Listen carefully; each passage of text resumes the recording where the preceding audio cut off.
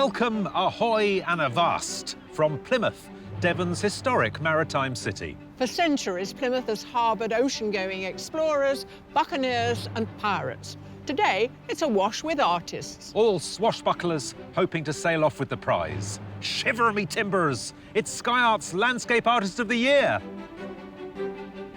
Throughout this series, we're visiting some of Britain's most enchanting and exciting scenery.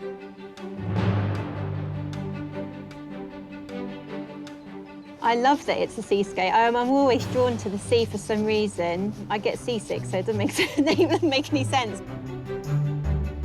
48 talented artists are charged with capturing these sensational views as they strive for creative glory. Competing today are 3 amateur artists: James Murch, Stephen Rigby and Emma Lord. Well, if I wasn't here, I'd be doing my day job. I'm a secondary school teacher, I teach art, so I'd be teaching Year 8 in the next half an hour. I'm feeling pretty nervous, if I'm honest. Joining them are 5 professionals: Pavel Isapov, Lisa Takahashi, Paula Mitchell, Mike Skinner and Tony Parsons. I haven't had any sleep at all. I went to bed and I stared at the ceiling and then I got up again. I'm buzzing, I've got lots of caffeine in me and that should see me through. The artists are all competing for a £10,000 commission to paint a Venetian vista in honour of the eminent Victorian art critic John Ruskin. To be in with a chance of taking the top prize, our artists must impress our 3 exacting judges: Kathleen Soriano, Kate Bryan and Tai-Shan Schierenberg. It's good to have a time limit, really, because I think I'm starting to get fiddly. Oh, you've got the smallest brush out now, have you? Yeah. Yeah, that's always a bad time. I know, it's time to step away. Know. Also hoping to impress the judges at every heat are a further 50 artists, our wildcards. I never work on canvas. It's always metal. It's either bike tanks or motorbike tanks. One of them will definitely win the competition, the other one won't. Ow! That's awful! Well, so the choice is yours. Don't make the wrong decision. Yeah, brilliant.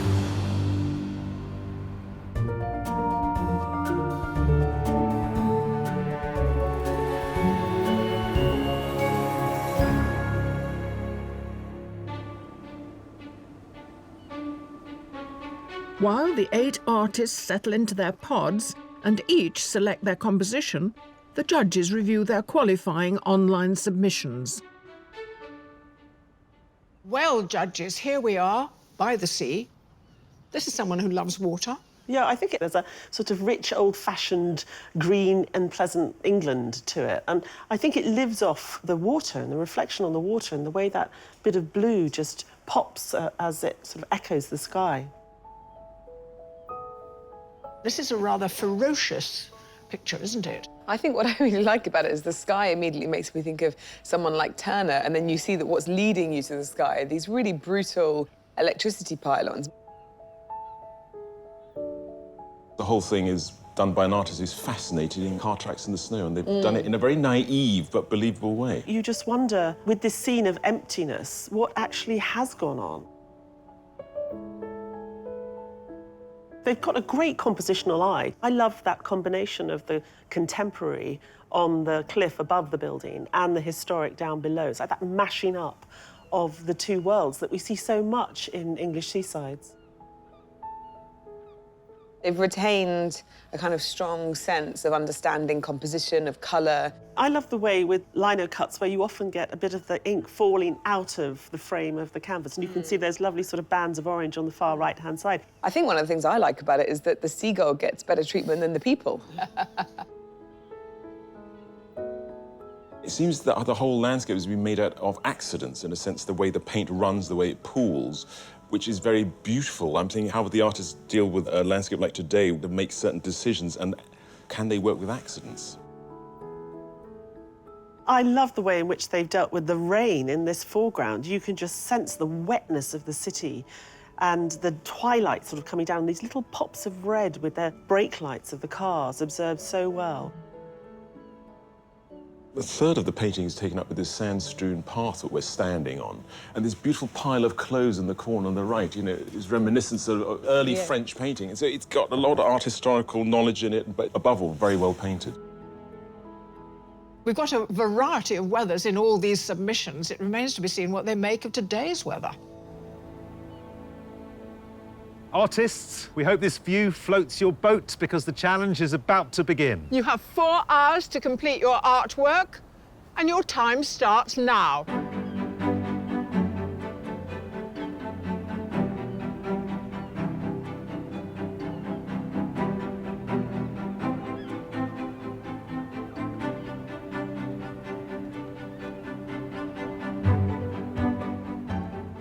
Our artist's first challenge is deciding which part of this panoramic vista to paint. Looking out across Plymouth Sound, the prominent landmark is Drake's Island, as well as a constant fleet of vessels, from the smallest of pleasure craft to colossal cargo ships.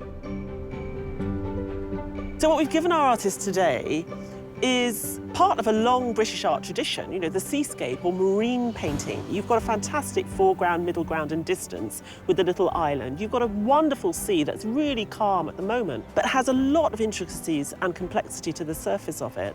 And if they're not interested in the sea, they've only got to look over to the right-hand side and you've got that lovely little harbour. So we've given our artists a quintessential British scene in quintessentially British weather. First impressions are, it's deceptively tricky. Obviously, it's a limited colour palette at the moment, but obviously if the weather changes, then the colour palette will change. It's still nice, even though it's not great weather. I think I'll make something of it. The view I'm really happy with. It's quite a nice kind of letterbox shape. As the rain is starting to clear, it's looking really interesting.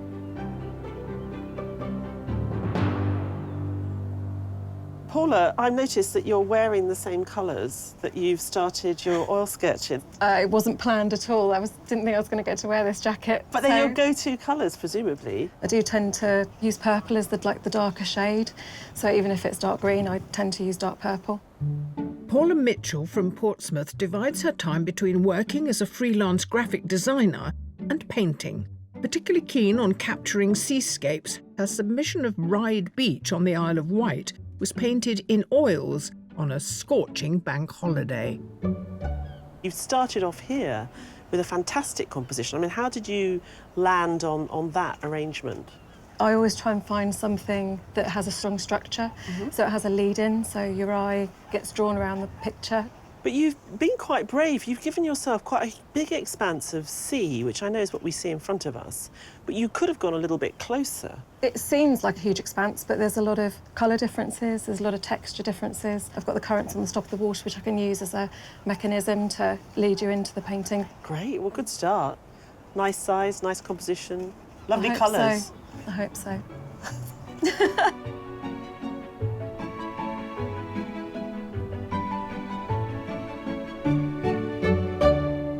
So you don't make any sketches, you're straight in there with the paintbrushes? I do a rough block in, trying to find a pattern of light and dark, which is quite difficult because of the weather. But no pencils, no charcoal? Just straight in paint, yeah. Brushes, fingers, doesn't really matter? Yeah, I use fingers sometimes, yeah. Just to block in, really. From nearby Paynton, amateur artist James Murch paints plein air as often as possible. His depiction of a local boating lake painted in all its spring splendour took 9 hours to complete, requiring numerous trips to capture.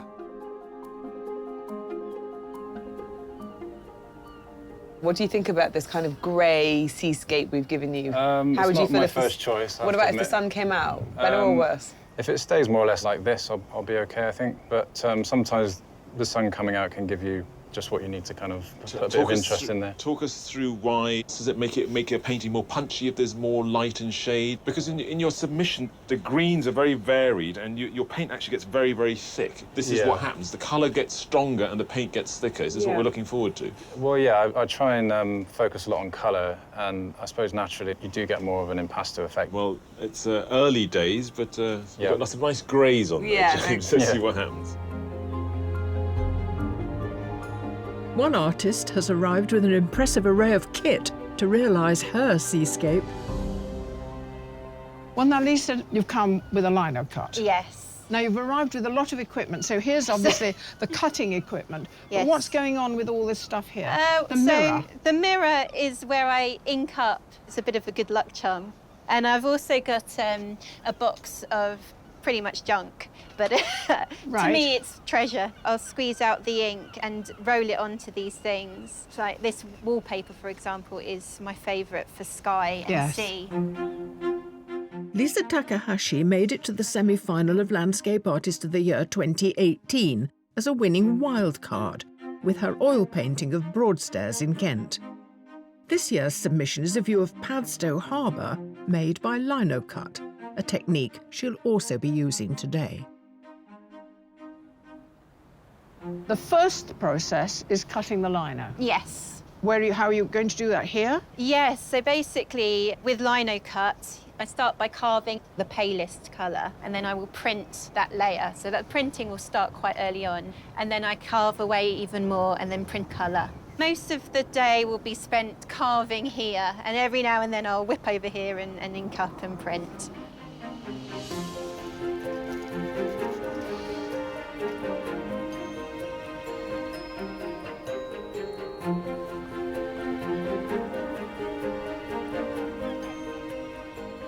Also embracing the dank day on foggy Plymouth Hoe is a veritable armada of 50 artists, our wildcards, all vying for the chance of a place in the semi-final. Their view today is the eye-catching lighthouse, Smeaton's Tower. It's a bit of a disaster, isn't it? I'm trying to balance act here. Important bits. That's a completed picture. I'm just going to put a grey mess on it and that'll be finished.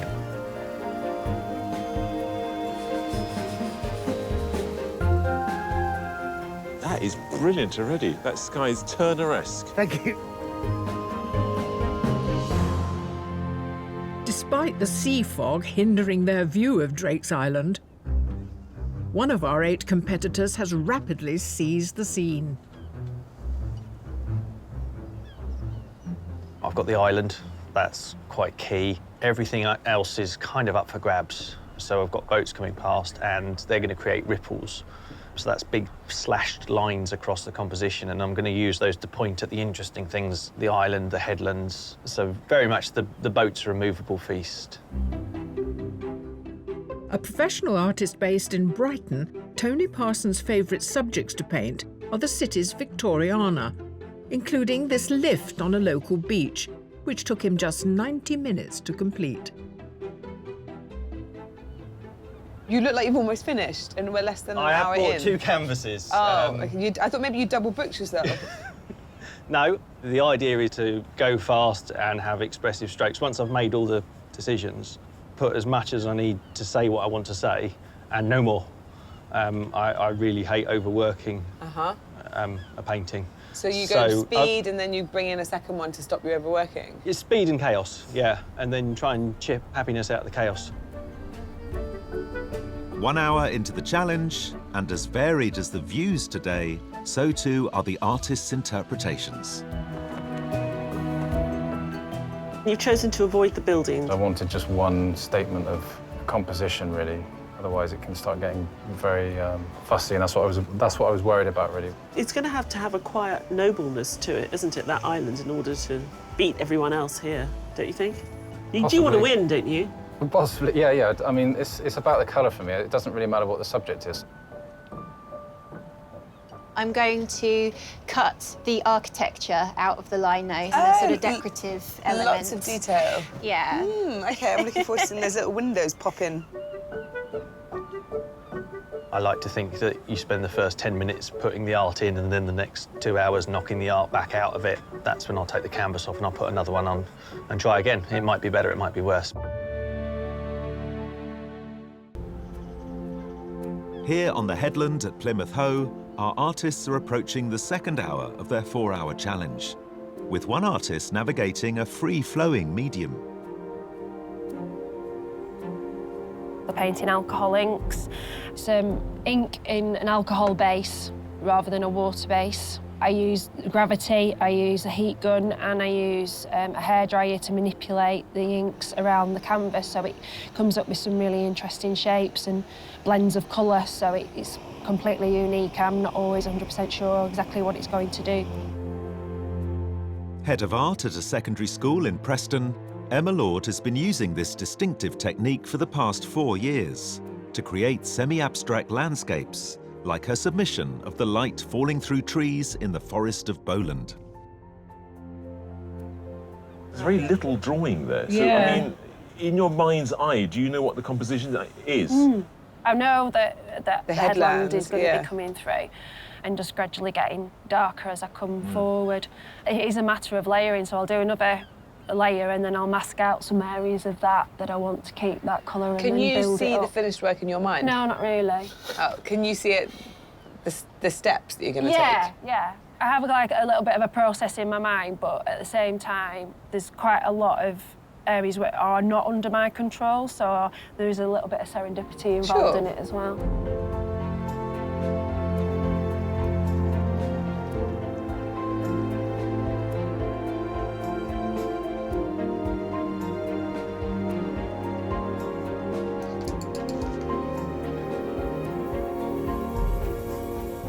Steve, you're quite far along. I mean, you're working in Yes. watercolour, so that's quick. But that sort of style where it's Impressionistic. but there's enough there to just state what's going on. Yeah. I'm more concerned with tones and colour. Different scales of grey, really. You've got a purpley grey, you've got greeny grey, back to purple. Watercolourist Stephen Rigby from Merseyside works all over the country as a water treatment engineer. But his submission of Liverpool's Liver building in his favourite muted palette is a subject he regularly returns to. Tell me about this pooling here at the bottom. This sort of very almost like symbolist rising smokiness from it. Do you think that will stay, or will you sort of move a lot of that away over the course of the day? I've seen a couple of figures before. Swimming? Canoe, no, in canoes. Oh, canoe. And I'll use them to bring the eye round. There's the danger, isn't there, that it can flip into being a bit too kitschy. Yeah. Sometimes, how do you keep it back? So it's not knowing when to start, it's knowing when to stop. But at the moment, it's telling you to keep on going. Yeah, oh yeah. Great. Yeah, it's a long way to go yet.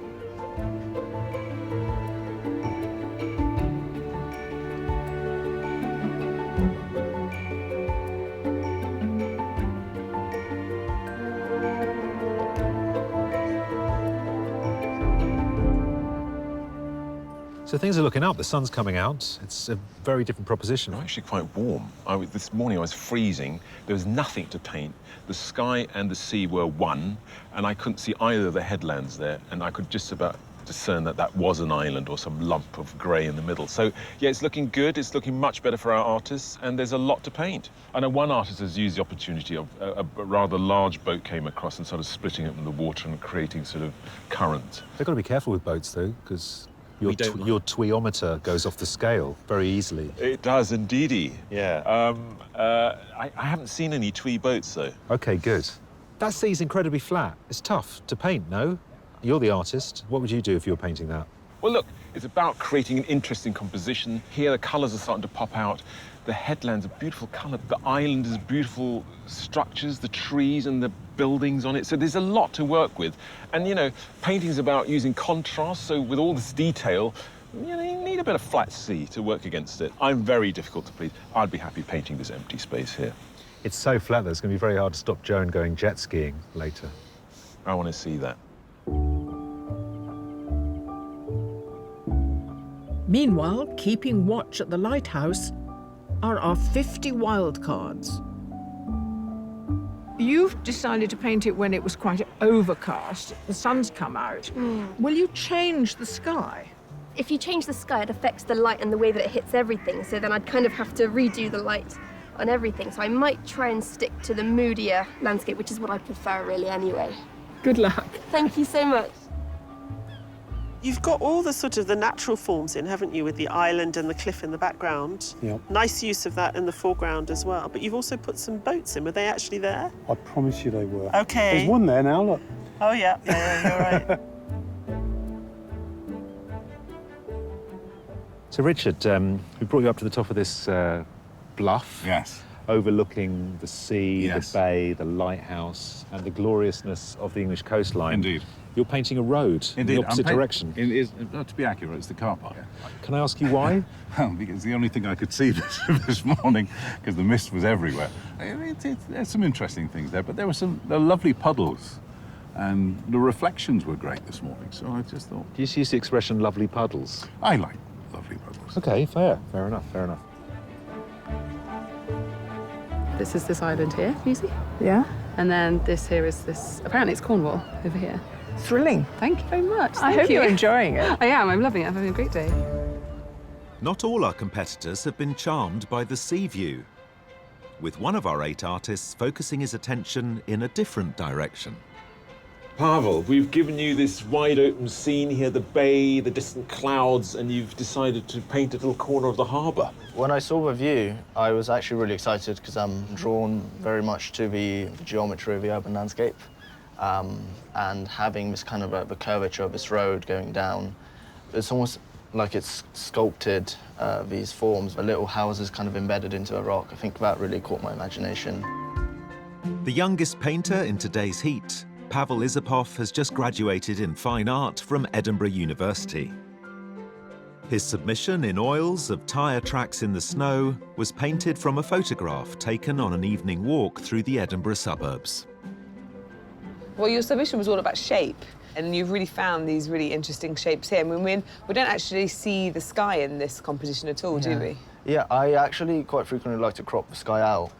I like to dip below the horizon. But what we also got from your submission is a great sense of sort of narrative or mystery or atmosphere. Is that what drives the painting, really? Yes, yeah, of course. It's important to get the kind of a sentiment of a place right.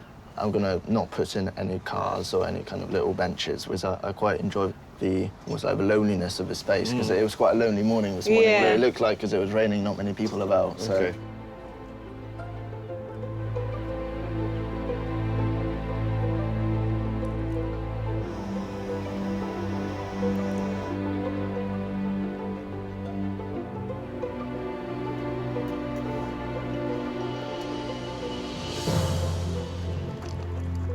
My work is slightly dystopian. I'm trying to sort of get underneath the landscape in a way, to the bone structure, and describe it in a modern way. Hopefully that works.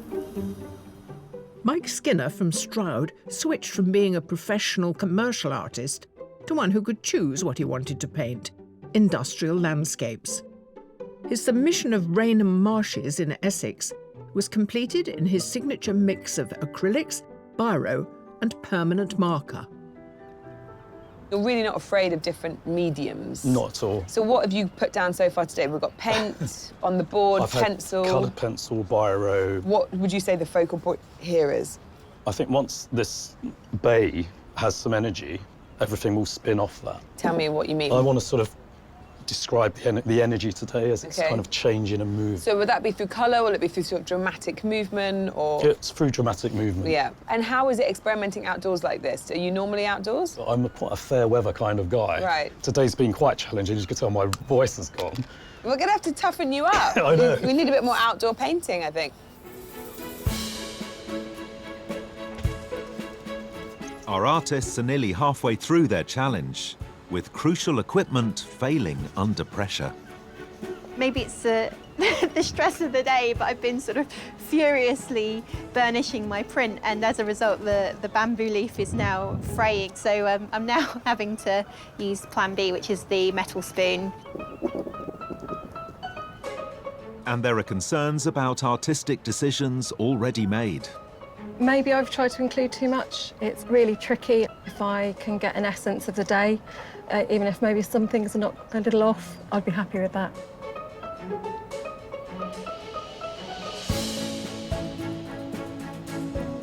I'm working on the more dramatic colours that we've got. With that big boat that came through not so long ago. Yeah, although, to be honest, it came through so fast. I can't remember the details. I should have photographed it, to be honest.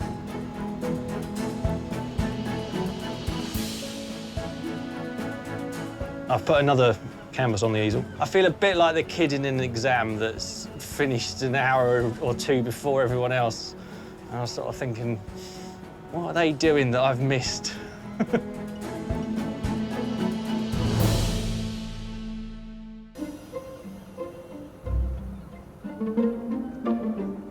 Our 8 artists are 2 hours into their 4-hour challenge to capture the picturesque West Country coastline.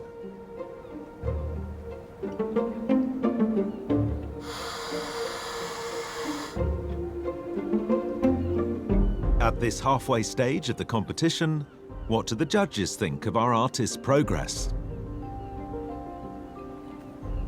So we're at the seaside, and often when you're by the sea, you contend with a lot of different weather. It makes it interesting for them, doesn't it? It does. It makes it difficult too, though, because they start off with this misty, mysterious place, and as the day's gone on, it's sort of revealed itself to them. James's submission suggested that this would be an ideal landscape for him.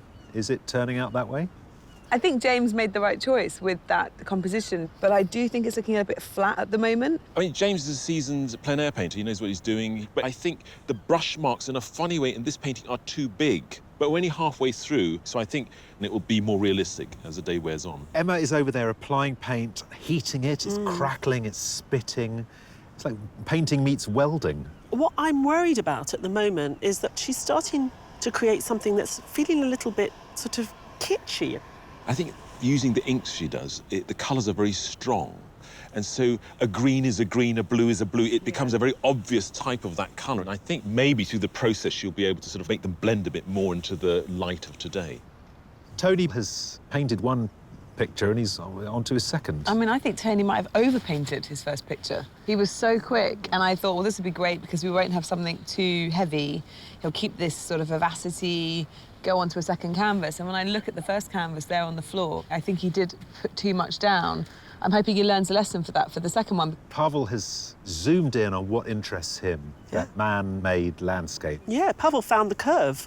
It takes us in very beautifully, and he's still giving us a bit of nature, but he doesn't like to paint anything that doesn't have some sense of, you know, humanity or the man-made in it. And he's very clever, painting exactly what is in front of him, but slightly to the right.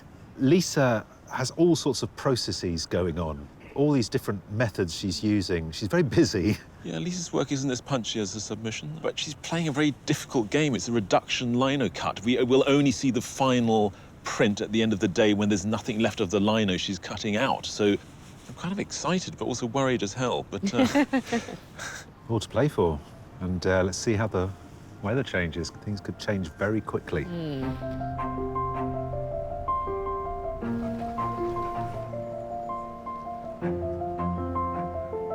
I've been panicking quite a lot. I've just noticed that I should have inked up some of the windows black. And the thing is with this printmaking, you don't know how it's going to be until the very last pull. And so, you know, I'm sort of in the dark a little bit about whether it's going to be a good print or a bad print.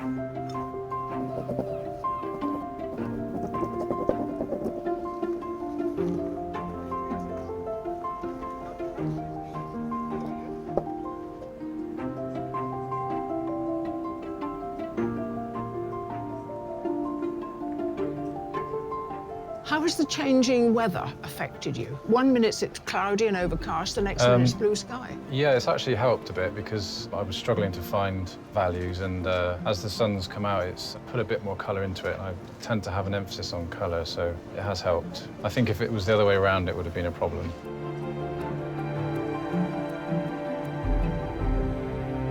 Pavel, you like to take what reality has given you. Yeah. And you like to put it through your own imagination, your own filter. Oh, absolutely. I anticipated the changing light, so I decided to go for an experimental colour palette, which will give me room to manoeuvre if the sun came out all of a sudden. Yeah. I'm really trying to capture the stillness of this road, very serene nature of it.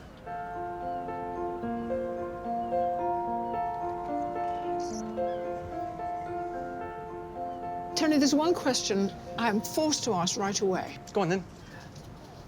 When you've done a painting as good as this, Yeah. why have you moved on to a second one? Primarily everything changed. Oh, that started quite moody, and then the light lifted massively, and the tide went out. As cardinal sin is chasing the light. Yeah. And I felt I was coming up to the borderline where ruination lay.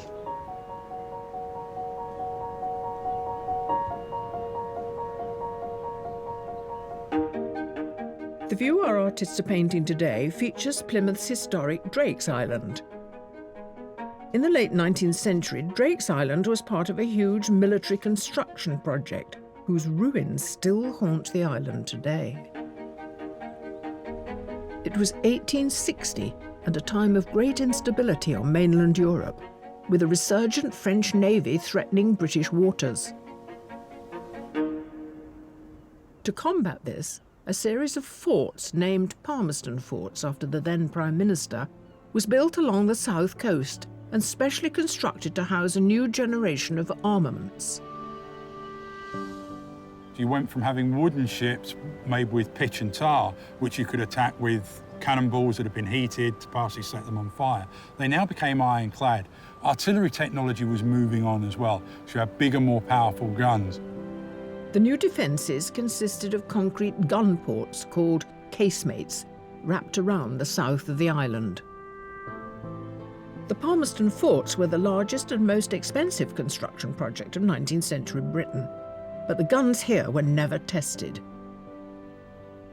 As the century drew to a close, a devastating new form of land warfare loomed on the horizon, with the Palmerston Forts eventually renamed Palmerston's Follies.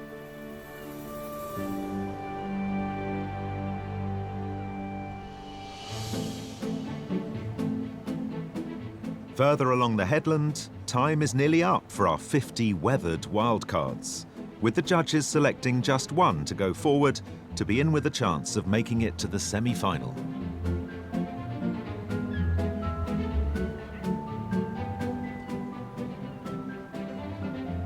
It's been a good day. Funnily enough, being by the seaside, I think this happens quite a lot. When it gets sunny, the cliches of the seaside start popping up in the paintings, and really good paintings sort of tip. There's been so much potential here. I really like the lady who made most of the picture, her umbrella. Yeah. There's a young woman who's painted the lighthouse from early this morning, and it's grubby and it's gloomy and it's sort of got a strange narrative to it. Yeah, and it's the banks of colour are sort of really abstract in a way, but they belie the level of complexity of the greens in there, for example. I really like that one. Yeah.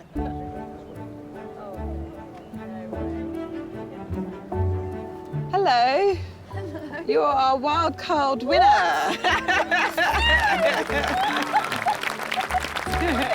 I am absolutely serious. Beth Uglow from Truro will enter a pool of wildcard winners from all the heats, at the end of which one will be selected for a place in the semi-final. Yeah, we love it. We think it's great.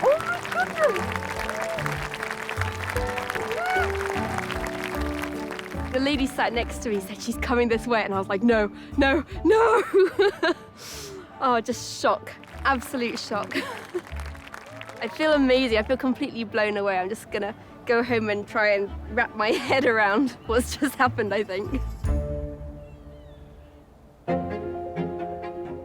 But for our artists looking out over Drake's Island, it's all about those final artistic flurries as the competition reaches its concluding hour.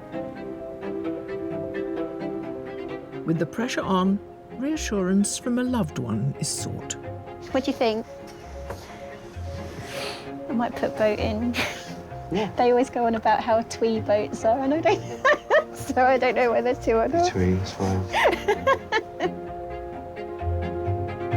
I used to have a little cottage behind that headland.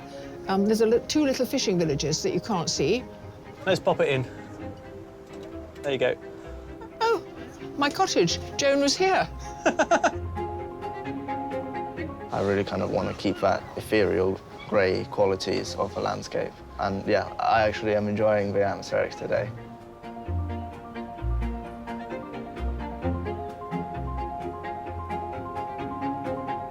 You can get to a point where you're happy with it, which takes a long time, but it can take maybe a second to do something that can take half an hour to fix. So I want to try and avoid that.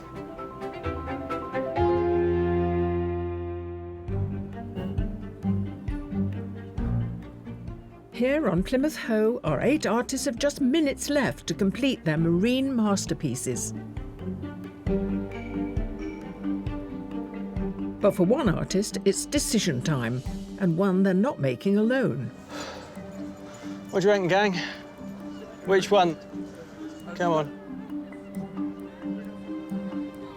Artists, you have 5 minutes left. Okay. 5 minutes left. I'm beginning to fiddle, so I'm actually quite pleased there's 5 minutes left. Are you happy with what you've done? I forced myself to stop. Why? Because the lights changed too much, and I'm about as far as I can go with it, really. I think I'll know in a few days whether it's all right.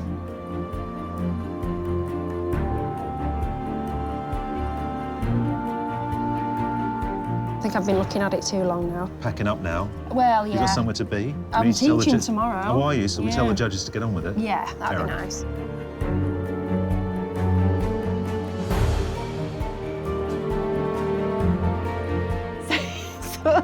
It feels like I'm sort of teetering on the edge of either success or disaster.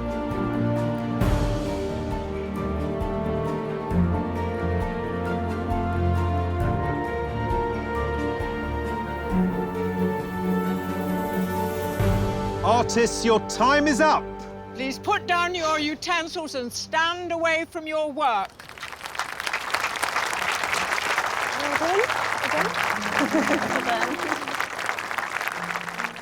With our artists' work complete, it's time for our judges to assess the finished seascapes.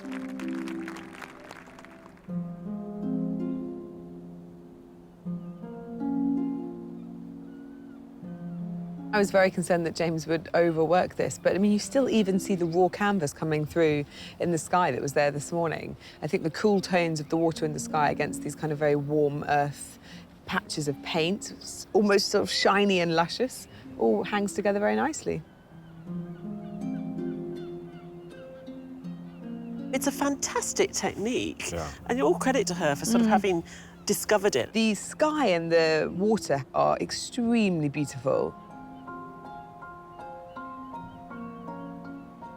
I love the land in Tony's piece. I love definitely the dark blue receding land. I don't love the tiny little details in the foreground of the water. This is the second of his too. I think he took a public vote, asked everyone to decide which one he should put forward. I find this scene incredibly moving. Pavel has absolutely captured the atmosphere that he was trying to capture this morning, about the sort of the desolate corner of some forgotten harbour. She's used a really charming shorthand, particularly there with all the detail on the promenade. We really do feel like we're headed far out to sea with those clouds. What I really like about Mike's work is this sort of bird's eye view that we have, and this wonderful sort of vignette here, and this thrusting frigate, or whatever it is, coming into view on the left-hand side. I really like Paula's sense of composition. The sky is fantastic. I think the headland and the island are beautifully done.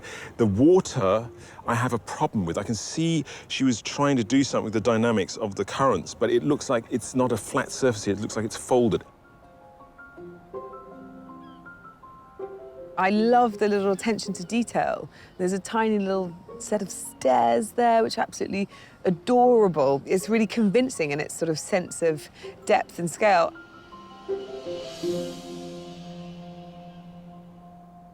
The judges can only pick one artist to send through to the semi-final. To help their decision-making, they start by reducing the selection to a shortlist of 3. I see 3 who are very realistic or traditional in a sense. Funnily enough, this larger one doesn't do very much for me, so I almost think this counterintuitively has got this kind of real zoomed-in sense of real scale. I like the serenity that some of them captured, actually, but that one for me has caught it really well. I do think for me it's these 2 and that one. Yeah. Very nice. Top 3. Artists, we commend you all on the remarkable artwork you've achieved today. But of course, this is a competition, and the judges can only select 3 artists to shortlist. The first artist the judges have selected is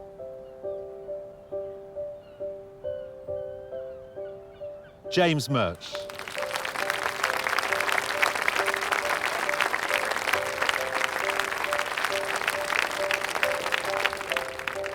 The second artist on the shortlist is Lisa Takahashi.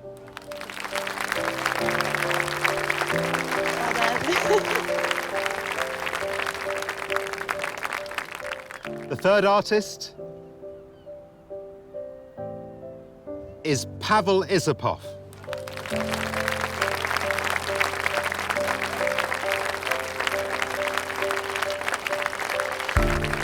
Our commiserations to the rest of you, but your talent and enthusiasm has kept us enthralled all day, so thank you very much for coming. Well done. Hard luck. So much. You've had a good day. Lovely piece of work. From their shortlist, the judges must now select just one winner. To help them, they take into consideration the selected artist's submission artworks.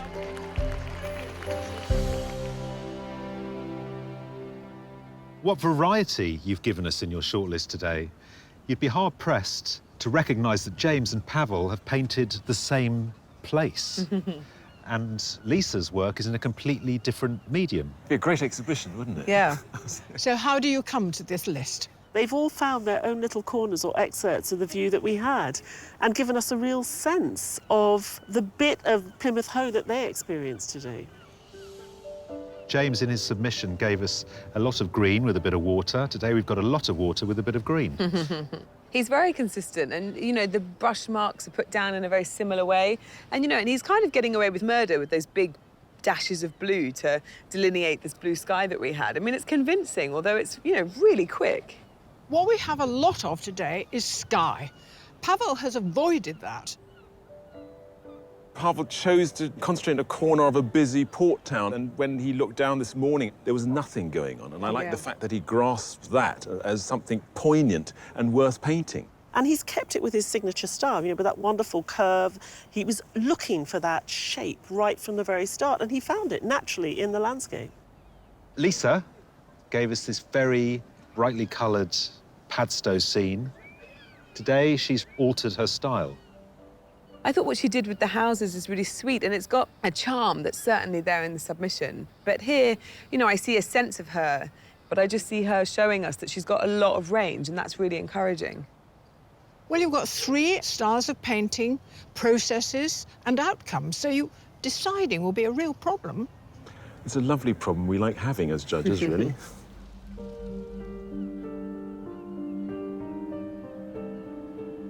James, Pavel, Lisa. Well, it's clear each one of you has impressed the judges, but then only one can be a winner. The artist who will be going through to the semi-final is...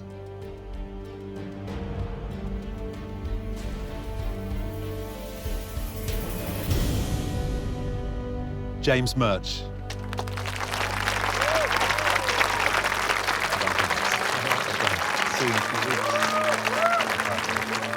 I feel amazing to win, a bit dazed, and it feels kind of surreal. Massive confidence boost. Really means a lot, and it means that I could potentially justify spending a lot more time painting and less time working. James is really exciting to watch today because he was able to give us a sense of distance. There was a real energy in the paint marks. They were believable, but there was such brevity. He didn't need to put much down. He was masterful at telling us the sun came out with that one blue dash in the sky. So I'd like to see more of that. I hope he's as confident today, if not more so in the semi-final.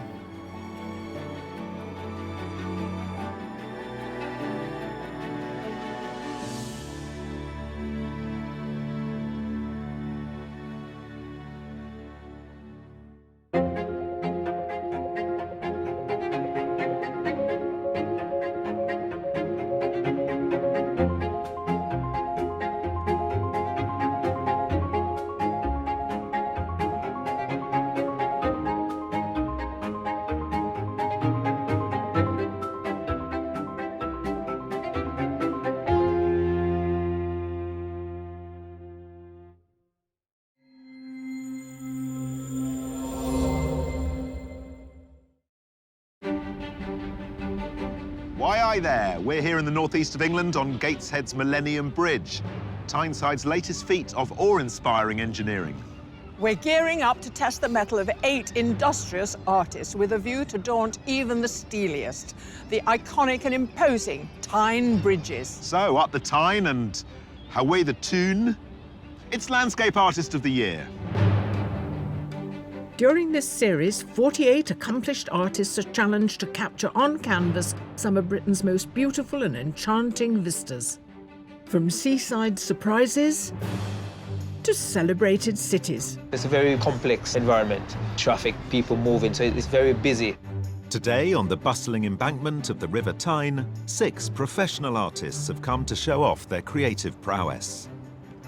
David Fox, Joanne McAndrew, Andrew Halliday, Levon Bowman, Lee Glover, and Claire Bowen. I feel busy, very excited and quite terrified. And up against them are 2 intrepid amateurs, Wei Deng and David Youds. Normally, I don't have the luxury of having a full day painting. I work full time, I've got 5 young children, so it should be good. They'll all be under the intense scrutiny of our demanding judges, Taishan Scherenberg and Kathleen Soriano. Well, at the minute, I'm looking at nothing. Exactly. So, The artists are competing for a thrilling prize, a £10,000 landscape commission of Venice to celebrate the bicentenary of renowned art critic John Ruskin. And at every heat, an extra 50 wildcard artists are also out to make an impression. It's a very grubby drawing. Is that Say the nicest things. in a good way, you know, that way.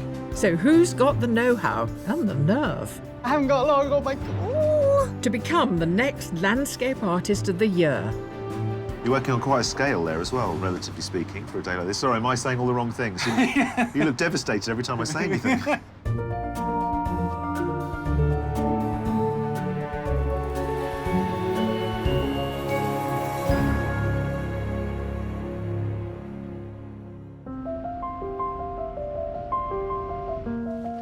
As the 8 qualifying artists prepare to produce their urban landscapes, the judges, who until now have only seen digital versions of their submissions, get the chance to examine them up close.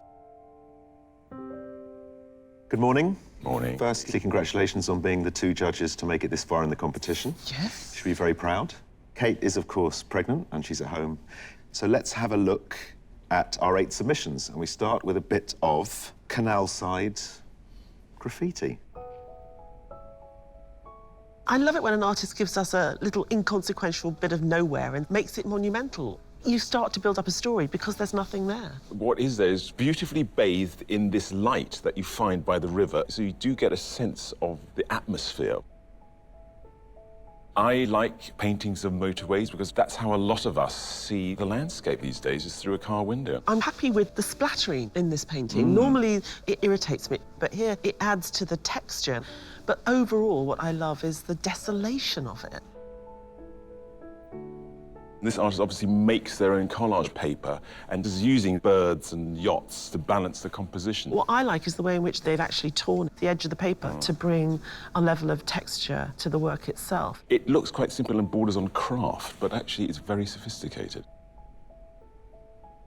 The light and the way the clouds and the snow are rendered is just fantastic. And the depth of the colour that you see in the clouds is allowed to bleed almost into the paper, using the white of the paper, as we know a good watercolourist will do. This has got a level of virtuosity to it if you look at the way in which the foam of the wave is painted in the bottom left-hand corner, but in order to give a sort of traditional landscape interest, they've added all this pixelation, and it works. I think it's beautiful visual language this artist has got. And as you look at it, you realise how abstract everything is. So the cars are just a couple of brush marks on the right, and the building on the left, all the rows of the windows are just very simple, crude black lines. What is beautiful about this painting is the way the paint is put on, this dabby fashion. I love the composition. You've got this lovely curve of the pavement, which echoes the curve of the river. You know, even the little details like the reflection of the towers are well observed. This is such a familiar location. It's the reality of our lives. Anything with paintings of cars done so roughly but gloriously oily, I just love it. It's incredibly well observed. Each shadow and reflected light and the light from the windows also are absolutely spot on. It's just wonderful. So a feast of different subjects and techniques. Looking forward to seeing how they get on today.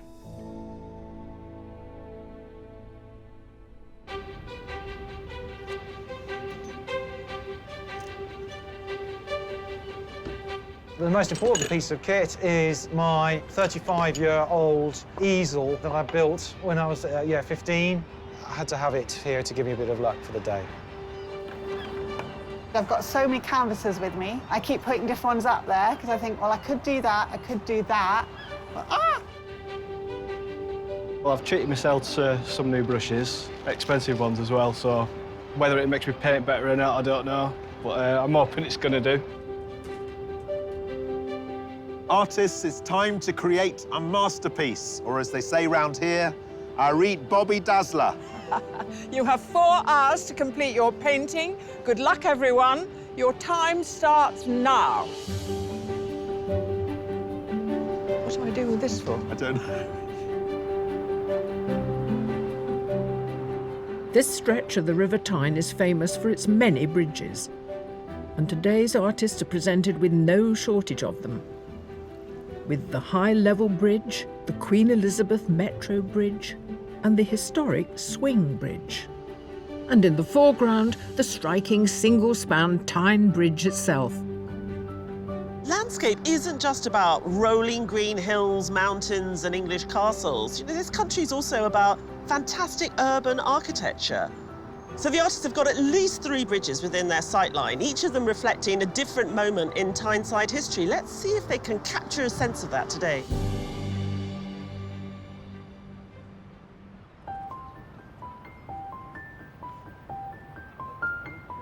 Not had a lot of experience in painting bridges. I have done a couple, mainly like on canals and stuff like that, rather than this scale.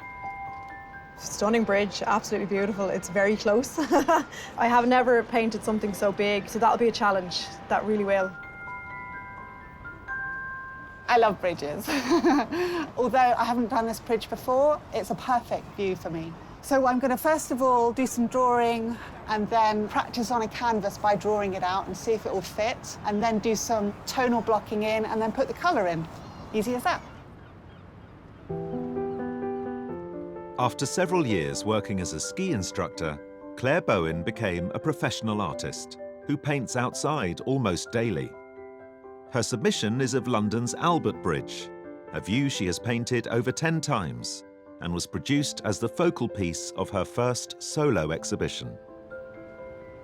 You had a wonderful bridge in your submission, and here you got a gift of another wonderful bridge. 3. Are we going to see all 3 in yours? Yes. Wow. But at the moment, I can only see this one that's right next to us. The reason I'm doing this one first is because the sun is going to move round and I wanted the light on the front. But then the ones underneath, the train bridge and the red one, will go in as well. Did you come and map out Yeah. where you knew? Oh, wow. Gosh, serious? Oh, yeah. Cool. I got an app that tells me where the sun position is going to be, so I know by about 12 o'clock it's going to be straight onto the bridge and then it will be behind it. Okay, so... But I'm pushing today. I want it to be good. I want it to be bold. You want to win? Oh, yeah. In it to win it.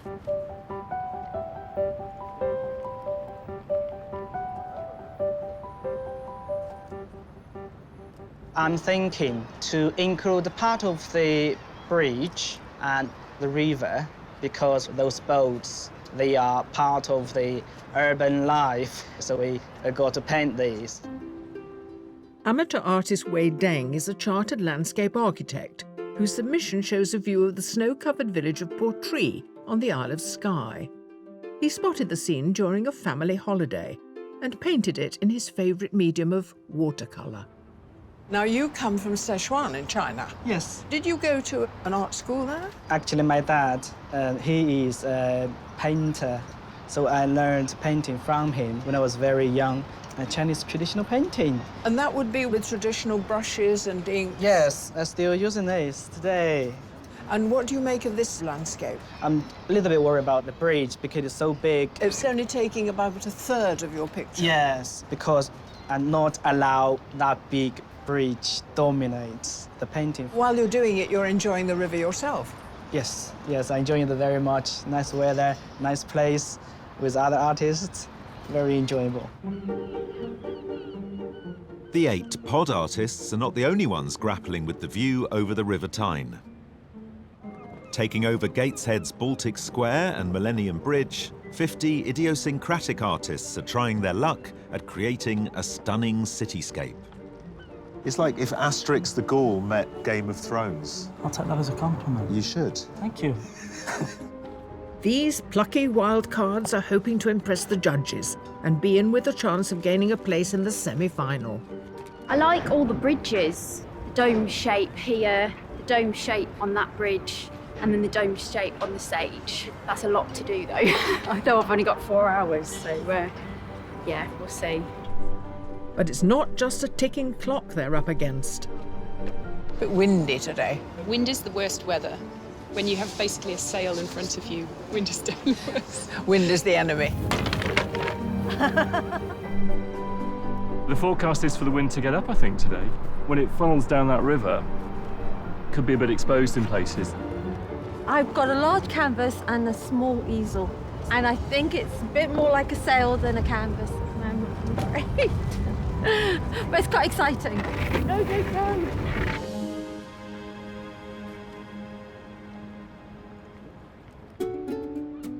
A short distance along the riverfront and sheltered from the elements at the base of the Tyne Bridge are our 8 competing artists. One of them, who'll be working on a wooden board today, is still struggling with indecision. I'm not sure which size panel I'm going to use, so I've brought a few different sizes and shapes. I'm quite worried that I'm going to get the composition wrong, and if I do, then it's a disaster because I think it's the most important thing. So I'm doing a few quick tonal sketches and see what looks good and what doesn't, and then hopefully I'll be comfortable enough to put it on the canvas. Busy mum of 4, Joanne McAndrew, runs drawing classes part-time and has only recently started painting cityscapes. Her submission shows a view of the Grand Canal dock in her home city of Dublin and captures the warmth of the vibrant graffiti in the fading evening light. Joanne, you're feeling your way into the composition, and you're using a credit card to work with. I am, yeah. Do you usually work with a credit card? I do when I need to get straight lines or particular angles. For example, the bridge there, I just kind of bend it, and because I do find that kind of angles are a little bit tough to get. Once you've worked out the composition, do you transfer it onto the board? Yeah. And then once that's in, you then paint with a brush? I would paint with a brush, yeah, and I'm kind of panicked now that I haven't started. Okay, I'll let you get on. Thank you.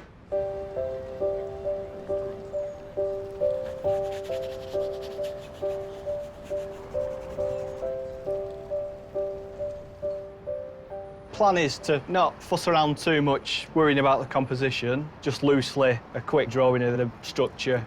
With something this sort of size, you've got to be quite brutal, really, and just think, with the time limit, I'm just going to have to go on a sort of small scale and just pick a composition within that and go from there, really. Amateur artist David Youds is a school site supervisor from Blackburn. His submission captured the view from his front room, created at night while wearing a head torch. Painting from life forces him to work quickly, essential with his family commitments. I noticed you've got a fan club behind you. Who's here today? Yeah, my wife Lisa. Got 4 of my 5 daughters and my twin brother. How are you? 5 daughters is impressive, though. You've run out of names. Oh, with the first name, it's like you spend ages looking, and by the time you get to the 5th one, it's like, just throw a dart in the butt, you know.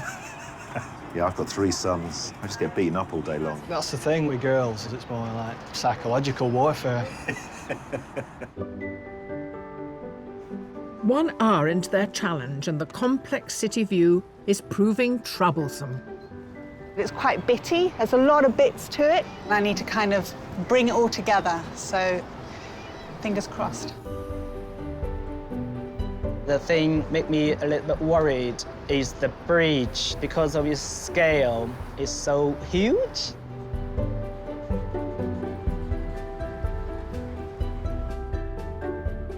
I was struggling with where to put the bridge.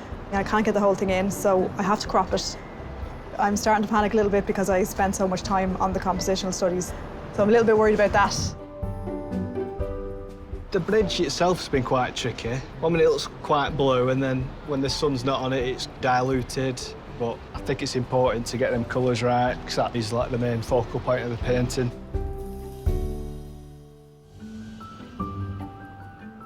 Here at the base of the mighty Tyne Bridge, 8 competitive artists have been producing their urban landscapes for 1 hour. I love painting cityscapes. I love the challenge of it. Cities are full of detail, and here is no exception. Gallery manager Andrew Halliday has competed under a time limit before, when he produced an oil painting of Inverary Castle in Landscape Artist of the Year 2018. Fascinated by urban life and architecture, his submission is of the view from the top of the Rockefeller Center in New York.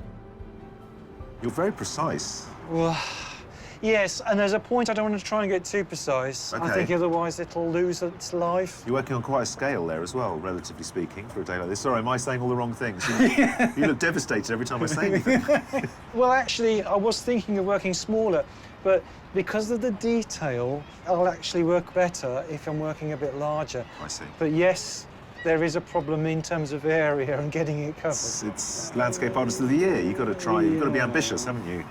When you say... Yes! I'm going to win it. You're going to win it?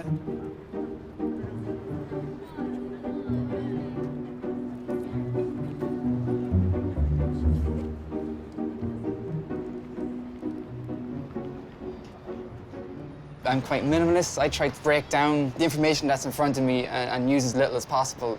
My loose painterly style and drips don't really work if I layer up on details and traffic and people and things like that. Less is more, I suppose. David Fox is an operations manager for a bus company in Dublin, who previously took part in Landscape Artist of the Year 2016, competing at Scotney Castle in Kent. His submission this year is of the M1 motorway connecting Dublin and Belfast, painted to highlight the logistical impact Brexit will have on Irish communities. So you're doing a series of paintings about the border? Yeah, that's it, yeah. Just painting along the border span. It's not a tangible border, it's not a physical border. The greenery's the same, the road's the same.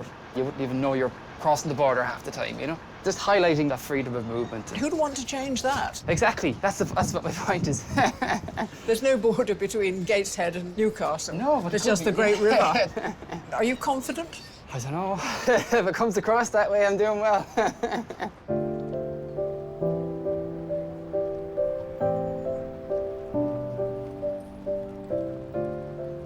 If you like bridges, this is the place for you. I can see 4 from here. It's very chaotic bridge-wise, isn't it? Yeah. I think a lot of them have gone for a view. I really like the way that bridge frames very beautifully those different style buildings. And I've been watching a few of them work on that and felt it was like pang of brush envy. Oh, really? Yeah, I thought, ooh, yeah, I want to do that. Okay. We're talking about the business visually, but also there's the business of the city. And I would like to feel that somehow in the painting. I'm allergic to the use of people in a landscape, and birds, and boats. So how do you create the buzz? There are boats in the river. Paint them in a way that isn't about the history of yachting. Okay. Or people walking along the quayside, not as a kind of tourist centre, but as shapes and colour. There are ways of doing it without becoming twee. So should I walk up and down the artists ringing a bell, shouting, no people, no boats, no birds? Let's see what they get up to.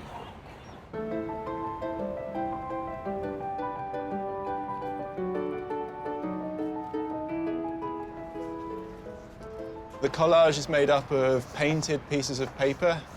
I'm using shape and I'm using colour to describe a space. I've drawn my composition, but the hardest part is trying to find the right elements because there's just so much that you can see. You've got to pick out those little bits that will make the landscape happen. Professional artist Lee Glover's submission is a collage depicting the Seven Sisters Cliffs in Sussex on a breezy day. He left the brushstrokes visible to communicate the wind blowing through the landscape. It took 30 hours to complete. Lee, the thing with collage, it has to be quite brutal and bold. How do you introduce subtlety? It's by getting the right tone and colour. Okay. And then the cut in the line is the brutal part of it. So that's where the subtlety stops. But if you get the right colours to go next to each other, it will work, hopefully. And with the line, the cut, I noticed that you like to use the torn paper, the edge of the paper. Yeah. But not all the time. Not all the time, no, only for certain things. So in the submission piece, there was crumbling chalk cliffs, Yes. and it just worked perfectly for that. Okay. So do you have a sense today, because we've got quite a sort of man-made linear structures around us, do you feel that it'll be more about cutting today, or? Yeah, I think it will be sharp lines, but as I go down into the water, I'll have more use for the torn edge. Okay, let you get on with it.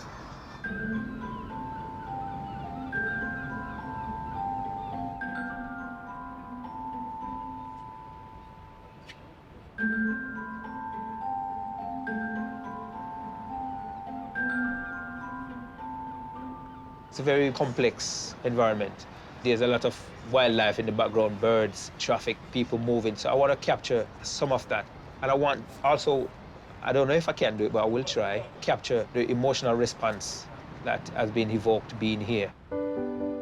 Bus driver Levon Bowman has a degree in fine art from the University of Northampton. His submission, depicting his Jamaican homeland, includes stylized pixelation, representing how his emotional memory of his former country is fading and distorting. You know, in your submission, there was that pixelation. Will we see that, do you think? Probably you will see some form of distortion. Maybe I'll use the blur technique instead. And have you worked out in your mind's eye what you can do? I'm trying to. I don't think I can get everything. I think the other bridge in the background will be very, very vague. Is that? Okay. So in a way, blurring would make that work, where you have blurring in the background, make it softer and the harder in the front. And then you will be forced to think, okay, there's something else there. That's what this place does for me. It does captivate me. I could stay all day just staring at the scenery. It is great, isn't it? It's a great view. It's a very complicated view, but it is a great view. Meanwhile, encamped on and around another iconic Geordie structure, the Gateshead Millennium Bridge, are our 50 Wildcard artists. But it's not just the impressive feat of engineering that is at the forefront of most people's minds. I'm all right, but my paper keeps blowing away and I can't run after it, not in the time. It's cold in there. So you've tied it in order to stop everything blowing away? Oh! Didn't go red. I'm sure I saw you drawing over there at some point. I did do this drawing in 2 places, but only because I was actually going to take off. Well, look, it's a lovely drawing you've done today, and I'm sorry you suffered for it, but that's what artists do, isn't it?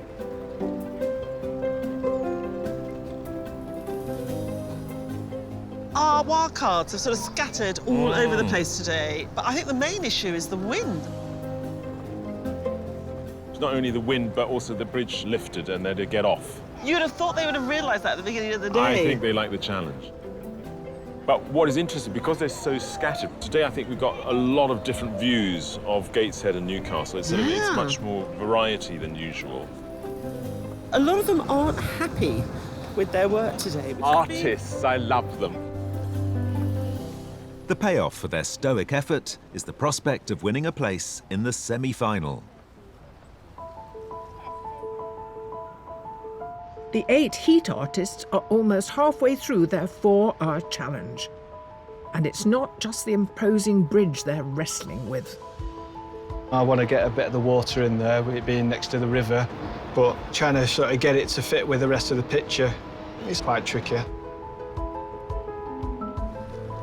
I don't even know if I want the water in because I don't know if it's going to work. It's another stripe at the end. I need to see if it works. If not, I'm going to just bring the pier down and pretend the water's sunk a bit.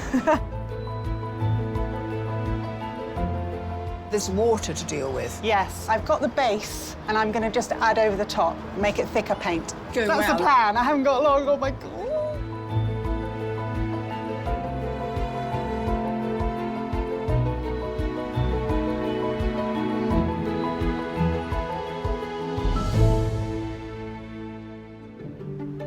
Here on Tyneside, 8 artists are halfway through their challenge to capture the intricate view across the River Tyne. With only 2 hours left, some of the artists are seeking expert advice from some straight-talking critics. What do you think of the painting so far? It's good. Good. Did you need to do the red windows on that building. And that building over there. that bit, isn't he? It kind of stops there.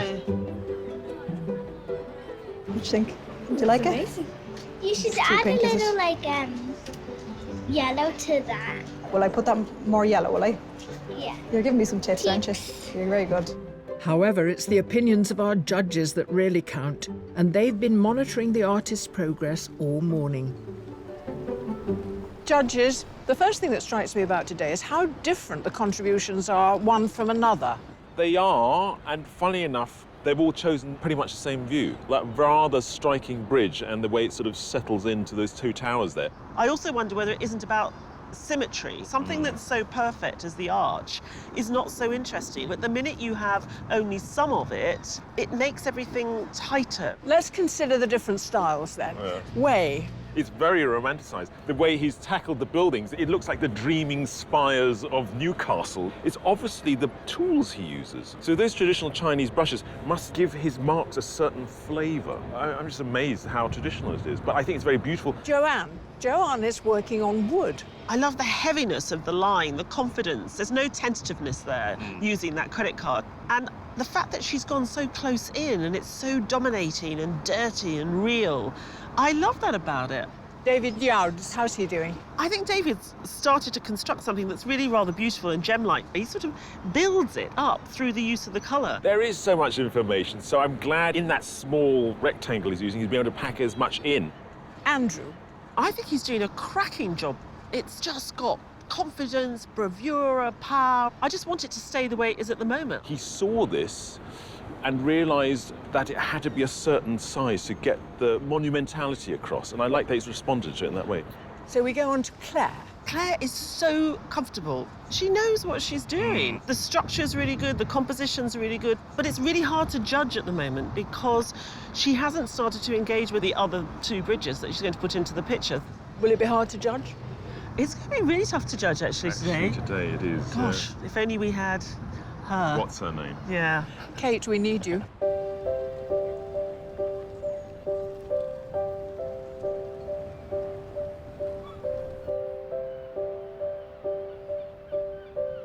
David, today you've got plenty of cars on the other side of the road. Might we see some of those A couple of featuring? nice vans knocking about before. I thought if I put a car in, you probably won't notice it on there. No. But something a little bit bigger, perhaps. Perfect.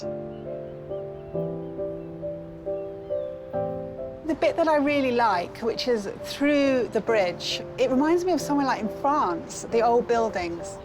But I'm finding them quite hard because they're quite small and quite bitty. So I'm trying to, make them work as a whole. How are you getting on? Pressure is on. I normally just work in my studio in my own time. Okay. I would normally be there, very meticulous, and then now I have to be chucking paint around. But it's fun. It's a challenge, isn't it? I wish you well. Yes, thank you very much. I need that.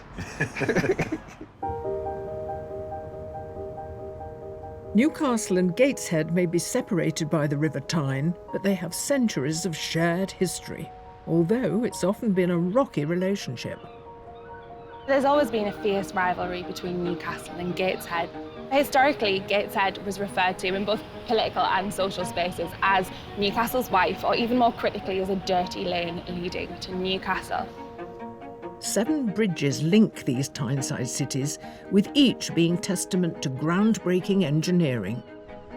But arguably the most iconic is the imposing Tyne Bridge, which for many years was the longest single-span bridge in the world. Designed by the architects of the Sydney Harbour Bridge, it was proposed at the height of the Depression to provide work for local skilled labourers, and was a project to unite the Tyneside rivals. The bridge was built by shipbuilders from Newcastle, while 7,000 tonnes of green paint came from Gateshead. But working on the bridge was a dangerous business. The early 20th century is really not famed for its regard for worker health and safety. Men would be working up to 200 feet above the river, clambering from girder to girder, stepping over gaps without any harnesses or safety helmets. Thanks to the bravery of the Tyneside builders, the bridge was opened in a grand ceremony by King George V on the 10th of October 1928, with thousands lining the streets. Since then, the bridge has been a symbol of inspiration and resilience, which unites the people of Tyneside. And the legacy of world-class engineering continues with the world's only tilting bridge, built to celebrate the new millennium. I think there's always going to be a strong sense of home identity, whether you're from Newcastle or Gateshead. But Tyneside as a whole has a much broader Geordie identity. We're proud of our history, we're proud of our present, and we're proud of our future.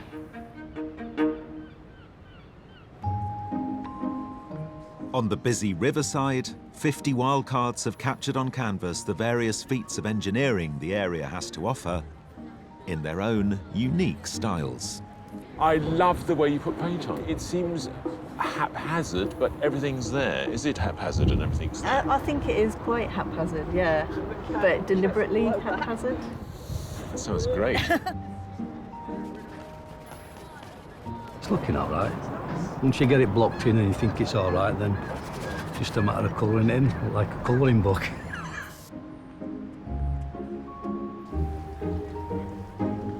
Interesting bunch today. Yeah, what about that girl who struggled on the bridge with her drawing? You know, that's what I like. She was saying she really loved all this detail, but it was a struggle. Equally, there's a woman here drawing in pastel who also revelled in the detail, especially of the sage, but it seems to have worked. And then there's a woman with blonde hair sitting down over there who's almost bleached out the light, and it's just beautiful, actually. So Okay, I think there are some contenders. Yes, no, definitely. But I think because we picked up on struggle, I think struggling artists are dear to me. And me too.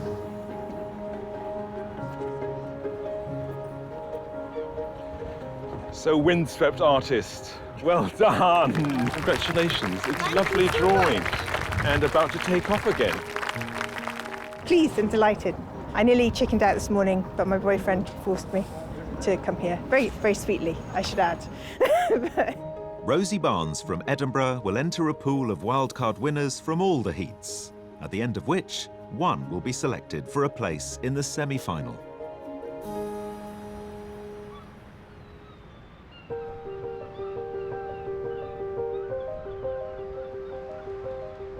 Further up the river, our 8 artists are into their final hour.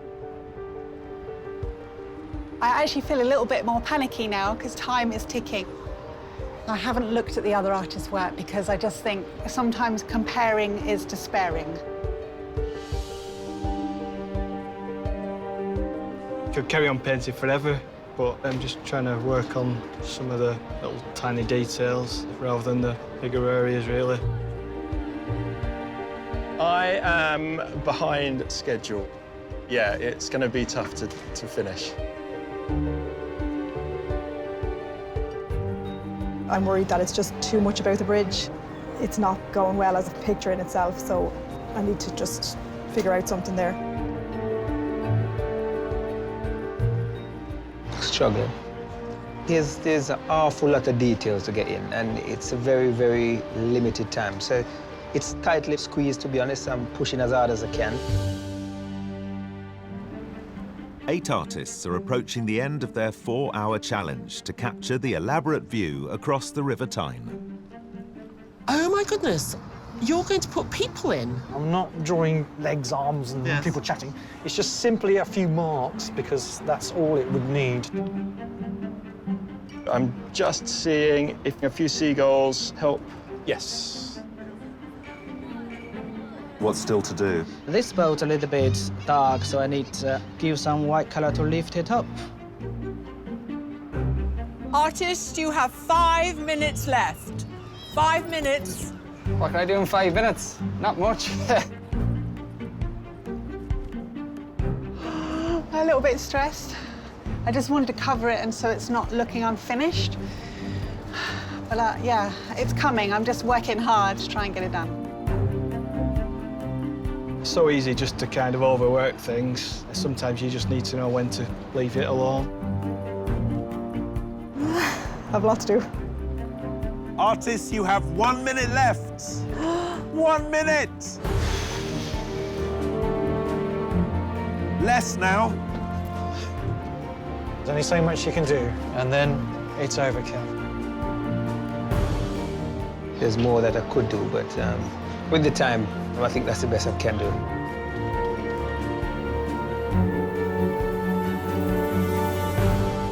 Artists, it's time to down tools because your 4 hours are up. Please stop work and stand away from your paintings.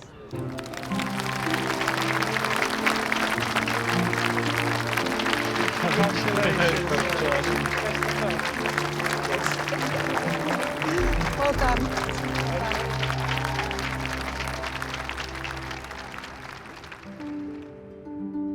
As the artists enjoy a much-needed respite from painting, the judges evaluate the 8 finished landscapes. It's been a really good day. All the artists have chosen the same point, and so it's a really good way to compare their visions and their sort of artistic language.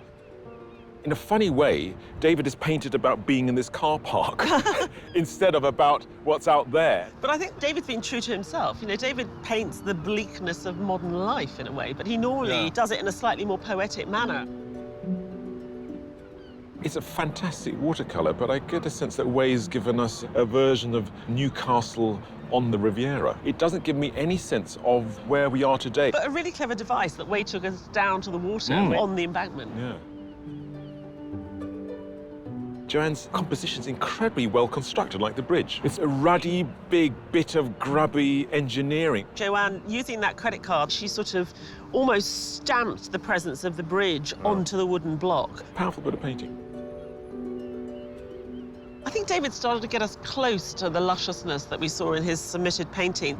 I'm so pleased he managed to get the cars in as well. There's a beautiful touch in the way the paint goes on. And it's very strange, there's very little there, but you do get the whole sense of that space across the river.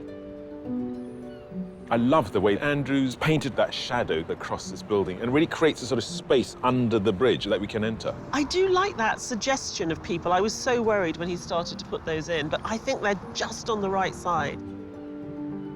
Claire was really comfortable working outside. She's got all the elements there. And I love that sort of jumble of buildings that aren't absolutely rendered perfectly, but we get a feeling of the volume. I mean, the colours are the thing that holds it together for me, really.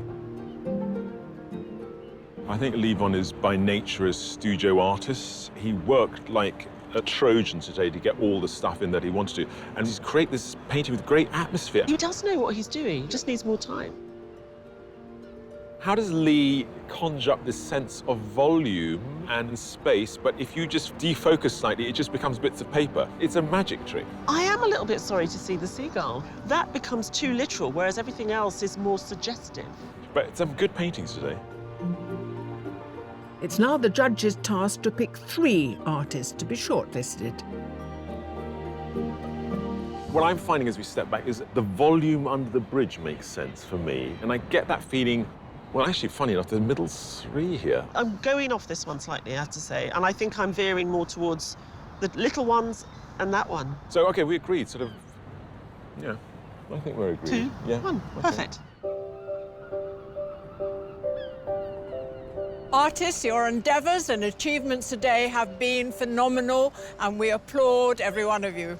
Sadly, though, there is only room for 3 artists on the shortlist. And the first artist on the list is Joanne McAndrew.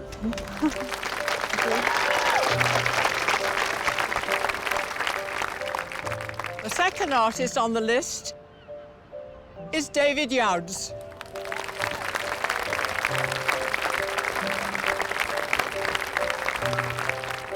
And the third artist is Claire Bowen.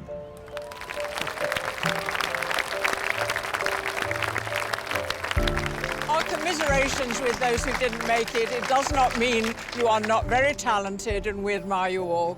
So, commiserations. Lovely piece of work. Thank you. Thank you. Brilliant day. And I will put into practice what I've learned today. Painting in the open air, I think it's completely different from painting in the studio. You get to soak up the atmosphere, you get to feel it, and then you get to express it on the canvas.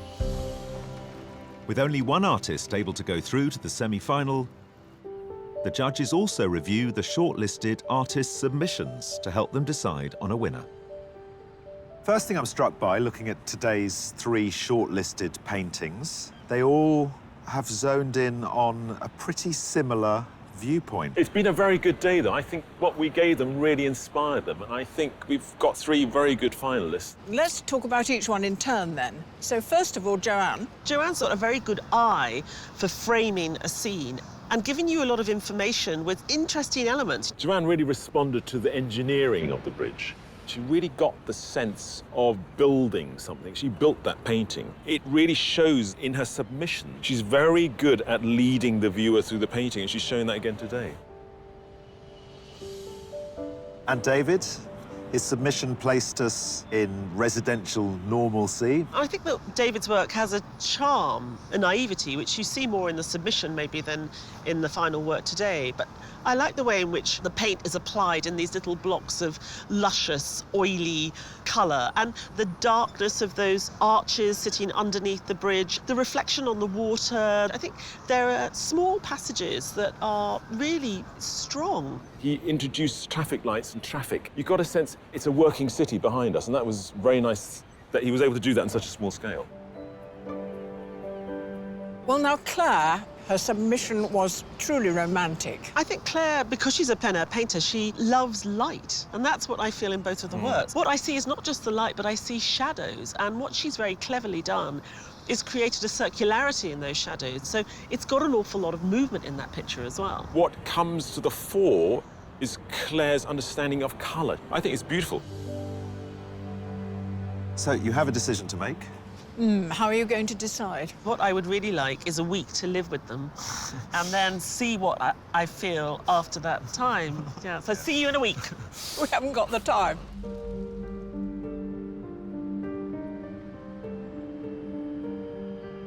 Joanne, David, Claire, each one of you has shown outstanding artistic ability today. But the judges can only pick one winner, and the artist they have selected is...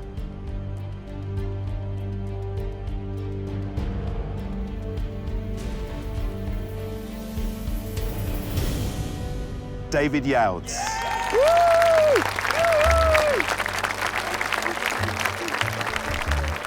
Brilliant. Yeah, well made up. All the sort of hours and hard work, the self-doubt and everything artists put themselves through. It makes it worthwhile. Well done, mate. What about that, yeah? David's painting is an absolute little gem. You've got a real sense of life going on here in the city. There's just something sort of special and distinct, even in its naive form. He really deserves to go through to the semi-final. Well done. Before the heats, my girls, they all wrote a little letter each saying how proud they were, and it really sweet. To win it, they're absolutely thrilled for me, which is great.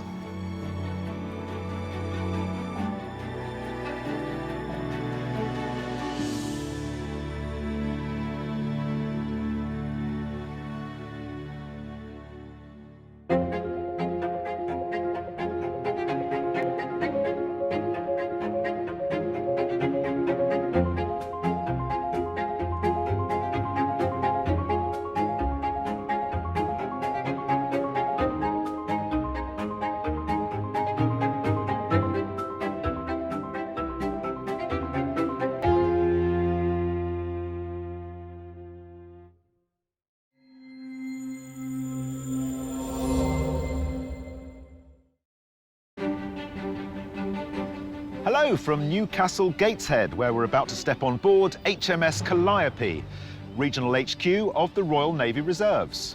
On the south bank of the River Tyne, we've mustered a fine crew of 8 artists, ready and willing to serve in the name of art. All aboard and prepared to launch, it's Landscape Artist of the Year.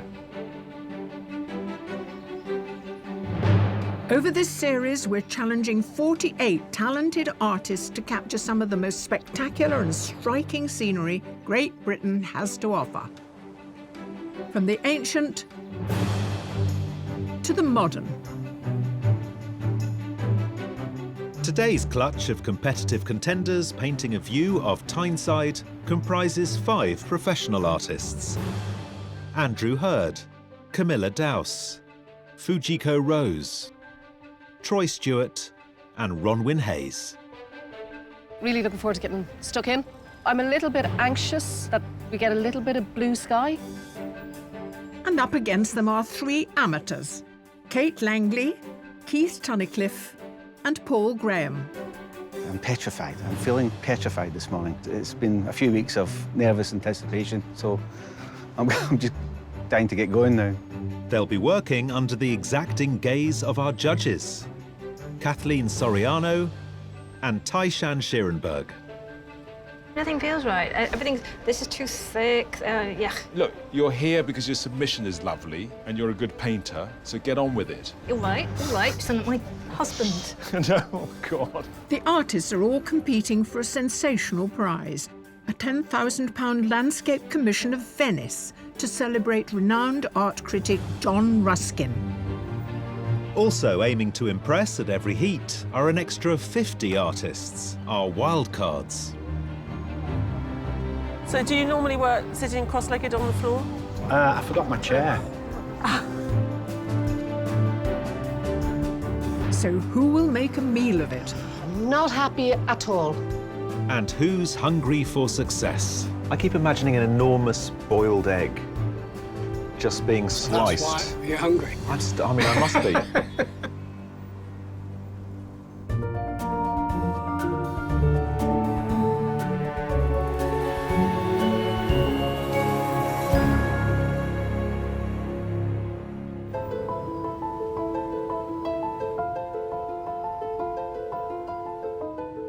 Until now, the judges have only seen a digital image of each artist's submission. So this is their first chance to get a close-up look at the real thing. Well, we don't have Kate and her bump with us today, so you're going to have to judge even more and possibly reflect what she herself might have thought of paintings, OK? I guess we'll have to. What I like about this work is actually how much movement there is in it, even though the buildings are so dominating, but they're also static.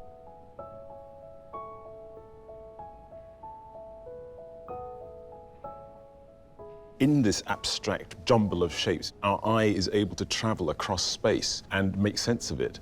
It just is a beautiful symphony of grey, really. You can feel sort of the heat of the day beginning, but the cool of the shade, but there's a little bit of a breeze blowing with the clothing sort of waving around on the line. I think they've really summoned up that sense of weather.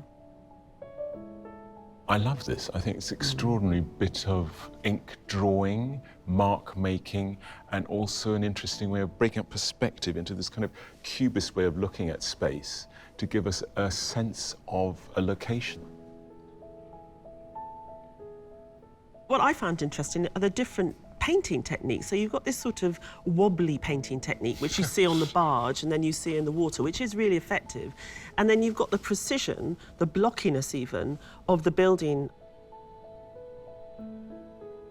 It's a strange use of lino cut, is it? It is lino cut. To then cut a window into a scene that you've almost finished and put in a sort of bit of engineering detail, because it looks like the wires holding up a bridge. So it's almost saying this is an urban scene, and underlying it all is this sort of engineering stress.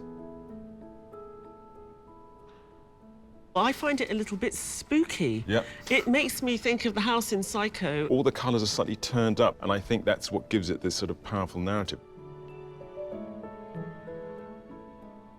What are you to make of this one, I wonder? It is, in fact, reflections in water. Yeah. You can even smell the dankness of the pond edge. It's a beautiful piece of organic greenery. Well, it remains to be seen how all the artists handle the bridge over the Tyne. Artists, it's time to look lively and shake a leg as the competition is about to begin. You have 4 hours to complete your painting. Your time starts now.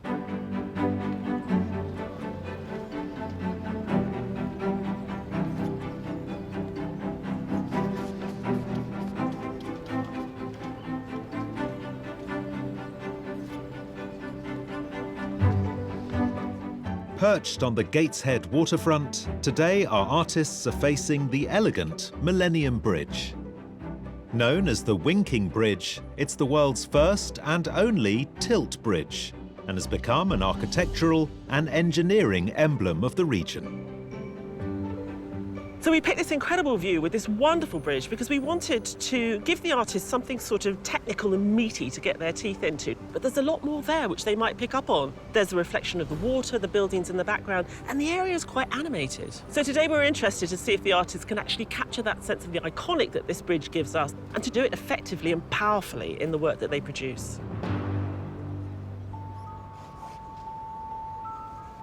It's a bridge that just seems to float, so there's an awful lot of air to paint. Unlike the other bridges in Newcastle that were quite Victorian and solid in structure, this one's all about what's not there rather than what's there. A professional photographer from Glasgow, Paul Graham specialises in photographs of houses. Paul often carries his paints in the boot of his car, so whenever he sees a view he likes, he can instantly capture it, which is how he came to create his submission of a local restaurant, which caught his eye. Now, you have not wasted time. Look at this marvellous charcoal all over the canvas. Well, I'm just trying to get the shape and and make sure I'm happy with the composition. Are you happy with this line of the buildings? I think so. It's more the gap that the bridge leaves, because this bridge is all about how it floats in the air. So it's going to be a painting of sky. There's going to be a lot of sky in it, yeah. And the sky's changing all the time. It is indeed. You know it's treacherous, yeah, don't you? Yeah, but I've got a wee trick. I've got a Polaroid camera, so when the sky's right, I'll take a Polaroid and hang on to that. And what are you waiting for? You're waiting for the sun to move? I'm waiting for the sun to come out. Which it just has. Seize your moment. I'll do it now.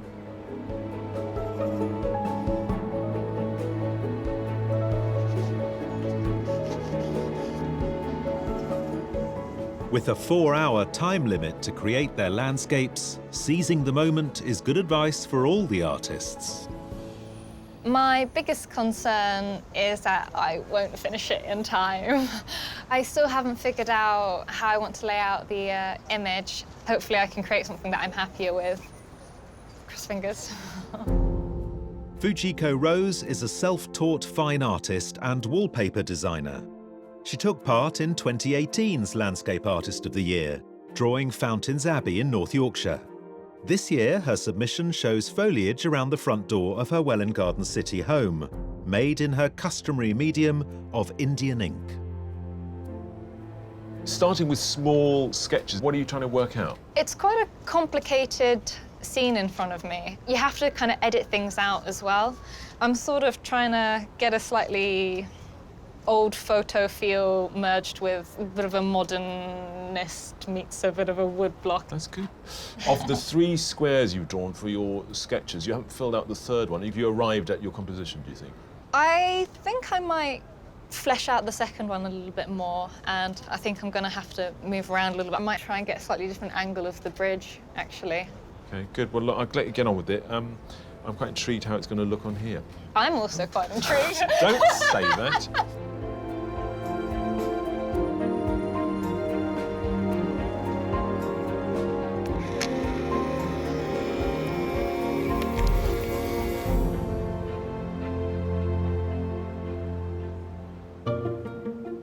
The 8 artists lined up aren't the only ones painting on Tyneside today. On a first-come, first-served basis, we've invited 50 more artists to paint on Gateshead Quay, the Wildcards. It's a fabulous view, but what do you do? Can you give us a clue? No?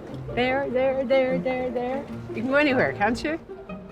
And if any of their artwork captivates the judges, they could win a place in the semi-final.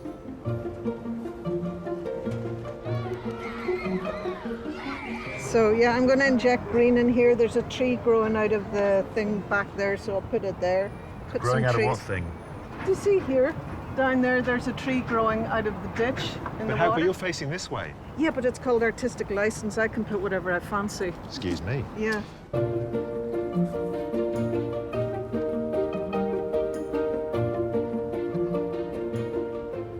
I'm a portrait painter, so we're at the Baltic.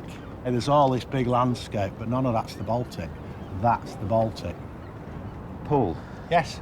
I'm impressed by the start you've made to your painting, but I'm more impressed by the fact you're sitting cross-legged on a stone floor. Do you do yoga? I don't do yoga, no. I do a bit of bodybuilding. Bit of bodybuilding, okay. When I can. Not going to pick a fight with you then.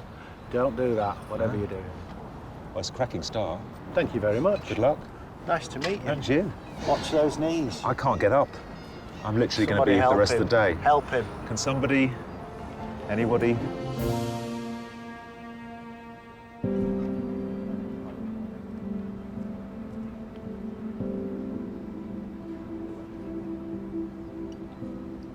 My gosh, Keith, you've made an incredibly vigorous start. It's all sort of swooping lines and energy. Well, Is that how you That's read exactly what I want. What I try and get is a feel of something. Yeah. This isn't going to be a really accurate lino cut. So it'll be more like a painting, really.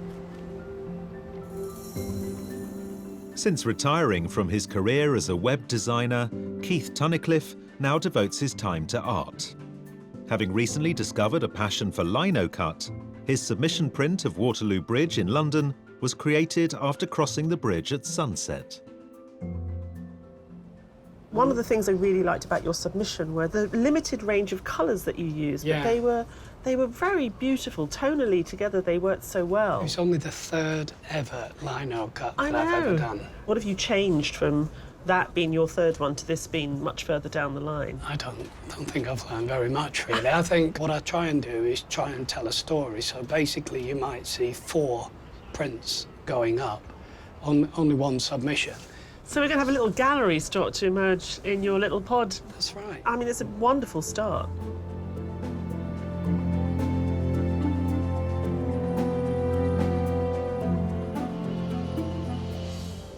Right now, Camilla, you've done a very small, very beautiful little sketch, and it's lovely. Is that towards a bigger picture? I just need to work out the composition, really. I could have brought the bridge in from the side, but then it wouldn't be about the bridge, and I want it to be about the bridge. I mean, you can see here what the big one will start looking like, because I do a lot of drips. I let the paint do what it wants to do. We love drips. Okay. We love drips. Camilla Dowse from Henley-on-Thames has been painting professionally for 5 years, since giving up her job as a picture editor in publishing. Her submission, painted in acrylics, was inspired by the evening light falling on the waterfront of a boathouse on the River Thames. Now, what do you make of this medley here of sort of neo-modern, strangely reminiscent Byzantine architecture? Yeah, well, they've tried, but well, I must admit, I don't find it very attractive, but what I will probably do is just look at the shapes and screw up my eyes and try and not see the detail, because that's where I'll fall down if I end up putting too much detail in. So I just want to concentrate on the bridge. We'll be with you all the way. Thank you very much. The artists have been painting the Millennium Bridge for 1 hour. But even at this early stage, every decision counts. With lino cut, there's no looking back. If you don't get the cut right in the beginning, then really you've got to start again. It's not as I imagined in my head. You have an idea, and then as you're drawing it, it's not as you pictured. So how to fix that is the current problem. I'm probably at quite a crucial stage, because I've used masking tape to mask off the area of the bridge, which I'll reveal, and if it doesn't look right, I need to start again.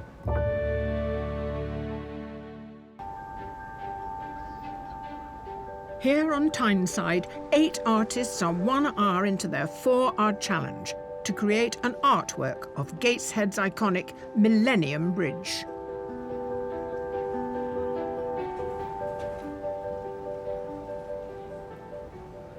Bronwyn, you've got lots of masking tape and lines. Have you worked from something like this before? Not really, no. I make it up as I go along, really. You just have to kind of respond to whatever's there. And, you know, I start to draw lines and I went, ugh, lines are too tedious. It's going to take too long to draw. So I just want to block it out and mask it up and get blocks of shape. Bronwyn Hayes from County Clare in Ireland went to art school in Dublin. But landscape painting has had to take second place to raising her children and her job as a film set painter. Her submission, inspired by a visit to Monet's garden at Giverny, was painted over several days in oils and acrylics. So you've got this beautiful sky stain, and you've already caught the colours of the river. I mean, is it about applying paint in a transparent way again and again? Yeah, it's building it up and building it up and building it up. And then I'll probably put a whole wash over the whole thing that pushes it completely back. I'll put a glaze over it, and then I'll probably paint some oils, and then it changes completely again. I mean, you said you don't really have a plan, but it seems to be working and looking quite exciting. So, as long as you're quite gestural, and I've got to be very careful about my clothes. I'm nervous about but that. I continue.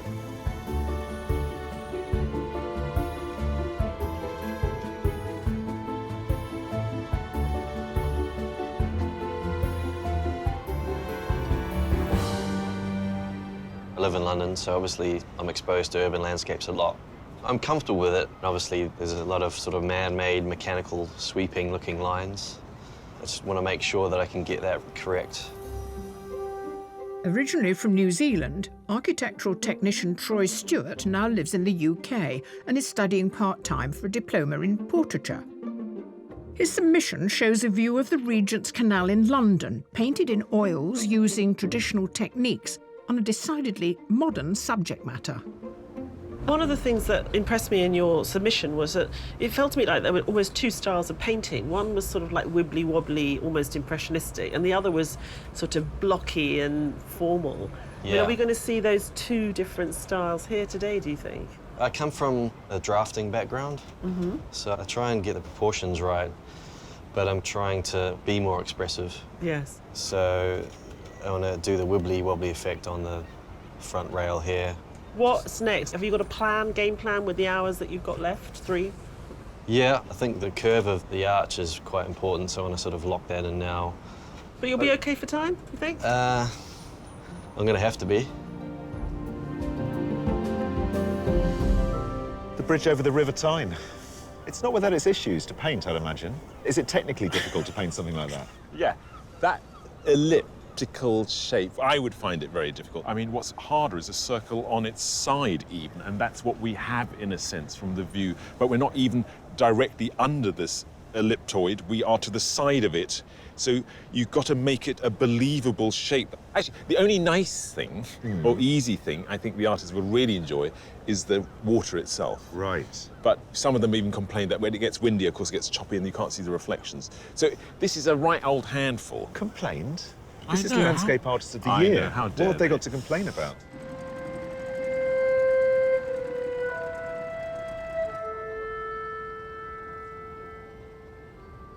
Earlier, I know you were a bit sort of overwhelmed by this scene in front of you. Yes, I decided, if the sun will behave, that I'm going to focus on the reflections. In other words, the only not man-made bit. And you're not worried that you've given the largest part of the canvas over to something that's a little bit sort of empty?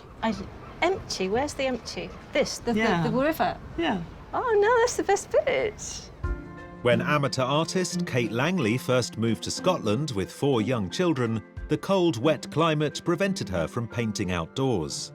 But her submission oil painting of a summer garden was painted in the heat of a family holiday in northern Spain.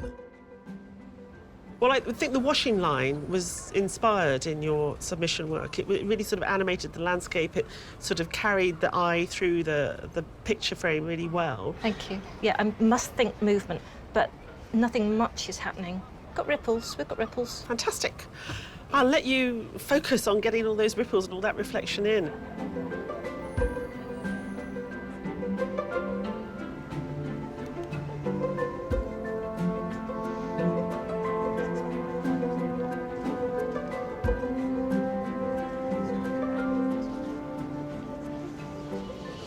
A lot of my work is quite structured. The horizontals and verticals, I feel quite at home with that. I do paint water quite a bit, so again, having the river in front is quite sort of reassuring. It's something to sort of ground me a little bit in terms of having the reflections and something to work with.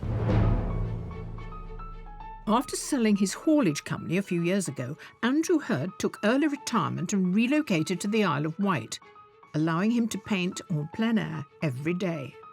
His submission was painted in oils over 8 hours and shows a rooftop view from the restaurant of London's National Portrait Gallery.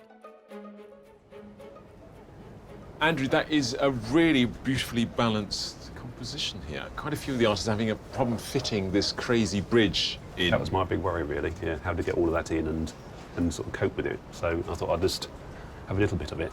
to suggest it's there, but at the moment it looks a little bit sort of abstracted. What is interesting, I love the abstraction, and in a sense, this block of buildings that you've just blocked in with some very zigzagging marks is a kind of, it's a rather beautiful way to paint buildings without getting bogged down by detail. Yeah. I mean, are you going to have to adapt to the time frame? I'll reduce it quite a bit, but really pick out the pieces that are important, and some I look back at paintings when I've finished them and think it was better 2 or 3 days ago. No, I mean, So I think the 4 hours might stop me before it goes wrong.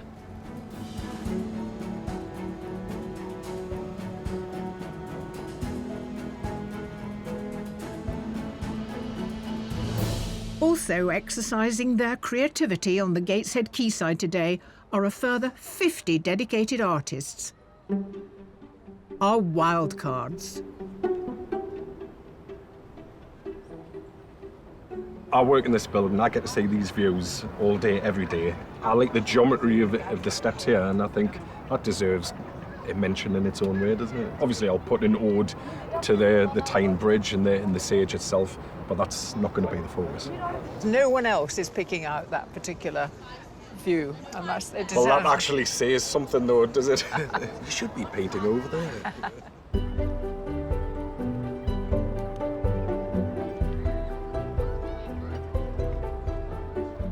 Sort of France in the 19th century feel to this. I'm not really sticking to any colours, I'm just going for the shapes. You're not sticking to any colour, you're sticking to all the colours.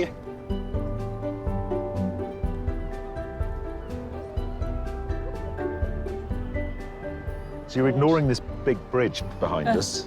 I thought that might be a bit too technical. Right. So I thought I should go for something like this. Yeah.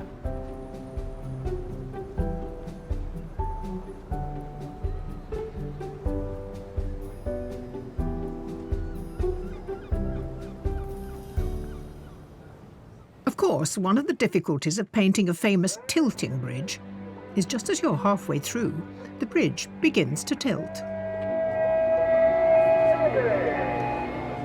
Oh, They're just about to that's lift the about to bridge. lift the bridge. Yeah. Oh, okay, cool.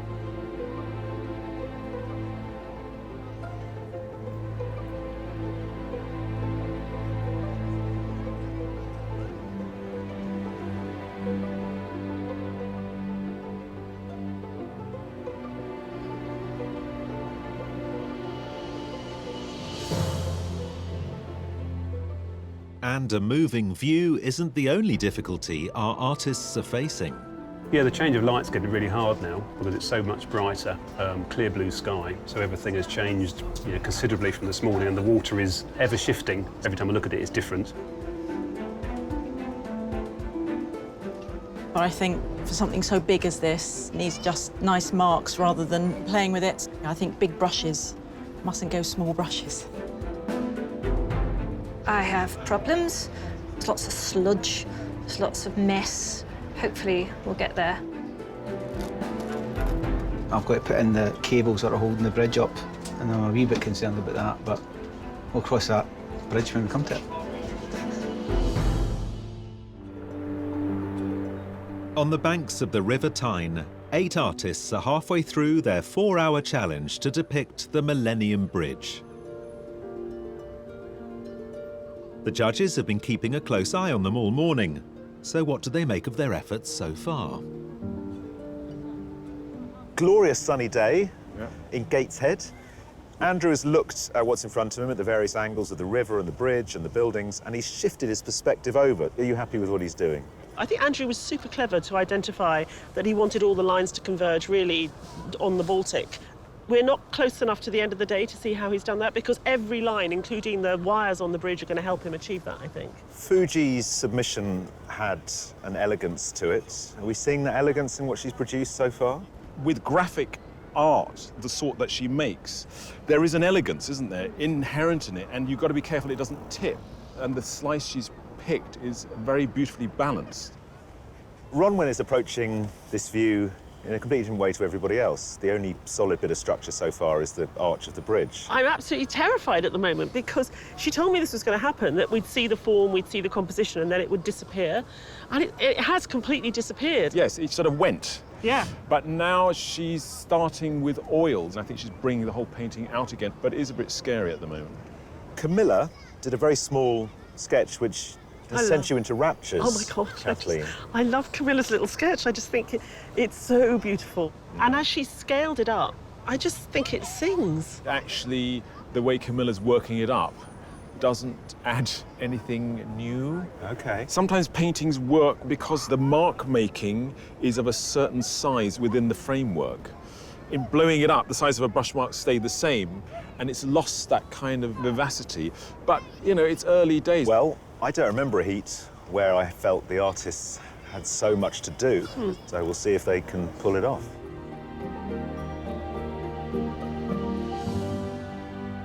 You've included a very great deal here. You've got all the foliage here, and you've got this series of buildings, not particularly attractive buildings, but you've made them more attractive than they are. You know what, when I was doing my rough sketch was really small, and so I sort of just ignored the buildings earlier, and then when I was drawing large, you start to realise little problems like there's more trees than I realised, which isn't a problem, that made me happy.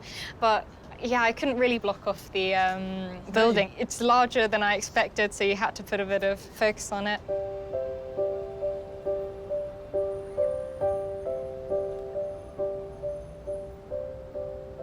Okay, this is so different from what I saw first thing this morning. And I can see that the Baltic is slowly emerging more and more. Yeah. At the moment, it feels quite abstracted. I want it to be sort of abstracted, but Okay. it's also got to, it's got to have that last little bit of definition, I believe. Okay, and that definition will be with darker lines, you're thinking now? It will be with fine black lines. Well, I think Gallery Keith has been a huge success.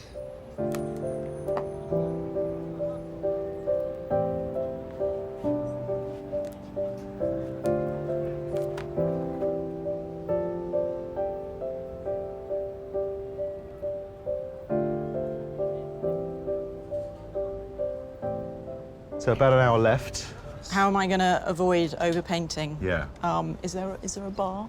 Is there? Do you need to be physically dragged away from your paintings at a certain point? Normally what I would do, because I would be in my studio, I'd put it on my easel, my big, huge easel, so I live with it for a couple of days, and then I might go and tweak. But that's probably, obviously, I don't have that luxury here. No. No. No, you have an hour, and then No, the painting so- will be judged by two fearsome judges. Yeah, thanks for that.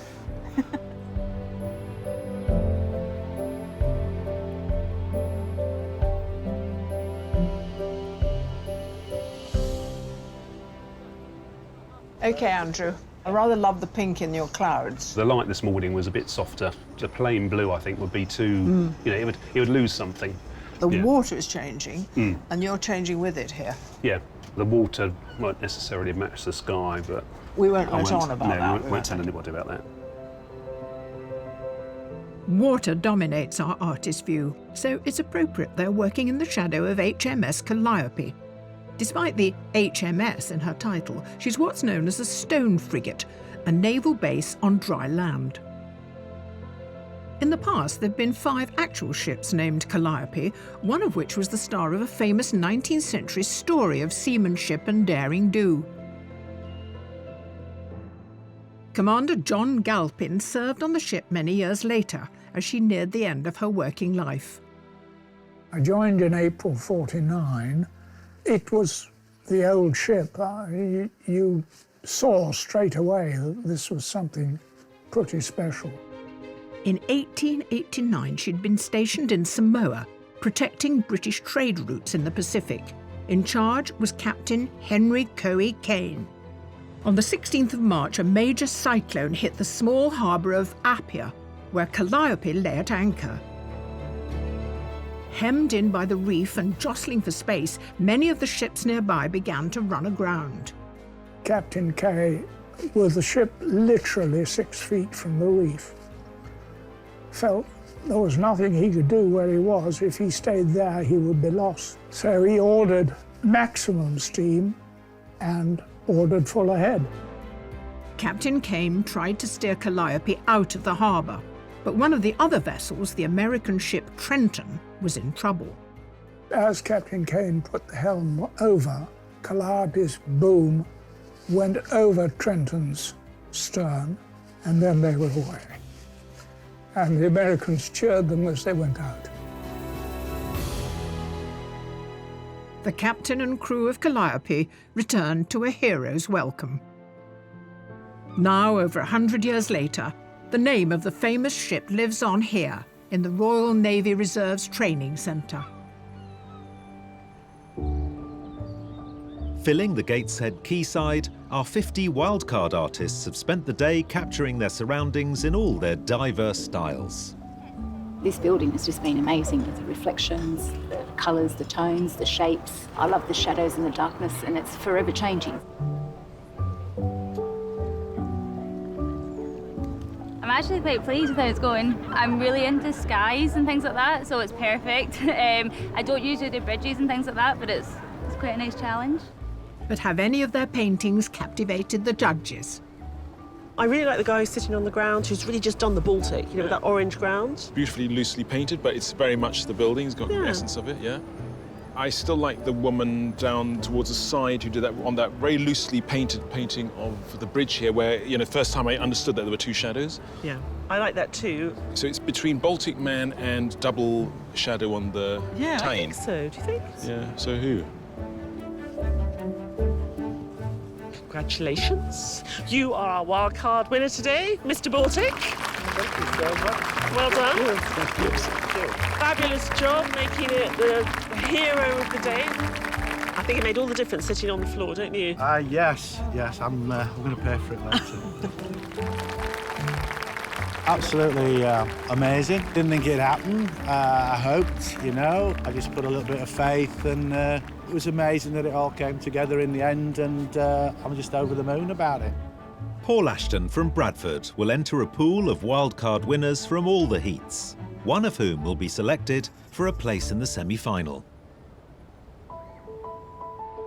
Painting the Millennium Bridge, the 8 artists have less than an hour to go and must use their time wisely. I'm in the danger of where I start getting too detailed. Just try my best not to ruin it, because I always do it in the last hour. I always ruin a painting. So I call this the panic stage. No, I just keep on going and drawing, and hopefully it'll turn out well. I'm not happy at all. I'm really struggling. It's a little bit too dry, it's a little bit too insipid. I'm very frustrated, and I'm hoping that I'll be able to save it a little bit before the next half an hour or so. Ugh, yuck.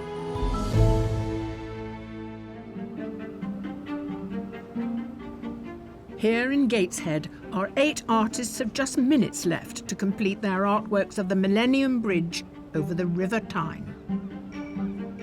If I could cut the painting in half and keep the bit of the Baltic centre, I'll be happy with that. But the rest of it's getting a little bit tricky, so I just need to sort of get the water right.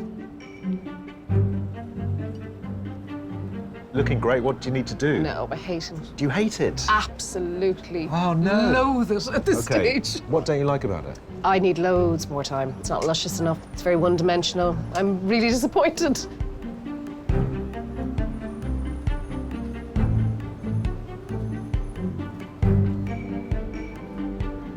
Kind of glad it's almost over.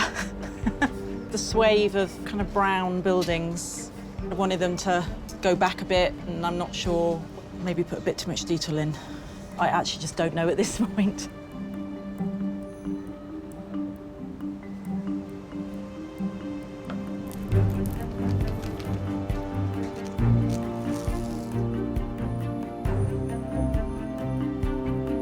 Yeah, I'm going to go with that one.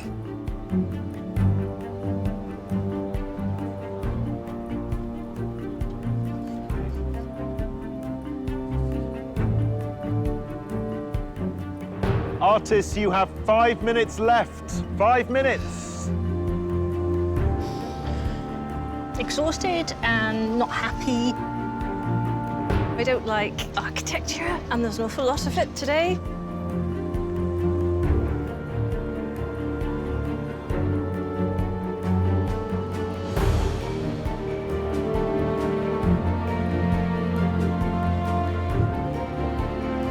I wish I had another hour. So I could scrape it all off and start again. That's the way I'm feeling right now. But yeah, I've done all I can do. Artists, the challenge is over and your time is up. Please stop your work and step away from your easels.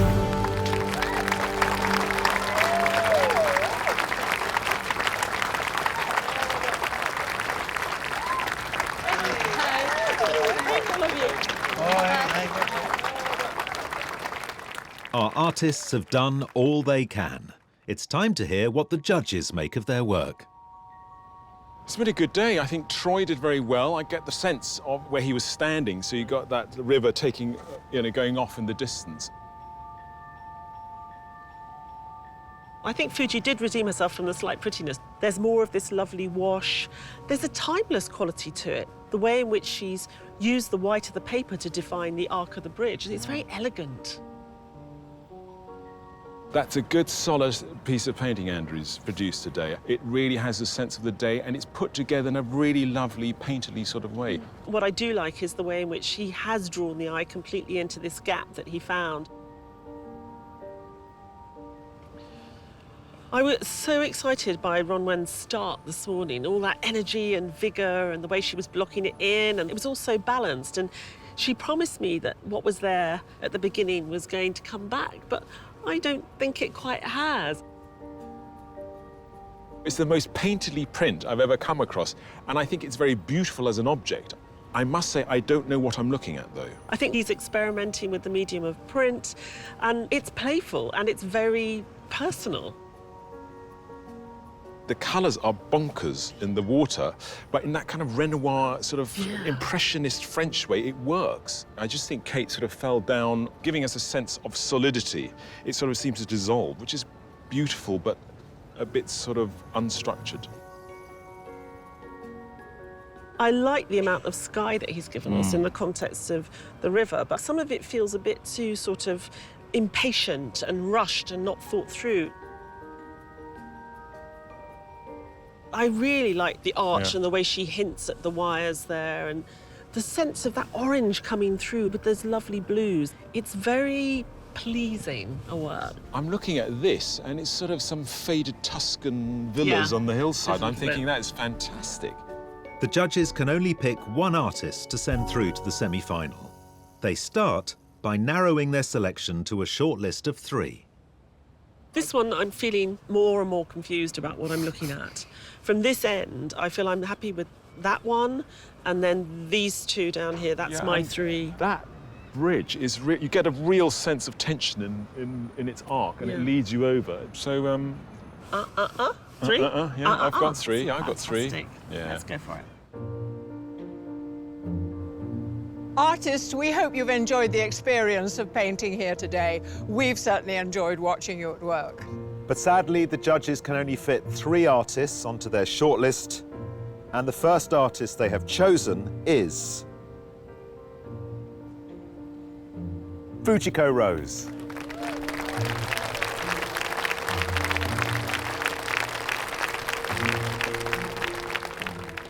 The second artist on the shortlist is Andrew Hurd.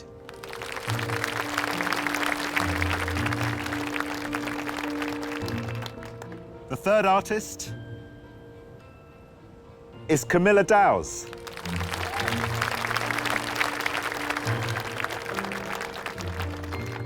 Our commiserations to the rest of you. You are all talented artists, and it's been a pleasure having you paint for us here today. Thank you. Thanks very much. Very well. I thought more highly of your work than you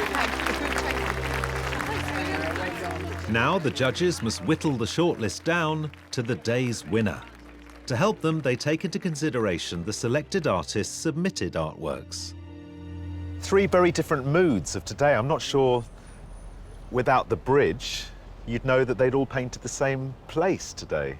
It's interesting that each of them have been absolutely true to their artistic voices. And isn't art wonderful that you can look at the same thing and come up with sort of very different sort of results, really? So, taking every artist in turn, let's start with Fujiko. What is interesting about her submission is the graphicness of it. It brings all the detail and the texture to the fore, whereas in today's piece, Fuji, in using that paper, has made it actually is very quiet and it draws you in. And I thought, actually, that I preferred it on white, but this thing grows on me. She understands about how to lead the eye, and very cleverly with that dark balustrade that she's put in the foreground, she's created this sort of contemporary sense of distance into a world that could be 200 years ago behind it. What about Andrew? Has he fulfilled the promise of his submission? I think the strength of Andrew's painting today is that he found the right angle. And actually, when you look at the submission, he did exactly the same there. He's very good at finding that focus point, or that vanishing point. The colours is used are very sort of tonal in a certain sort of painting tradition, but we certainly get the feeling that it's very much related to what we were experiencing today. Camilla, we know that she can paint water really effectively, as we see in her submission. It's interesting, though, that she knew when to stop in the work that she was painting today, because I think that would have been too heavy-handed in the composition that she's given us here, which is lighter. Presumably being slightly tactical, knowing she only had 4 hours as well. Well, for Fuji, Andrew and Camilla, will it be Bridge of the Gods or Bridge of Sighs? Ooh.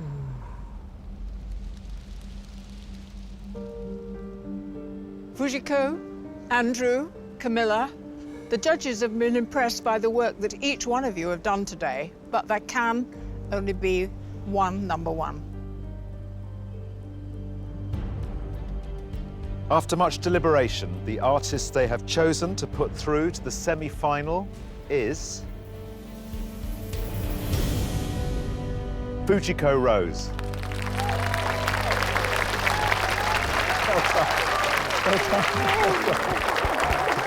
How about that? Congratulations. Well done, well done. Hard luck, hard luck. Definitely a surprise. Definitely. I was getting ready to clap for someone else.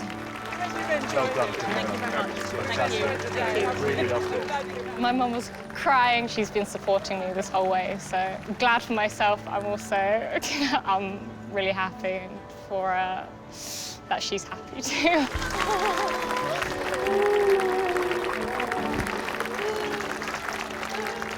Usually when we have a graphic artist win, somebody works in black and white on paper, there's always this discussion, it's got to be really good because it's up against painters. I think Fujiko's work surpasses that. It doesn't even come into the equation. It really is about the richness of her visual language, the richness of her mark making, the inventiveness of her compositions, and how she fills them with this texture. And I've never seen anything like that before.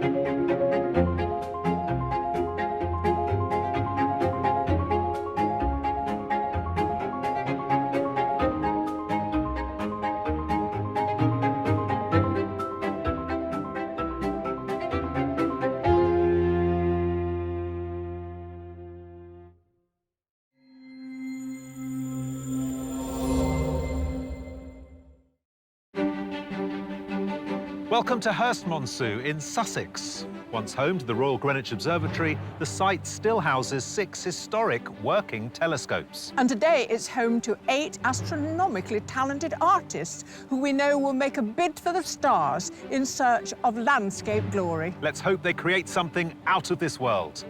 It's Landscape Artist of the Year.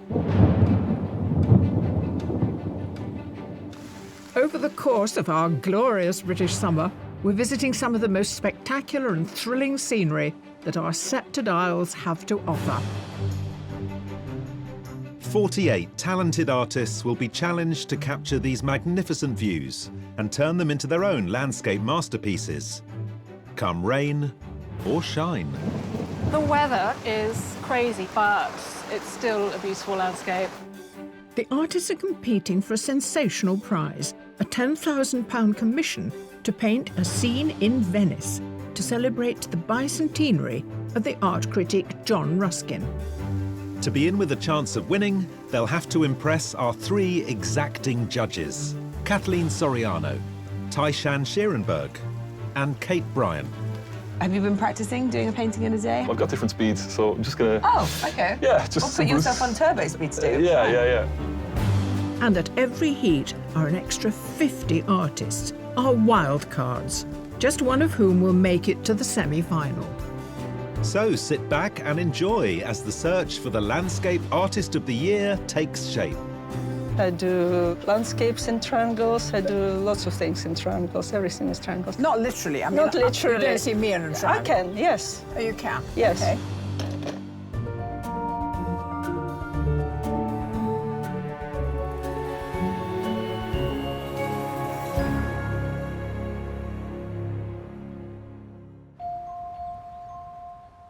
Engaging with both the landscape and the British weather are today's competitors, comprising 4 professional artists: Pippa Cunningham, Stephen Royals, Patsy Moore and James Hayes. I think the weather kind of suits me. I like to paint gloomy skies, so couldn't have asked for more.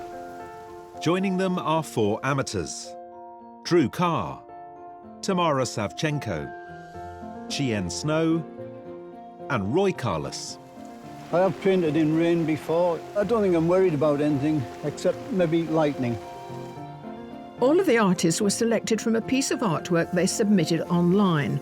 So today, the judges get their first chance to scrutinise the art in person. Well, judges, welcome out of the rain to contemplate some really stunning landscapes. Look at the sunlight on this one. There's such an intensity of colour here. You really feel bathed in a warmth. I really like the way the paint's put down. I mean, they're really clearly delight in these big, bold brushstrokes that sort of dance across the canvas. I had problems with this sort of angular style, but seeing it in the flesh, what really works is the distance the artist will be able to create and the space in a believable landscape. You know, we often want our artists to have their own particular style. It feels like this artist has found their own voice.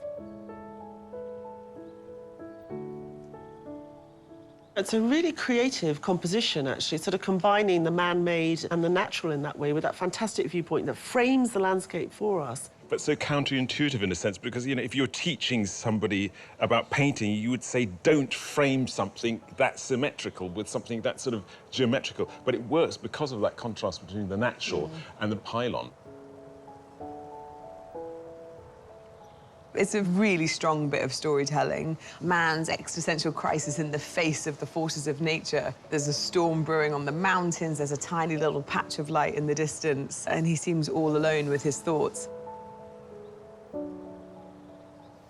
What a cheerful picture. Oh, it's fantastic. I want a coconut, I want my bikini. The way the marks are made, there's a speed to them, which sort of suggests also the speed of light somehow. It sort of matches the brightness. Today is a rather dull day, so I'm quite intrigued how they'll bring this language to bear. This is very gritty, it's very industrial, but at the same time, well, it's really quite cute with all these lovely colours. I mean, I don't think you look at this and feel kind of weighed down by industry. I think you feel intrigued by it. Again, a fantastic composition. The diagonals are pushing us out to the edges of the canvas, and a small work is telling a huge story within it. Water in a landscape. Water's always wonderful and refreshing, but it must be hard to paint. Very difficult to paint, especially in this way. I can hear the water rushing, you know, it's very well done. I mean, it leads your eye through the landscape in such a way that it becomes very abstract. And I think it's a fantastic bit of painting. I love the colour palette. Everything's got this really lovely kind of yellow glow, so you don't know whether or not it's like a kind of sandy scene and that's echoed into this glowing yellow sky. The way in which they've sort of created these lovely blocks of colour with the different buildings and distant mountains, you know, and I think it's quite an interesting, not an obvious colour palette. So here we are, 8 extremely talented artists, all very different. Rain coming and going, how will they handle that? We wait and see.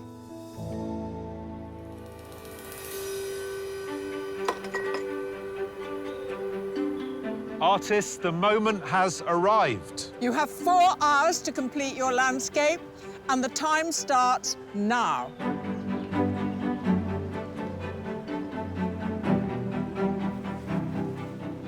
Assessing their surroundings, the artists get underway, each with their own particular technique. Their view is of Hurst Monceau Observatory, once home to the Astronomers Royal and still in use today, albeit by less august stargazers. Mirroring the domes of the telescopic housing, we've dropped in some rather shiny celestial objects of our own. We're looking for the artists today to really respond to what we've put in front of them. You know, how do they deal with that traditional English pastoral scene and this very kind of modern geometric form with this amazing reflection, actually? There's good storytelling here. I mean, they could do something quite moody. We could have something quite strange. We could almost have like an alien landing landscape artist of the year. That would be fun. think the view is incredible. When we arrived, I actually shed a tear of joy because I love round things. I've never painted round things, but I love round things. I usually go for kind of distance and horizons, and there's none of that today. And the silver balls certainly add a bit of complexity as well, which I try not to panic about. For one artist, panic may actually be setting in. It's not a view I would pick. It's really difficult. I mean, normally you pick things that have some sort of connection, you know, there's a feeling that you want to paint. And this is like quite challenging for me because I don't have any of those sort of feelings towards it. Local artist Pippa Cunningham studied fashion and textile design. During her career, she's been commissioned by high-end fashion houses and national charities. She often features balmy climes, as depicted in her submission, painted in gouache on a recent trip to Sri Lanka. Now, your submission was the beach scene. Yeah, I like sunny, hot places. Sunny, hot places. Yeah. It's not. No. It's also quite a challenging image, isn't it? It is, yeah, it's quite hard. So you've started with a wash. Yeah. We've got this huge, bold splash of green. Yeah, I'll be splashing out for the next 4 hours, I think. Where are you going to focus? Probably just sort of, I don't know yet, exactly. Do you know, I think this is the hardest landscape we've ever presented to anyone. Really hard. But don't let me discourage you. No, thanks. Because everyone else is in the same boat. Yeah.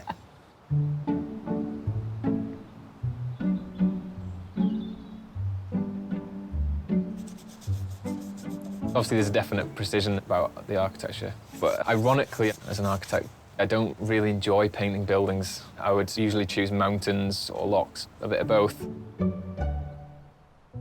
Glasgow-based architect and amateur artist Drew Carr's submission in oils is painted from a photograph he took of Long Loch while out running near his home. The scene's been framed by the geometric form of an electricity pylon. Drew, you've sketched it in a sort of a kind of blue underpainting. Yeah, I always kind of do a quick wash, mark like 9/3, as it were, trying to figure out where I think the composition's going to sit.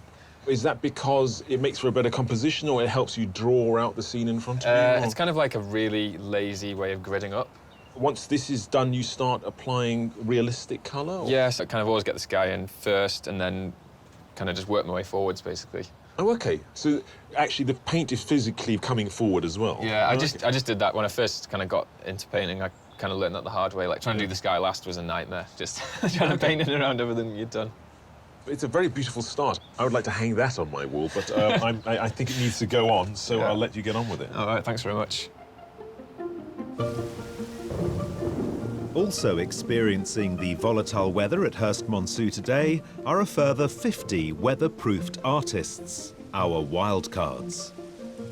They're pitched directly in front of the historic castle, an army of umbrellas on manoeuvres, deploying tactical measures regardless of the rain. I've got 2 easels because I've got a metre-wide canvas, and then I'll have good firm, and I won't wobble at the end. It's fun, isn't it? It's a day out. Be a nice warm bath later, I think. I'd sit down, but my seat's got a puddle in it. Should their landscapes catch the judge's eye, they could win a place in the semi-final. But some don't want to just catch their eye. If you come right back now and tell me what to do next, then I'll be very happy. Yeah, right. You've got a plastic bucket, you've got a broom, you've got a mop. We've got it all here. Was the art shop shut? I just wanting to cover this large canvas. Much quicker, you see. Is this... Didn't need any of those little tiny paintbrushes. Turner didn't know what he was doing, did he? Who needs paintbrushes?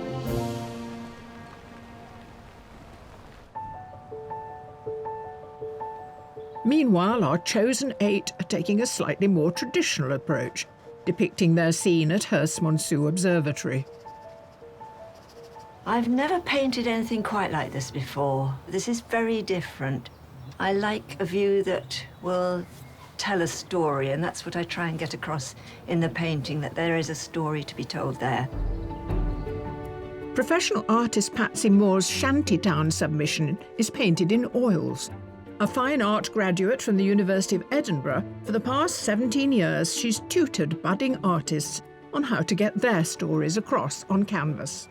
Patsy, what are you making of these quite extraordinary orbs that have found their way into this bucolic English landscape? Fabulous. Oh, you like them? Good. I do. Pleased. They're reflecting. It's all about the sky, this view anyway, I think, isn't it? The story is about the sky. I'm intrigued by how much lighter the globes are than the sky itself. I mean, they make the sky look so dramatic, don't they? It's Behind like a vortex, those clouds. Absolutely. Well, it's been a bit vortexy today, Yeah, I think, hasn't it? well, that happens on Landscape Artist of the Year. I love this undercolour that you're using. There's a kind of almost fleshy pink tone. I think it has advantages because there's warmth in the atmosphere, and that can come through if you leave a few crackles of the dusky pink underneath. Yeah. OK, good. Well, let's see where we end up with the day. All right.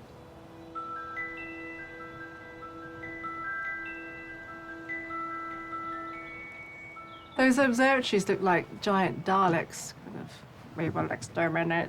We're going to come and get you. It's good. I like it. Somerset-based amateur artist Chien Snow is a freelance graphic designer and mum to 2 young girls. She revels in the freedom of oil painting, working quickly to capture scenes. Chien, you've gone off like a rocket. I mean, you're painting, not you. I'm keeping with the theme of the astronomical theme. Sending stuff up into the heavens. Yeah. You don't hang about, do you? I don't. I try to, actually. I try to sit back and think about it and be really sensible. Oh. Then I thought, no, I've got to just be myself. Yeah. So I thought, I'm going to dive in. Right. I've got 4 canvases. Have so you? If I mess up. OK. You got a plan B, C and D. Yeah. So you wrestle with your art. Oh, yeah. It's a psychological battle with yourself. Yeah, I'm never happy. Really? You smile, but inside there is... Crying. Well, I expect to look over later and see you laughing hysterically 1 minute and crying like a baby the next.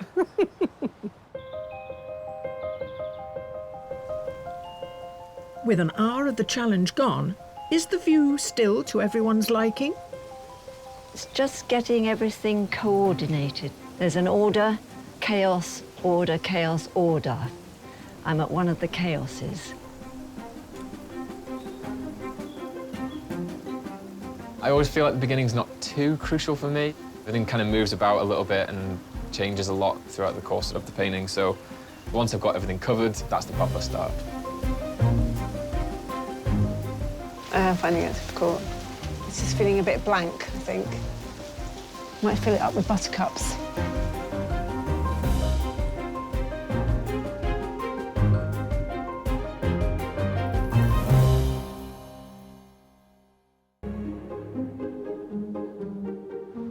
At Hurstmonceux Observatory in Sussex, our 8 artists are into the 2nd hour of their 4-hour challenge to capture the cosmic view. But for one, artistic license may play its hand.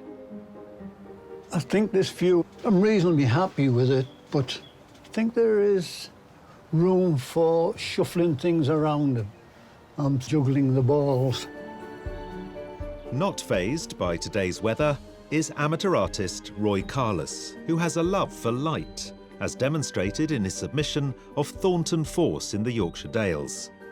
An experienced landscape artist, in 2017 his painting of South Gare on Teesside won that day's Wildcard heat. Hi, Roy. Hello.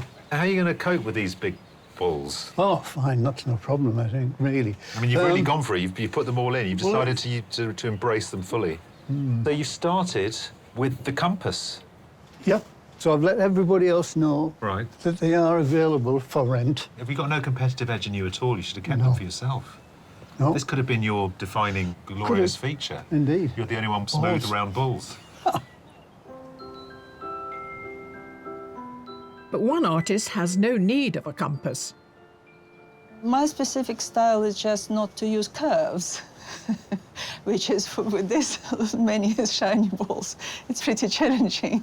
When I started learning how to paint, it's just a revolt against all the curves. I just want to just be sharp and straight and still beautiful. Retired chemistry teacher Tamara Savchenko originally hails from Russia, but for nearly 30 years has made Exeter in Devon her home. Her submission, an oil painting of Budleigh Salterton Beach, is in her signature geometric style, something which might prove tricky with today's spherical view. Tamara, we recognise the reduction of the landscape from your submission, of course, but what's missing is the triangulation. If you look, everything is a little bit triangular-ish. So it doesn't have to be an exact triangle. Right. It's just a straight line which create the angular shapes. There's a looseness here that I'm really enjoying. It gives it much more texture. I just actually want to make a landscape which is more or less realistic, and on the other hand is chopped into my shapes. And I think you've done that really well. I love the surreal quality of it and the way the worlds are reflected inside the spherical balls as well. I love them so much, those Yeah. balls. And I've had the smiley face over there. Oh, yeah, the gravel actually- makes a smiley face. It's actually a smiley Sweet. face there. Yeah, very nice, very nice. Well, let's see if the smiley face makes an appearance and what happens when the trees come in.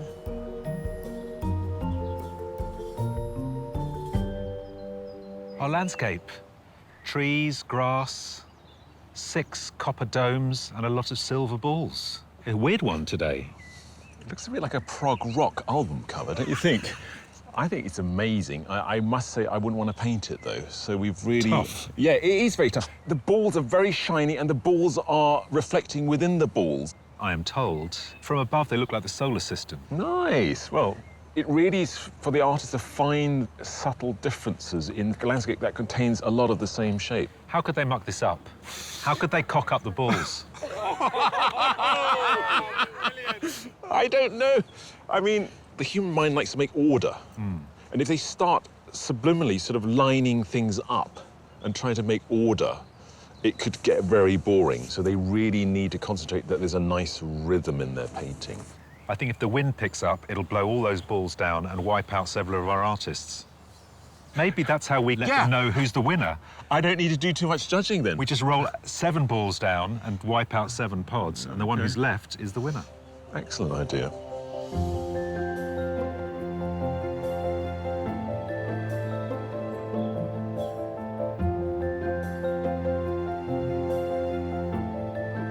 Trying to do justice the roundness of those spheres.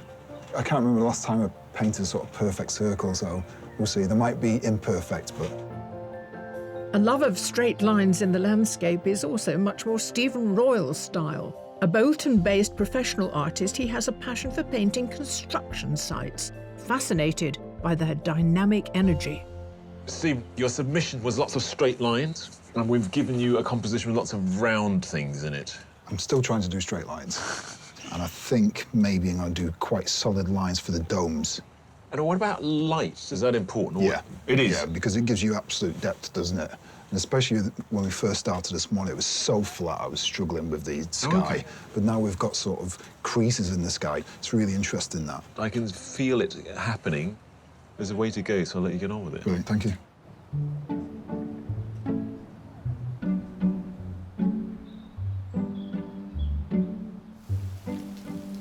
Like all these domes and all these spheres, and there's a lot of competing elements. So I just kind of decided to focus on one of the domes and just a couple of the spheres.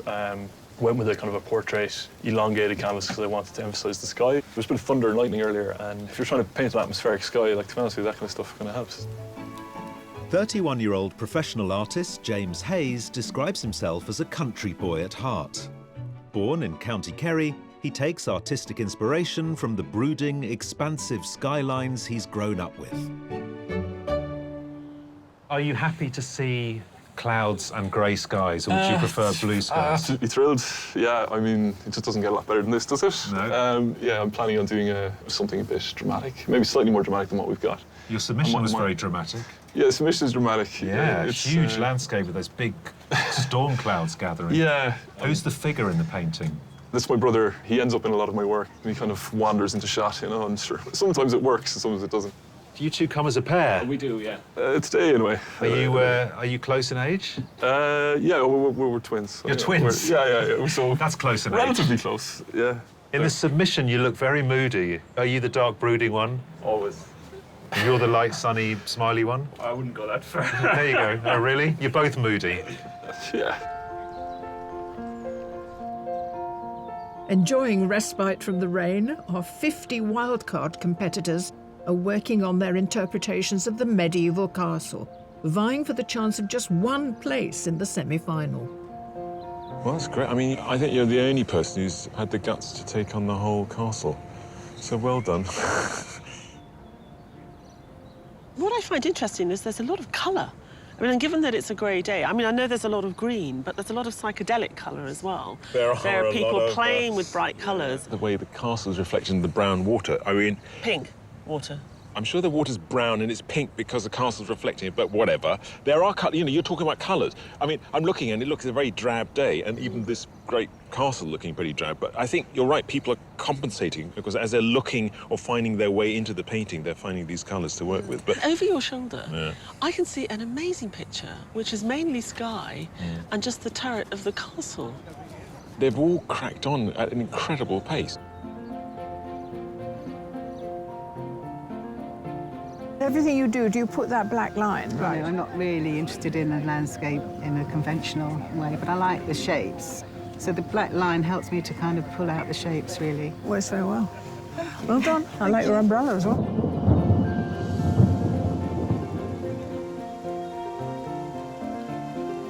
The fact that water's running down your painting, you know, adds to it somehow. Basically, just got your back to this castle. You're bossing the castle out because you're saying, I'd rather not paint the castle. We've got the tiniest sliver. I don't particularly like the building, but I think it works reasonably well the way I've just put it on the edge like that.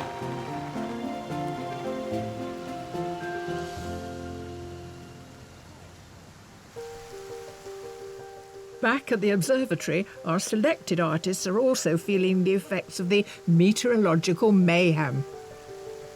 The weather has been so crazy. I've changed the sky a million times. You kind of hear claps of thunder and you think, oh yeah, and they kind of try and get the dark clouds in, and now I might as well just catch the rain on my canvas and see what happens.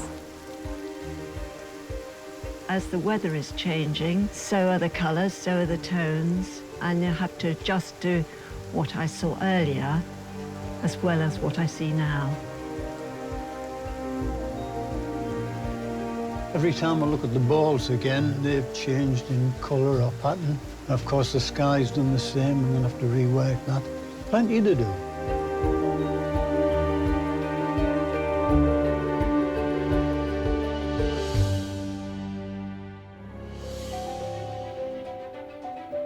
Our 8 artists are nearly halfway through their challenge to depict the renowned observatory at Hurstmonceux in Sussex. With just over 2 hours left, one artist is still struggling with her composition. Pippa, here, I'm looking at the centre and there's an emptiness to it. Yeah.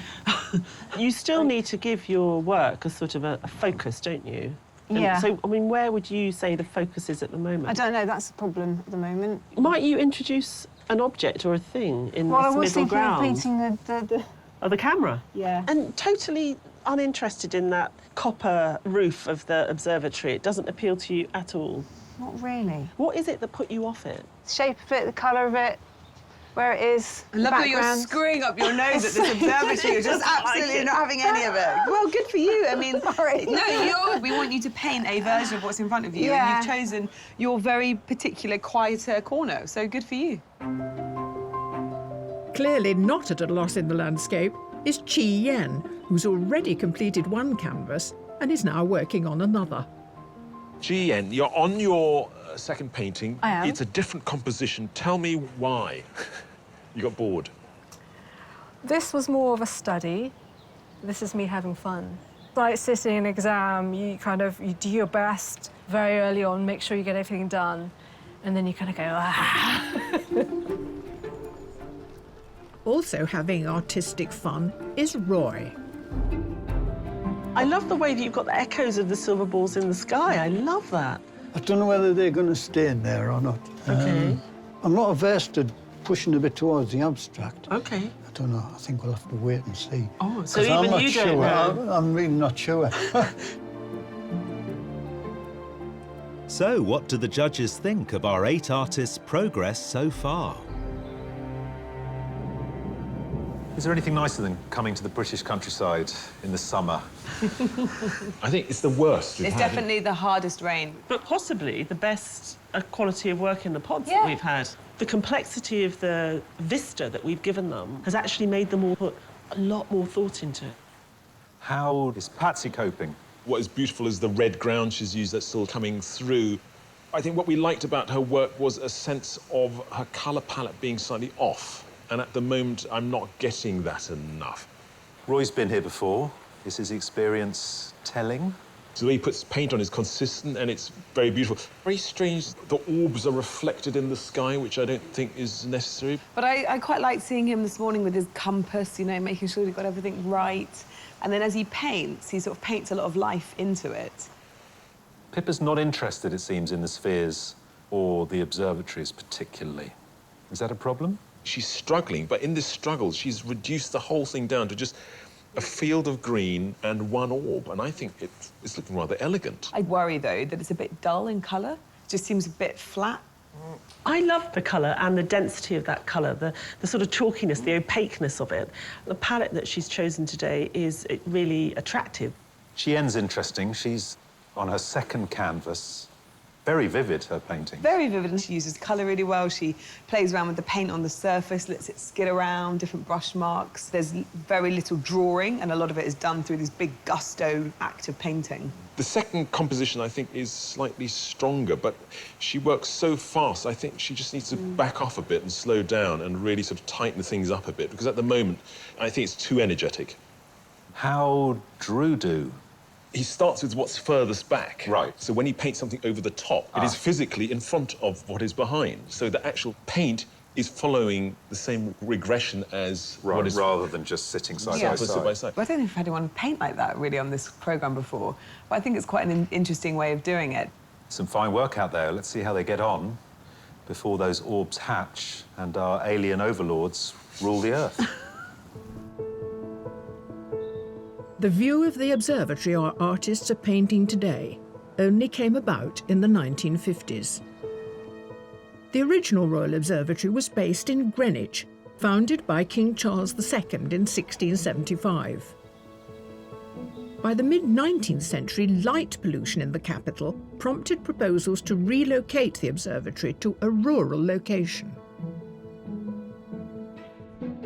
In 1957, it moved here to Herstmonceux. Individual domes were constructed on the site to house 6 large telescopes, their green copper cladding designed to blend in with the Sussex landscape. At its busiest, 200 astronomers and support staff were based at the Herstmonceux site, monitoring the night skies. The 7-metre-long Thomson refractor is one of the largest telescopes in the world. In 1969, it was used by a team of astronomers assigned by NASA to map the surface of the Moon ahead of the Apollo mission, and it's still in working order. Every night, the Herstmonceux astronomers mapped the position of the sun and stars and were even responsible for generating the Greenwich time signal, more commonly known as the BBC Pips. In 1990, the Royal Observatory moved again, this time to Cambridge to be close to the university. But the old telescopes and their iconic green domes remain here at Herstmonceux. The site is now a science education centre, inspiring the next generation of stargazers. Today, down the hill from the observatory, 50 wildcards have spent their day dodging the downpours, capturing the castle on canvas. Only one will be selected to be in with a chance of making it to the semi-final. 2 ladies in purple. Did you deliberately set out to match? Totally accidental. Except we both like purple, obviously. But, Now, yours is not purple. No, but there are elements of purple there. So this is yours. It is. What do you say she should do now? Scrap it and start again.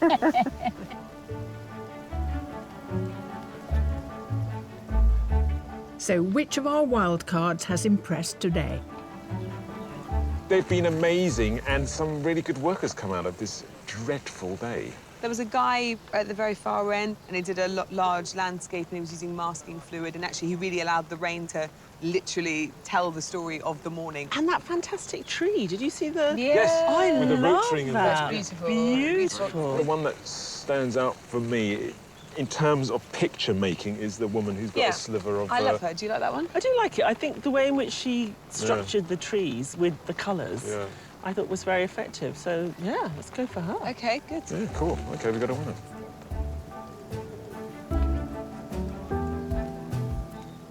We really like your painting. It's caught enough of the castle to get away with it. Well done, congratulations. Absolutely delighted, thank you. It's always a boost, really, to know that somebody else likes what you're doing. It's an absolute thrill. And it makes you think, yeah, I can do this, and I'll just carry on doing it. Sue England from Chichester will enter a pool of wildcard winners from all the heats, at the end of which one will be selected for a place in the semi-final.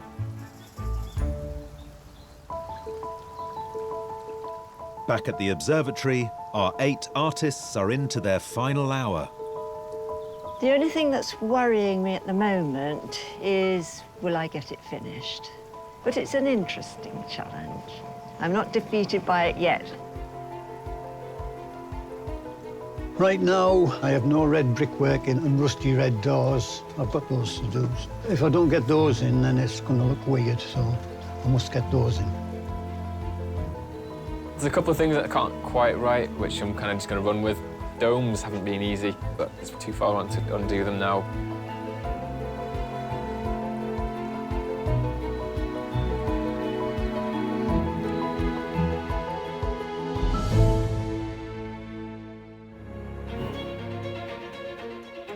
Here at Hurstmonceau Observatory in Sussex, our 8 artists are coming to the end of their landscape challenge, with final make-or-break decisions being made.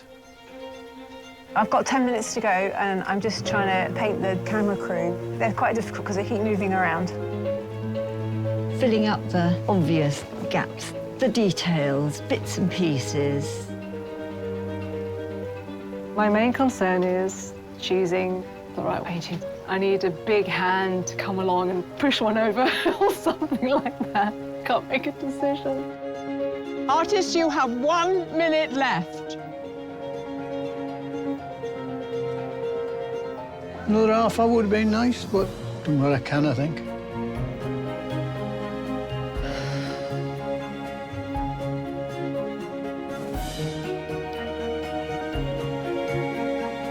Artists, the laws of space and time cannot be broken. Your time is up. Please put down your equipment and stand away from your easels.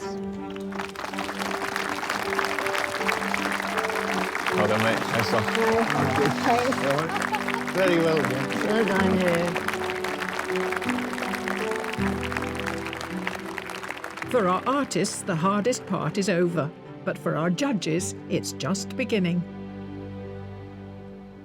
I think Patsy's been really clever. Sometimes when people have a seductive undercolour, they overplay it. And I think she's just given us enough of that fantastic deep rose pink. There's a kind of distance also in Patsy's painting, as though you've come across a very strange scene. Because the circus tent is, you don't know what it is from a distance. It gives it a certain mystery. What I particularly like about Roy's painting is the colour of the copper. It's so well observed. You even got the sense of its age, but also its wetness from the rain, and he's just caught it perfectly. Yeah, and that echoing of the spheres, the whole thing is just wonderfully weird, really, but also precise and accurate. I love Chi Yen's mark making, the way she puts paint on. I'm glad she went for the first version because it's more contained. You know, with that kind of painting, you need some control, and I think this has just about got it. It's a kind of Alice in Wonderland trippy version of being here today. I'm really pleased that James chose this composition. I mean, the sky is a tour de force. You really get the sense of that sun doing its best to break through this thick cloud. A lot of them reduced that area of sky because it was just too much, but he's just revelled in it. I love Stephen's scratchiness.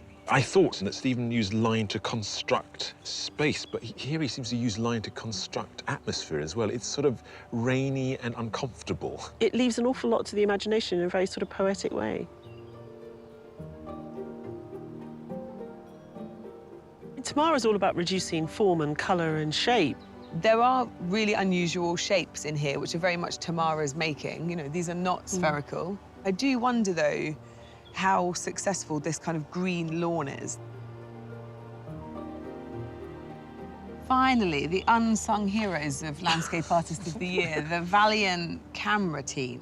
This side of the canvas was crying out for something, and actually, you know, she resolved it with this inclusion. Pippa's such a master mark maker with gouache. If she'd picked a more complex composition, she would have pulled off something quite amazing today. Drew's made a very quiet, honest painting about today. He might be one of the most successful artists to deal with the orbs. The way that he kind of swirls the paint inside. I like it. It's got a freshness. I could spend a lot of time looking at it. The judges can only pick one artist to send through to the semi-final, so they initially narrow their selection to a shortlist of 3. It's all about the balls today, isn't it? And the 3 that I feel have been most successful in dealing with that sort of luminescence that you get from them, those 2... Yeah, they're great. And that one. And those 3, which really stand out, for me, used the orbs to their advantage. The ones that we've picked are believable, and I think if you took the painting away from here, anybody seeing it would understand what's happening. OK, good day painting.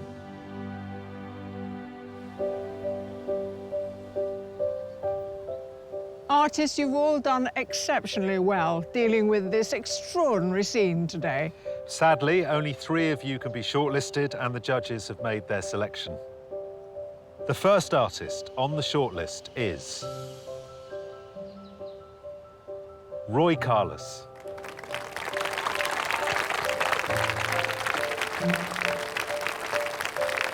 The second artist is Patsy Moore.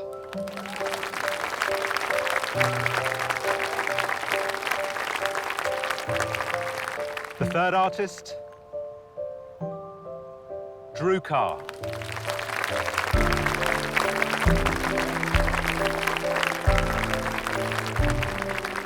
Commiserations to all of you who haven't made it, but we have really enjoyed watching your efforts today. They have been exceptionally good. Well done.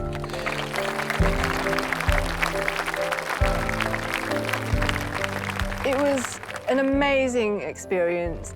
I will keep painting in my speed, with the same vibrant colours. I feel very encouraged. Taking into consideration the artist's submission paintings, the judges must now make their final decision. Well, our painters today struggle through some difficult conditions. All these 3 have really risen to the challenge, actually.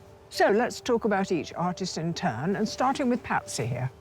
I think I like Patsy's work today more than I like this. There's something about her submission that is very sort of staccato and precise. There's a more organic nature to the work that she made today. The choice of the ground is really, really sensible, and just the way that it comes through, just enough. With that beautiful red ground coming through and that sort of the purple in the sky, she's a really great colourist.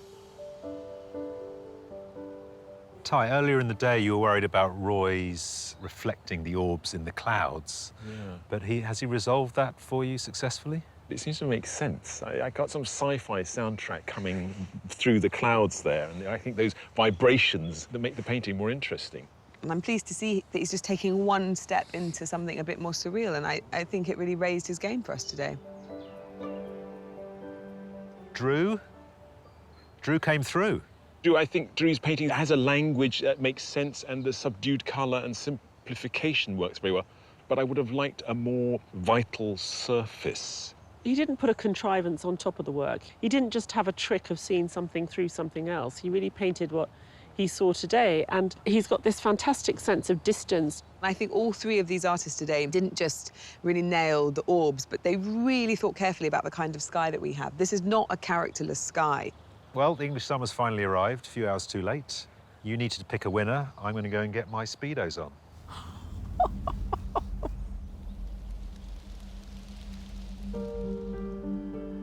Patsy, Roy, Drew. It is, of course, a fantastic achievement to have made it to the last 3, but there can only be one winner. And the judges have made their decision. The artist they have chosen to put through to the semi-final is...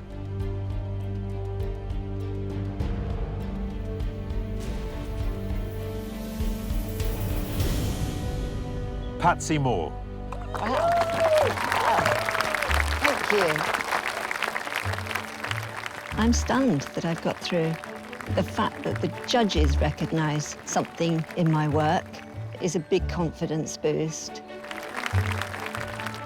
On a wet, miserable, cold day, Patsy sort of outshone the others. Beautiful colours, beautiful sense of mood. She gave us that slightly surreal nature of the scene, but also the reality of it at the same time.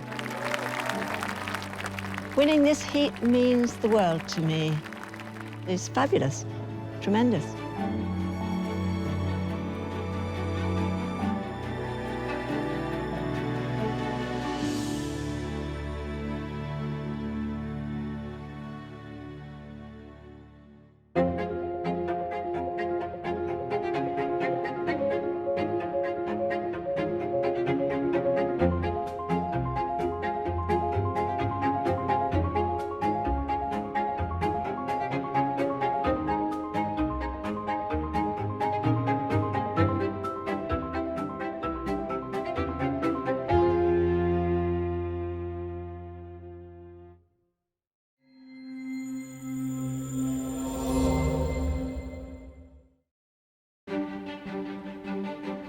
Hello from Sussex and the historic splendour of Hurstmonceux Castle. Remarkably, though dating back to the 15th century, the castle has never witnessed a battle. Until today, that is. Yes, we've got 8 eager artists all lined up to get medieval on their art. It's the Battle of the Brushes. It's Landscape Artist of the Year. Throughout the summer, we're visiting some of the most stunning and inspiring scenery that bountiful Britain has to offer. So you felt quite happy when you learnt you were coming to a castle? This is like perfect. 48 talented artists will commit to canvas these magnificent views in their quest to create their own landscape masterpieces. I'm pretending I'm a child with poster paints. OK, splash it on. Competing at today's heat are 7 professional artists. Izzy Wingham, Gary Jeffrey, Satdeep Gruel, Colin Watson, Fatma Umanel, Ian Lever, and Sarah Manolescu. I think I've been quite anxious in the build-up. I'm quite easily rattled, but I'm here to paint, so I just want to get on and paint. And 1 amateur artist, Russell Ashcroft. Never worked outdoor before. I am feeling very nervous. It's all very surreal. I didn't sleep a wink last night. The artists are competing for the prize of a £10,000 commission to paint a scene in Venice in celebration of Victorian art critic John Ruskin. To be in with a chance of taking the top prize, the artist must impress our 3 accomplished judges: Taishan Schierenberg, Kathleen Soriano, and Kate Bryan. This is Biro sprayed with deodorant. Biro and deodorant? Yeah. Also hoping to gain favour with the judges, at every heat are an extra 50 artists, our wildcards. The colours you're going to use are going to be bonkers. I may get bonkers. I have to sort of... Then it'll be like bonkers. Are you a competitive person? I like to win. So that's a yes. Pressure's on.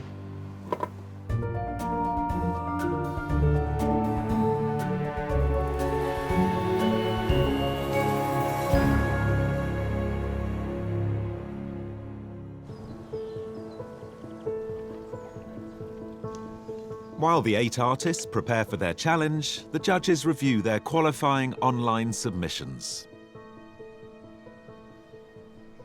8 artists, 8 submissions. Let's say hello to a painting of an aloe.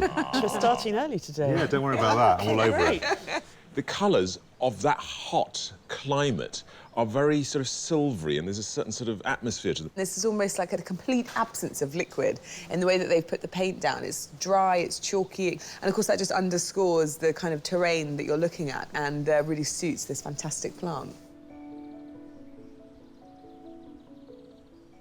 There's a lot of stamping, printing, and it feels like a sort of gritty urban scene. They've somehow elevated with pattern and with colour. Yeah, I mean, I really like this. It's a very strange way of putting textures and paints down. But at the same time, I think they've struck a nice balance between being realistic and being a bit experimental with their process.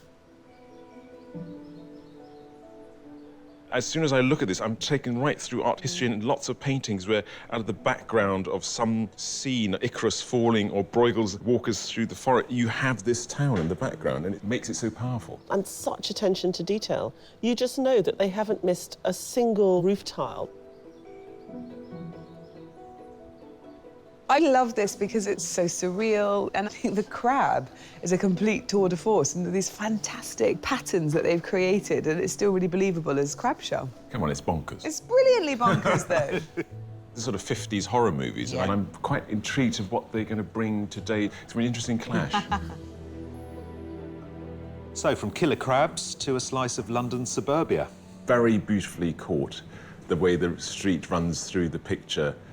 They've found an interesting sort of composition which keeps the whole thing alive, really. But also full of story. You know, I love it when you can see things like net curtains and then you start to think about the people who live there. That sort of presence of humanity. It's a powerful little piece. It's very unconventional language they've used. And it's done very cleverly with that sort of the softness of the water, and then the graphic element on top gives us the sense of the surface of the water. So they've created a language in which they create space and volume, which is very effective. It's almost like a little vignette of an old movie. Maybe it's because of the sepia tone that's being used. And the only real colour is the green of the new shoots. This plant winds its way across the canvas in a way that sort of guides your eye as well. A very clever composition. I really like the brevity of the paint. That sense of heat is made real by the shadows, and if you look at the steps, that's where I feel the heat, is walking down those steps. It's so impressionistic. I can hear the kids screaming in the surf. We're really there, and so to do that with such a shorthand is pretty impressive. Well, what a mixture of styles. See what they produce. Keep an eye out for killer crabs.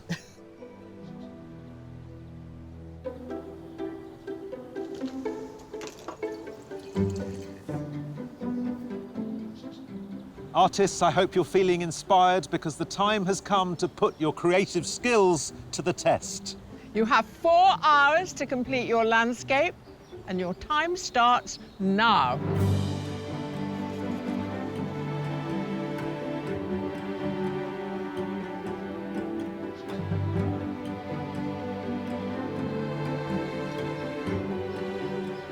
Today, we've placed our artists on the banks of the medieval moat surrounding majestic Hurstmonceux Castle in East Sussex.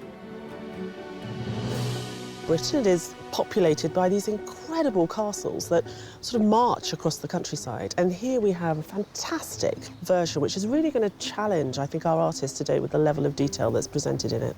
They need to embrace the castle, and that doesn't mean necessarily that they have to show all of it, but they have to give us a really strong sense of it and its detail, and also this luscious landscape that we're sitting in.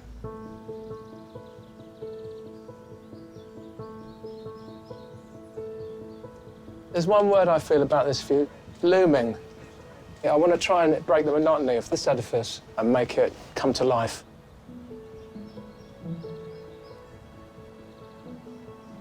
There's a lot to take in, but I'm going to try and capture as much as I can of the castle, the trees and the moat, and I might add some little sneaky things in here as well.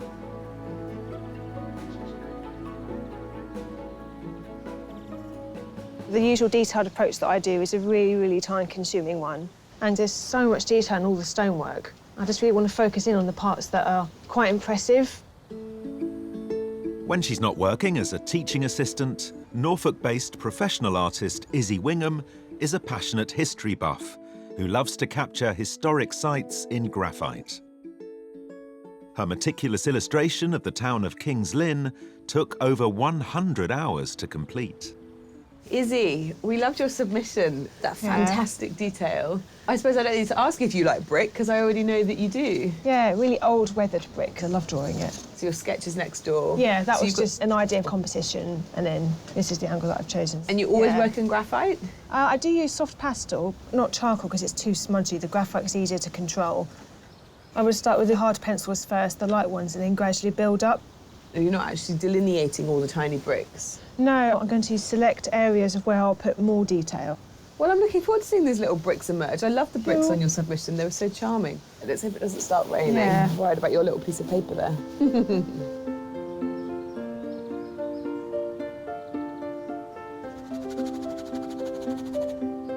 My philosophy for today is to take my time, because normally I paint over a 2.5, 3 hour window, so I've got time, but I don't want to overpaint it. So it's keeping myself in check to make sure I don't do that. Professional artist and mum of two, Sarah Malolescu describes herself as an impressionist with a love for figures, colour and light, as demonstrated in her Wimbledon street scene. A seasoned plein-air painter, Sarah's familiar with tight deadlines, managing family life around her artistic working day. Sarah, you really dashed down with enormous brio a huge amount of this picture. Yeah, it's so important to get everything in the right place before I start putting on the colour. And you have actually noticed over here a staircase. Yeah, I really like that line coming down and the bit of sky poking through that archway. You're used to working in the open air. I am. I have to be in front of my subject. You're absorbing everything. Everything you hear, you smell, you see, you experience, it all goes onto the board, and it just makes for a much more energetic, lively, emotional piece, I think. Yeah? Great. Thank you. Go for it. Also invading the grounds of Hurstmonceau, 50 Wildcard artists are taking up residence in the castle's orchard. Most of my studio with me, really. All my big brushes. I was on a 12-week course for this. There you go. Look at that, isn't it marvellous? I was such an amateur. My husband dropped me off and all the children stayed in the car with him and enjoying the calm. I'm nervous. I also get my dissertation results today, so I'm nervous about a lot of things. If you see me crying in the corner, then you know why.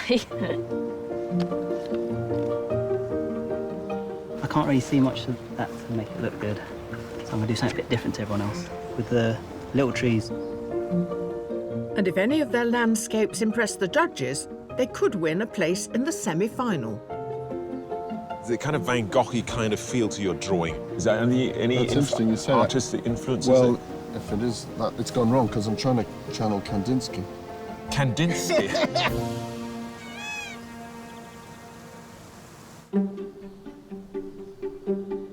An hour into the competition, the overcast grey day and dominant red brick of the castle are definitely not dictating one artist's palette. Today, I'm going to be radical and put down the complete opposite colours to what I can see in front of me as an underpainting in an attempt to make it come to life. So the first thing is a bright green castle, but don't panic. Surrey-based professional artist Gary Jeffrey took part in 2016's Landscape Artist of the Year, competing at Stowe in Buckinghamshire. His submission this year, capturing the colour of a beach scene, was painted plein air on holiday in Mallorca. Gary, you made a very bold start there already. It's kind of very bright colours. Yeah, I'm pretending I'm a child with poster paints. OK. This is the most fun part. Splash it on. Yeah. Big, bold and beautiful. Absolutely, yeah. Are you a bit of a high-wire act as a painter? You're quite courageous. I love being up against it. Oh, that's good. Well, you picked the right place then. So 4 hours is not going to be a problem for you. I wouldn't say it wouldn't be a problem, but you have to prioritise OK. to actually make something that's resolved. Have you got anyone here supporting you? My dad. Oh, yeah, where is he? He's over in the Wildcard section. Is he a Wildcard? Yes. Do you paint together a lot? I don't like going out and painting with him because he gets bored. Oh, he gets bored? Yes, and wanders off and goes, why have you only done one? I've done 3. Oh, so he's the kid and you're the dad, basically? Yeah, he's got an attention span problem. Oh, well, listen, do him proud, and good luck with it. I will, thank you.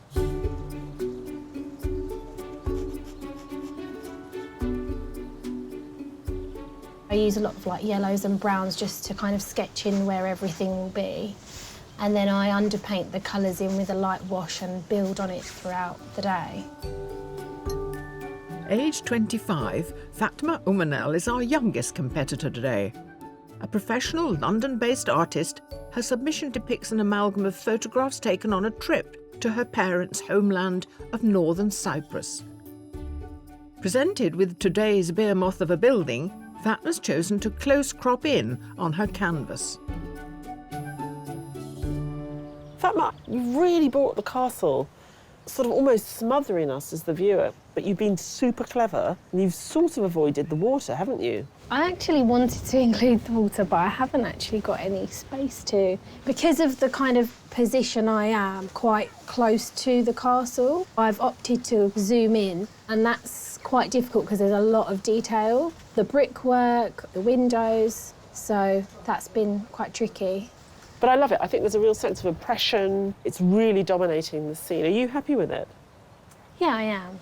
Yeah? Yeah. Okay. Good luck. Thank you. As the first hour of the challenge draws to a close, will our artists conquer the castle? Because it's so big, I don't want to give myself too much to draw. We'll have to keep a very close eye on the time. You're quite methodical, are you, as a person, I see? Yeah. Yeah, my pencils are all in order. It's all in order. There's loads of things worrying me about today, not least of which is the weather. I'm a bit worried that the sun might come out and completely ruin all of my Gothic gloom.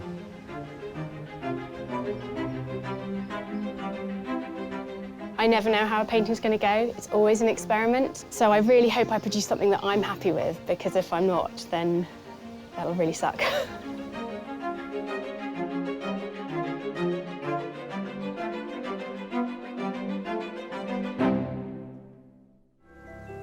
Our 8 competing artists are entering the second hour of the 4-hour challenge to depict the enchanting yet formidable Hurstmonceux Castle in Sussex.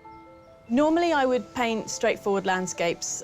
Sometimes I do a little bit of architecture, but often the architecture supports the rest of the landscape rather than being such a kind of key feature of it, like it is here today. A self-taught professional abstract artist, Satdeep Grul's unique vision of a local beauty spot on the River Test in Hampshire demonstrates her approach to the natural landscape. Your submission involved water. You used a very schematic way of representing it. It isn't naturalistic, I wouldn't say. But normally I do start with a realistic approach, and I try to capture kind of what's in front of me, and then the more abstract graphic elements come later when I've thought through the best way to do it. Where do you derive your style from? For a while I was obsessed with the golden ratio, which is this pattern repeated throughout nature. I think that's what I'm trying to do with the patterns. The relationship with nature, it's elusive, isn't it? Yeah, definitely. It's a castle, isn't it? Just a chocolate box castle. So what you're looking for, I imagine, is something very twee and romantic. Absolutely the opposite, of course. And it's very odd because we're standing in front of this magnificent edifice and we've got this moat and everything is great and ready for a painting. The light is so bad and grey that there's no contrast. They've got to find some colour in this because that's the only way they're going to make something as interesting. If you stare long enough at this brick, they're reds, they're purples, there's interesting things to be extrapolated from it. Apparently there is a ghost that haunts this castle. It's a headless drummer. Weird. Yeah. Apparently the headless drummer is armless, though. Yeah. Would you like to live in this castle? No, because... There's a headless drummer running around. There's a headless drummer.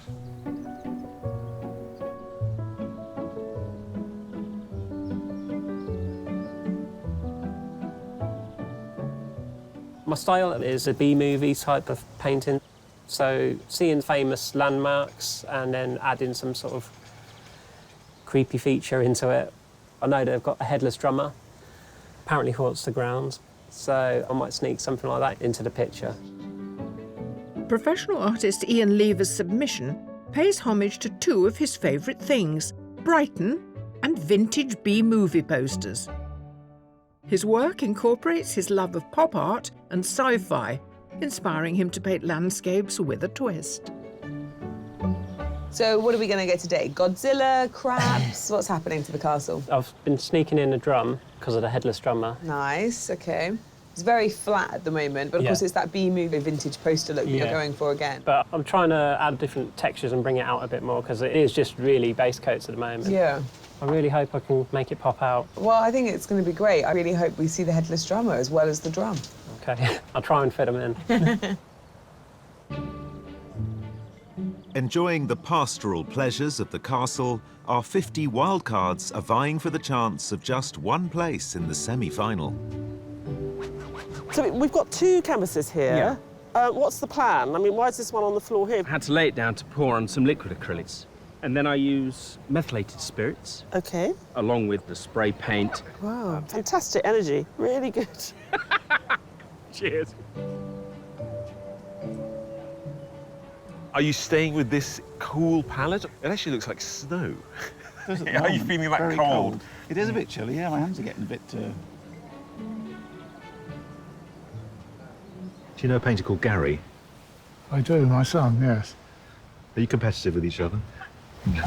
How will he cope if he doesn't do as well as he hoped? He'll cry all the way home. Will he? Yeah, and I'll have to probably stop. What? And take him in my arms and stop him sobbing. OK. Yeah. God, we should get a camera on that. That sounds like great telly.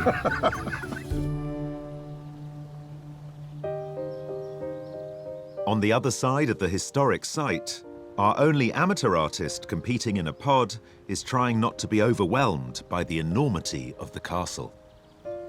I've got this grid basically just to set the composition, find a focal point. It keeps my focus on like, a certain part of the building rather than trying to incorporate it all. Just focus on an area. Russell Ashcroft paints around his working day as a postman in Skipton, where he was born and raised. His submission, a composite scene of the Peak District, is his first ever landscape. Painting outside and to a deadline are also new practices. Russell, we're quite a way into the day. Yes. And you've done a grid. Yes. What's happened? I've decided to start again because I wasn't happy with the composition. This is my original piece, and detail of the castle just overwhelmed me. So I've decided to simplify it and bring more of the foreground in. OK. And just have a little element of the bridge. OK. Just for time-wise, really. Right. Did you factor that might happen, or is this a panic situation? A bit of both. So taking a deep breath, you're going to start again? Yes. Are you good under pressure? The best. So as we're going to find out.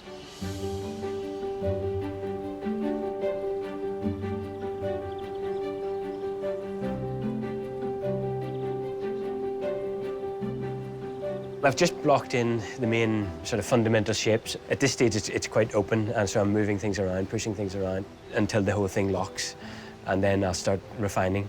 But at this stage, I'm just really trying to get the colours, the tones, and the shapes right.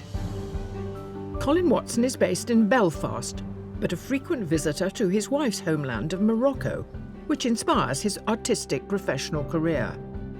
His submission of an aloe vera plant is painted in his homemade blend of treated oils. Colin, what we liked about your painting particularly was the sense of texture. There's a kind of roughness or a dryness. Yeah. Is it a medium you use? Well, I'm using a wax medium, so it gives it a bit of body. Yeah. And it sort of clogs the picture a bit. The water, which is this dull brown, you've layered it by using this wax, so there's colour coming through. Exactly, yeah. I mean, you've got this sort of dull brownish underneath, and then it's more violet, sort of pale grey on top.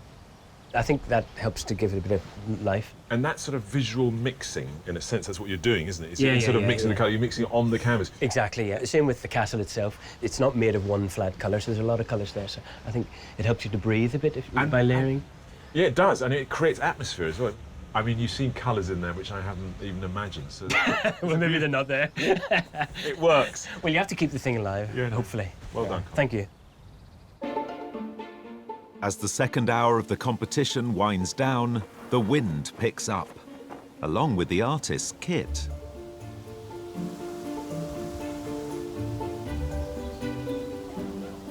I've actually found the weather quite difficult because when I'm trying to paint really fine lines, my hand keeps getting knocked from the wind. It survived? Just about, yeah. Should be all right. OK. Bit of scraping. You sure it wasn't the wind? It wasn't you getting moody, getting moody and flinging a bit it? of that maybe involved. Feeling good. The early explosion of energy has paid off and I can be a bit more considered. Normally, when I'm painting, I'm under time pressure because I have to go and pick up my kids from school. My concern today is that I might be tempted to fiddle.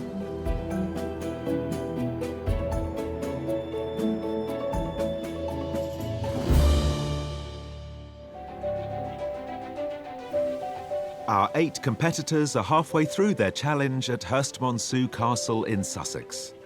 With just over 2 hours left, the sheer scale of the building continues to test the artists. You've gone quite close in. Yes, this is bigger than I normally work on. And it's more complex in a Yes. sense? Yes, because there's so much going on with that building and I do get sucked in by the details. I mean, the brickwork is hard because there's so much going on within it. You know, certain parts look almost sort of pebble dashed in a way. Yeah, I'm quite intrigued how this... Me too. No, sorry, I sound... I'm quite... How's it I'm gonna in go? the most positive. I'm intrigued and quite excited to see how you develop this.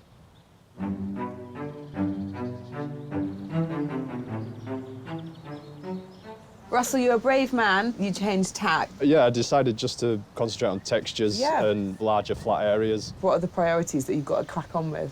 Just to get some more depth in here and then detailing in the bridge. Other than that, I'm quite happy with sort of the basicness of it. You're really happy with the moment at which you killed the castle? Yeah. Yeah. Yeah. Well done.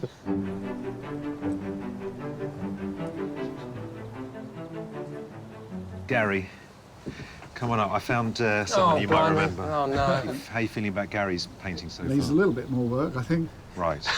What would you suggest? Well, you don't want to start again, do you, really? No, I think you need to start putting some lines in, some linear work onto it. All right, Father. Yeah. No, you'll be all right, mate. Parental advice is one thing, but today the only opinions that really count are those of our judges. So it's halfway. And what's an overall impression have you got? The view that we're asking our artists to paint is almost too close to them. So some of them are not picking up on some of the subtleties. The ones who stick out for me are the ones who've overcome the problem of lack of light and lack of tonal contrast and found colour. OK, Satdeep, has she pushed it too far? I think Satdeep's style of painting is very particular. You know, she is giving us her own voice. I think the thing we're missing with Satdeep is that bold outlining that she did on her submission, which made it more like graphic art, and we haven't got that yet. There is something there that sort of interests me. I think it's the pools of colour, and I'm hoping that it'll all resolve itself as we get towards the end of the day.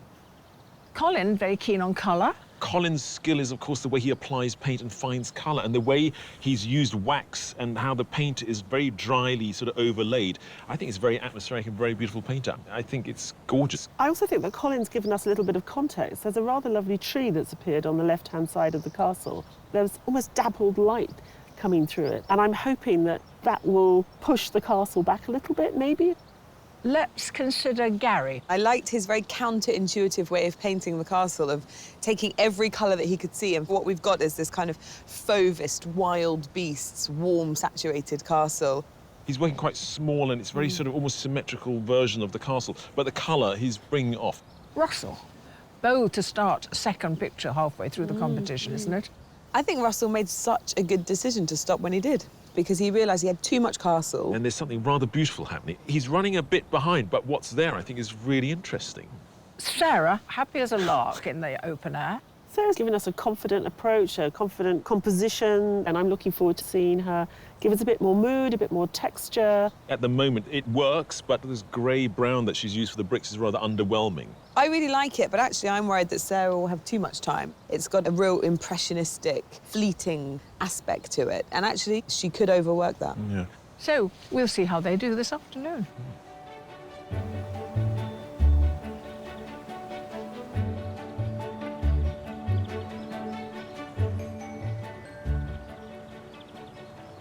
I'm so excited. I've come at just the right moment. I've been waiting for you to do something with these blocks of colour that you've laid down. You've now started to define them with the outlines. It's fantastic. How do you normally know when it's the right time to start laying on these graphic shapes on top? It's usually when I've had about a week to decide that I'm happy with the underpainting, which I don't have today, so that was the kind of most difficult bit. I can see how you've got these sorts of circular flumps, or whatever you want to call it. If you look at the tree there, it's a perfect sort of circular flump. Yeah, there's a direct relationship between what I'm painting and what I'm seeing, but there's also obviously something else going on in my head. Well, I look forward to seeing how it all pulls together at the end. Thank you. The stately Herstmonceux Castle our artists are painting today was the creation of Sir Roger Fines, aspiring Sussex landowner and Member of Parliament during the reign of King Henry V. Roger had inherited what was then a modest manor house from his father in 1402. It was the time of the 100 Years' War, with the ruling families of France and England engaged in a bitter struggle over French territories. With fame and fortune to be made on the continent, Roger had big plans for his family and for Herstmonceux. Roger himself was very ambitious. He fought for Henry V in France, as did his brother. They seem to have been very popular with Henry V, and they were rewarded with lands and important posts. When Roger returned from France, he was determined to build himself a home in keeping with his new status as war hero and royal favourite. Roger was given permission to enclose, crenellate, embattle and entower his manor of Hurst, but you could say that what he builds is like the missing link between the really defensive castles of an earlier period and the later Tudor grand stately home. Inspired by a chateau he'd seen during his time fighting in France, Roger's castle was a huge edifice of red brick, a building material almost unheard of in Britain at the time, and it looked every inch the medieval fortress. And yet on close inspection it would hardly have withstood a marauding army. The windows were too large, the gun ports too small, and the walls would have been no match for a barrage of cannonballs.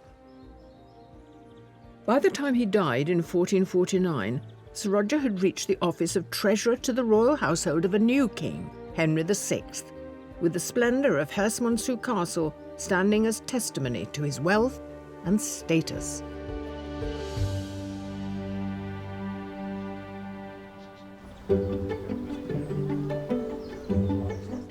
Enjoying the glory of the castle grounds as they stand today, our 50 wildcards are nearing the end of their challenge, with the judges selecting only one to go forward and be in with a chance of making it to the semi-final. But for someone, there's already good news. I got my dissertation results back today. It's not an official mark, but hopefully I'll get a first. Oh, congratulations. Thank That's you. wonderful. I think you win the prize for the smallest work, but I love it. It's so precious. Is this the first one you've done? Oh, well, I did start over there, but there was too much green. So I thought I'd get everyone in so I could put a bit more colour. You could have put a bit more colour in if you'd used a bigger piece of paper. Yeah, I do.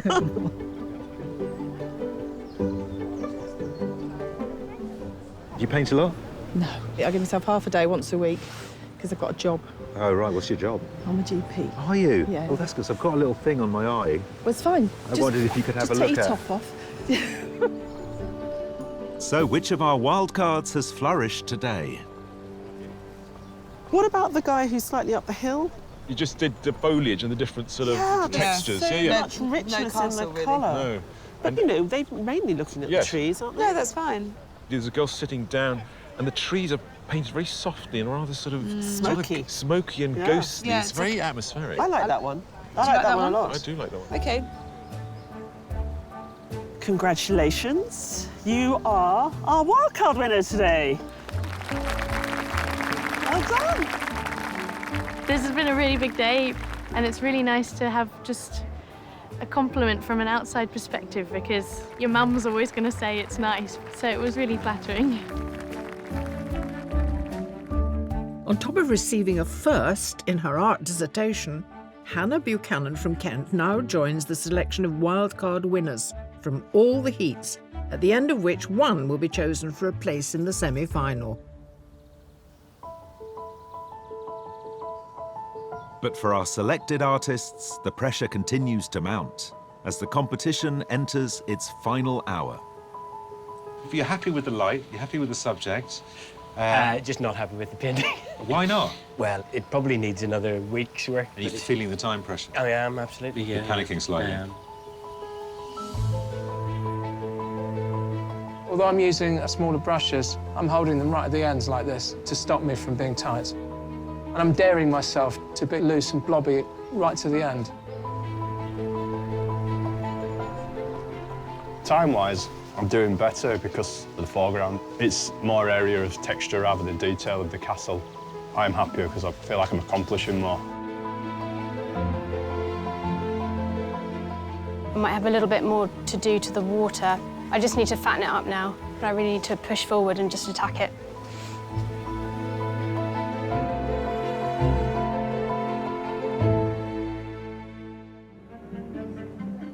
Here at Hurstmonceux Castle in Sussex, our 8 competitors have only minutes left to resolve their landscape works of art. At this stage, fatigue sets in, so pressure's on. The quandary I have is how dark to make the shadows. And I have to make sure I don't veer off on the wrong path. I think I'm okay. I'm just building up the detail now. But my eyes have given up. I don't think they can tell what colour's what anymore. Artists, you have 1 minute left. I would like another hour or two.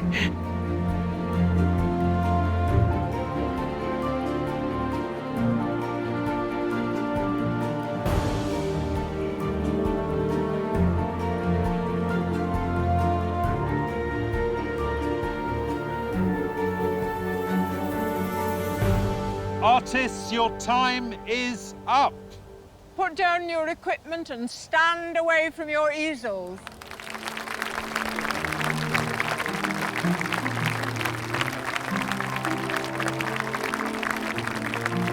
Well done. Well done. With the artists retired, it's time for the judges to review their completed landscapes. I think Gary did rather well today. There's a subtlety in the drawing which makes you aware of where you are looking at the castle from, how that bridge leads over. There's a buoyant colour use. But it's not as vibrant as it was. He's toned it down, and he's toned it down with accurate tones, and I think the result's excellent. This feels a little bit simplified. I love the tones, though. The colours are really representative of this slightly pink castle, and she just caught that. The overpowering size of the building and the claustrophobia you get in front of it, it feels like standing in front of the building, absolutely. I really like the way in which Ian has taken that lovely view down into the channel of the moat. I suppose I'm a bit disappointed that it isn't as surreal as his submission. You're just sad you didn't get Godzilla. I wanted Godzilla. I mean, I would have taken the crabs. I really like Izzy's drawing. She's really caught a sense of the ancientness, even though it's small and even though it's only done with, you know, a million different graphite pencils. I think it's got a punch. In that sort of long slice, it brings the sky sort of over us, doesn't it? So you're really immersed in the landscape. I love the way Colin puts paint on and that atmospheric way. And I look at it now and I think he's just gone a bit too far. The paint surface has lost its luster for me. But there's a complexity to this work, actually, that shows a sophisticated and experienced painter. I thought Satdeep was really good at observing nature and the natural forms and then reducing them into some sort of abstracted language. I think the graphics thing pulls it all together. I was really pleased when these thick lines went on because they kind of made sense of what her vision was, although I'm not mad on the lines that she used in the water. I love the reflection that Russell's been able to suggest in that water and also the texture of the grass. I'm more concerned with the stippled nature of the tree. It doesn't sort of sit so comfortably with this lovely rough texture that we have here. Almost looks like a Japanese woodcut. And to end on that sort of accent of green, I think is very sophisticated. I like Sarah's understanding of colour in the sense, in a subdued way, that she's got these browns working against the silvery greys. I do find the composition a bit oppressive. I'm really pleased because she didn't overpaint it. I think this painting has got the best water today. You know, it's really beautifully observed. But no, some good stuff today. The way we set it up in front of the castle, I thought some sort of kind of succumbed to that kind of overpoweredness, and others sort of grappled with it very well. To help with their decision-making, the judges pare down the artists to a shortlist of 3. The light was bad. I'm interested in the artists who found a way around that to make interesting paintings. You know, they did something with the colour or did something the way they put paint on. My favourite 3 are ones that, you know, you have a bit of the castle, but you also have a lot more in nature. Yeah, I agree with you. We want a lovely composition and some interesting, painting. Artists, it's been an amazing day, and it's been wonderful seeing you create this fantastic work. But the judges can only pick 3 of you to shortlist, and they have made their selection. The first artist on the shortlist is Gary Jeffrey.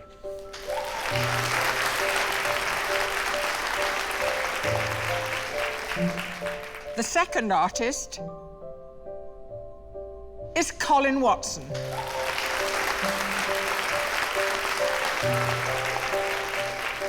The third artist is Sarah Manolescu.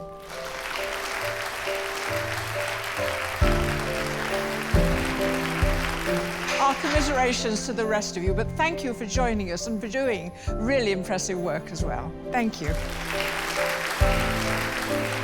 I'm really happy for the final 3. They really captured the sort of mood of the castle and the colours. That was something that I struggled with personally, so yeah, well done to them. The judges must whittle their shortlist down further to pick their winner. To help them, they take into consideration the selected artists' qualifying submissions. This castle is a kind of cliché castle, isn't it? Difficult to avoid a cliché painting.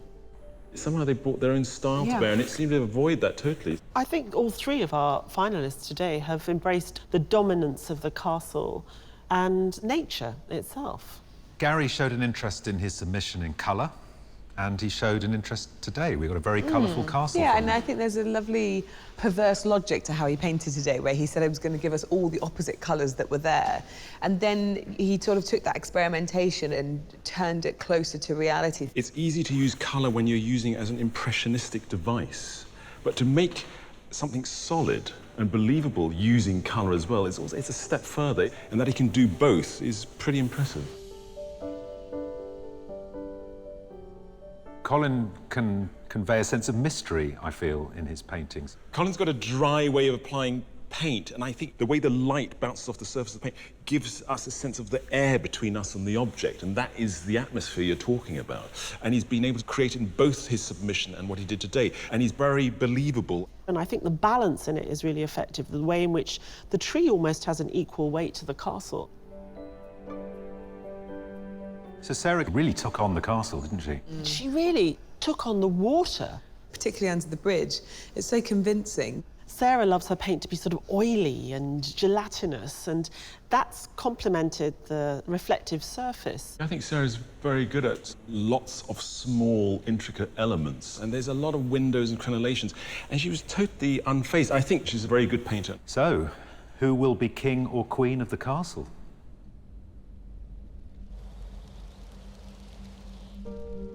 Gary, Colin, Sarah, this is the dreaded moment when we have to lose two of you because only one of you can go forward to the semi-final, and the judges have decided. The artist they have chosen to put through to the semi-final is...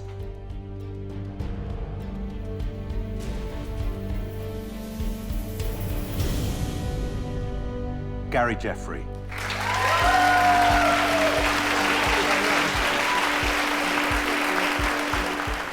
Getting to the semi-final has given me a great sense of validation about my work. It means the world. Gary's a great artist, he's a great colourist, he puts paint on beautifully, but above all, he won because he took risks. We had this very brushy, vibrant way of putting on paint, but we got a sense of the day. And to bridge that painterly language with a sense of realism, where he didn't know whether he could pull it off, and he did pull it off, I think that's just magical. I'm delighted for you. Thanks, Dad. I think you've done really well, and I hope you can go on further. Wow, that's and if you don't, you'll have something to do.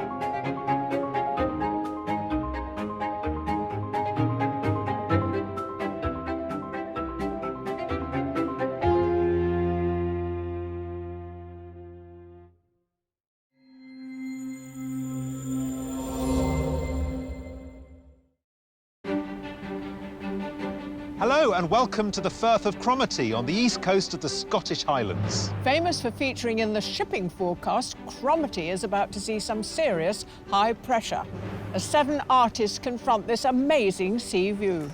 General synopsis for the next 4 hours is rising terror, becoming highly competitive later, with outbreaks of occasional panic. That's just us. Don't worry, I've got a hip flask. It's the semi-final of Landscape Artist of the Year. Over 6 exhilarating heats, 48 artists have battled for a place in the semi-final by capturing on canvas some of Britain's most breathtaking scenery. I'm really happy. This is like perfect. And they've conjured up some magical artwork. Something genius could happen on there. Now only the heat winners remain I'm so happy. to battle it out for 3 coveted places in the final. I'm absolutely shocked. I'm still shaking, like with my hands. Wow. For an older artist, it's like we've still got something to say. Bring it on. They're all competing for a sensational prize, a £10,000 commission to paint a scene in Venice to celebrate the bicentenary of the art critic John Ruskin. To claim the prize, the artists must impress our hypercritical judges, Taishan Schierenberg and Kathleen Soriano. How do you put yourself into those rigs? I've been walking around like a spidery transformer. So it's time to take up their brushes to see which of our semi-finalists can paint their way into the final. I'm dancing with colour. The colour whisperer, the colour shouter at the moment. There's not much whispering going on there, is there?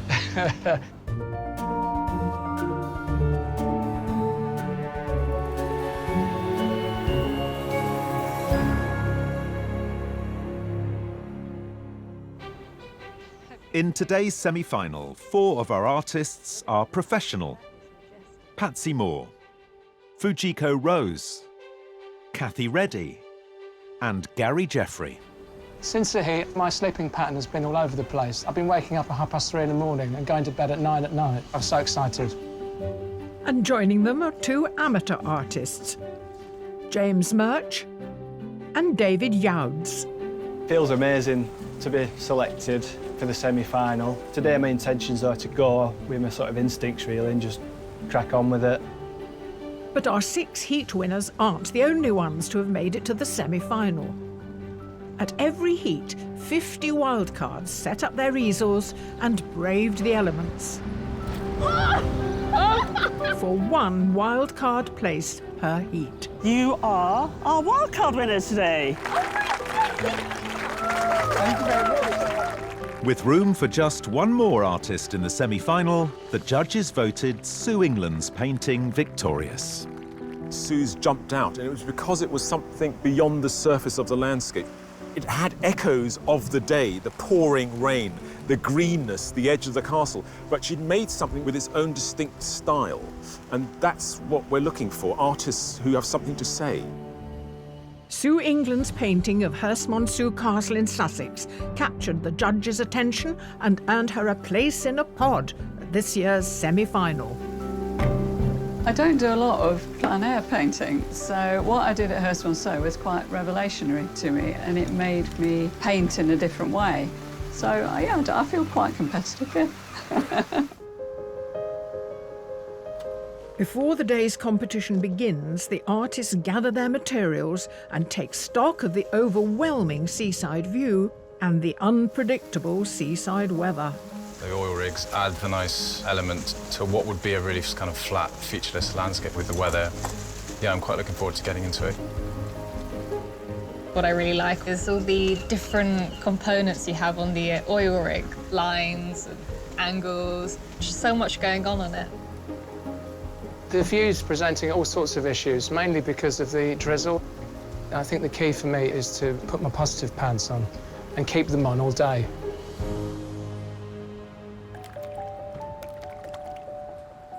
Artists, I hope this astonishing oil rig view has got your creative juices pumping, because your challenge is about to begin. Because it's the semi-final, the judges will be looking for some really special art. As usual, you have 4 hours to complete your work, and your time starts now.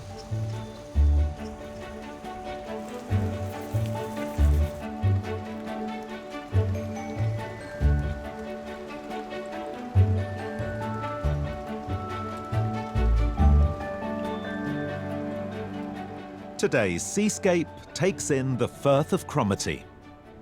Dominating the view is a group of imposing oil rigs, temporarily moored here to undergo maintenance work before heading back out to the North Sea oil fields. It's a complicated, dramatic landscape. It's as if we're on Mars or something, and they've got this incredible combination of the man-made, but then also the natural environment that's slowly being revealed by this Scottish weather, where we're going to have 4 seasons in a single day. And I want to see our artists sort of bring those 2 elements together in an effective, fabulous painting.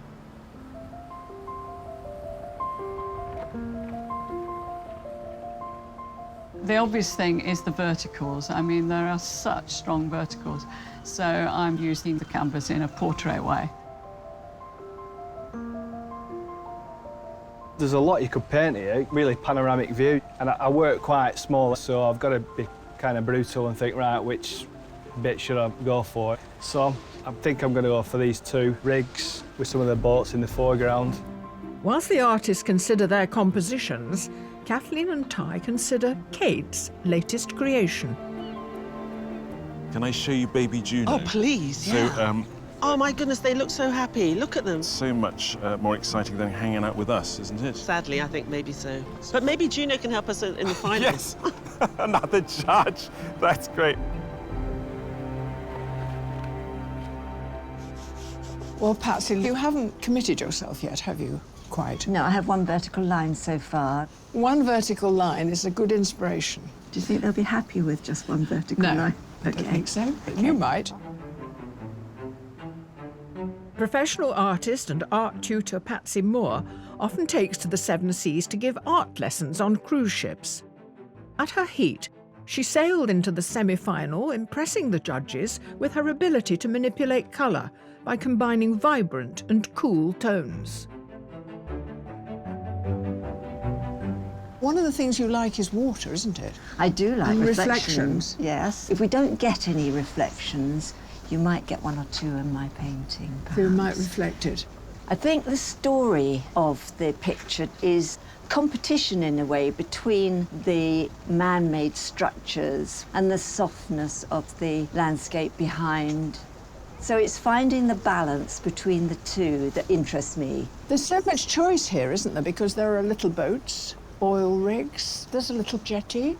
I know, I'm already beginning to think, do I want to do that bit or do I want to do that bit? I don't know now. It's a battle.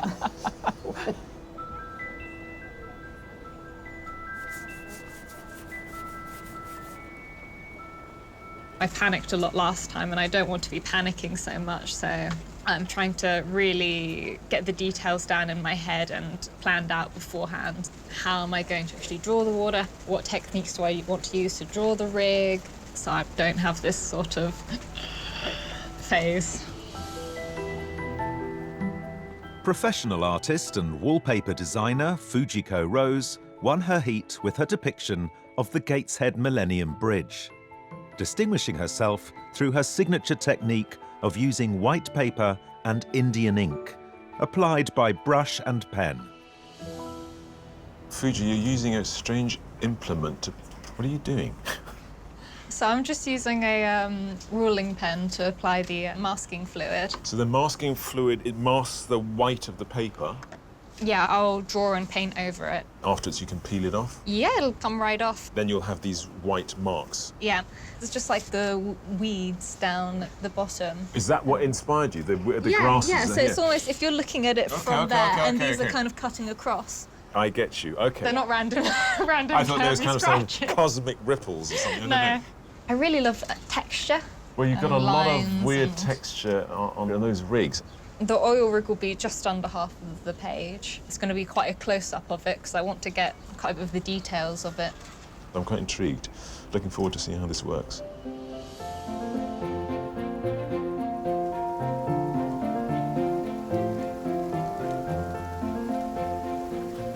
Every opportunity is an opportunity to experiment, so I might experiment with more drawing because a good drawing is the foundation of a good print. It's like if you build a house, bad foundation's a bad house.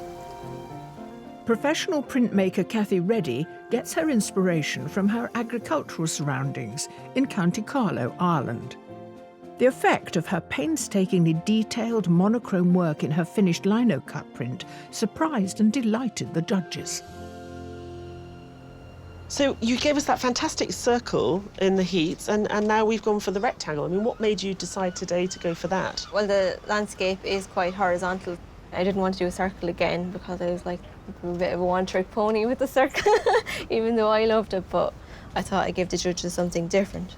You are drawing it the way we see. So we're going to see a reversed image. Yeah, some artists flip the image so that it prints the right way around as you see it. I prefer not to because I believe that's part of the process. Yes. I mean, the ultimate irony with the lino cuts is that you do this fabulous drawing on top and then you just take it all away. Yeah, it's all gone. So you're going to give us a richness of clouds in the sky. We're going to see reflections on the water. Yeah. All in black and white. All in black and white, hopefully, anyway. Fantastic. Good start.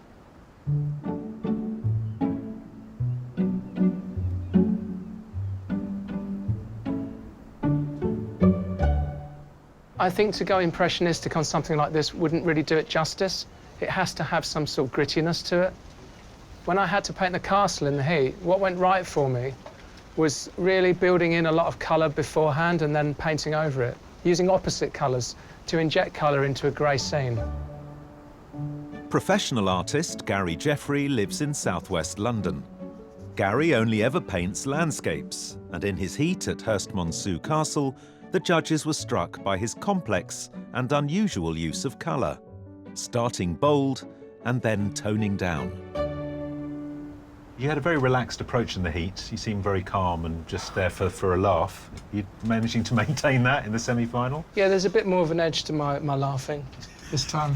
What are your feelings about these testaments to man's engineering prowess? Well, I find them a bit otherworldly. They're definitely otherworldly, aren't they? So does it fill your heart with joy, or are you like, oh, what am I going to do with these things? Well, I'm kind of sidestepping it by playing with colour at the moment. Yes, I can see at the moment they're quite vague, aren't they? Yeah. The platforms. But they're going to have to come into focus at some point. Okay. I'm dancing with colour. That's where I'm You're at. the colour whisperer. I wish I was. The colour shouter at the moment. There's not much whispering going on there, is there? So all this playing around with colour is because you're scared of what? Because it's so tremendously complicated, the structure. and I just want the whole thing to sing and just punch you in the eyes. That is brilliantly bold. I love it. Places in the final are guaranteed for 3 of today's 7 semi-finalists, and they're nearly 1 hour into the competition. I'm not happy with what I have at the moment. So I'm just quickly taking a sketch in a completely different angle, just to see would that be the right way of doing this landscape justice. A little while ago, I was panicking. It's beginning to take some form and some shape. Although it doesn't appear to have a lot here, it's had an inordinate amount of thinking about. And that's what counts. I'm happy with the composition. The water's almost done in the sense of actual drawing, and then I can just focus on getting the details of the oil rig. If I'm too pushed for time, I can get a little creative with it.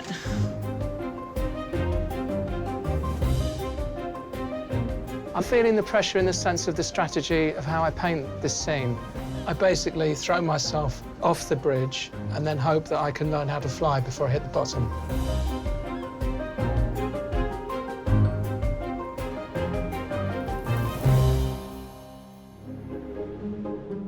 Here on the Firth of Cromarty, our 7 semi-finalists have been wrestling with this ominous seascape for an hour.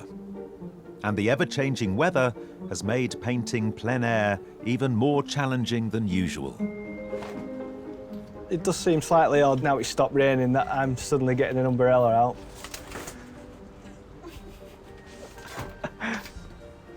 I knew something like that was going to happen.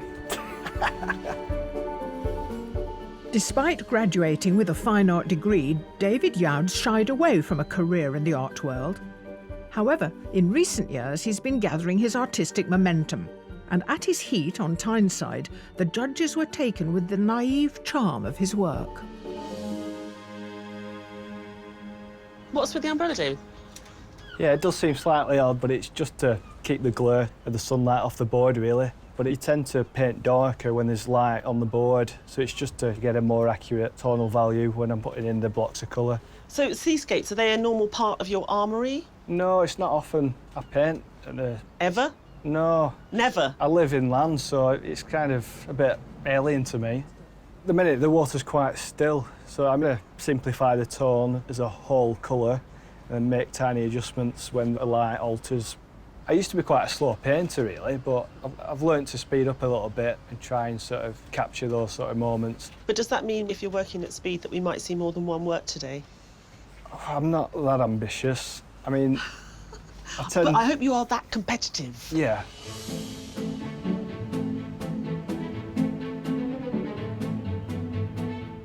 But while some artists are forging ahead, one is playing catch-up. Something had to change, so I decided to focus on one drilling rig and the mountains and make it vertical and zoom in a lot more into the landscape. I feel like I'm on the right road now. It's not your normal Firth view, is it? They are odd-looking things, but there's something very beautiful about something that's designed purely for its purpose and with no thought given to aesthetics whatsoever. Oh, you're sounding so German. Form-following function, yes? Exactly. Look at them. There's something magnificent about them. Yeah, my heart goes out to our artists. There's a lot of detail there. A lot of cross-lattice work.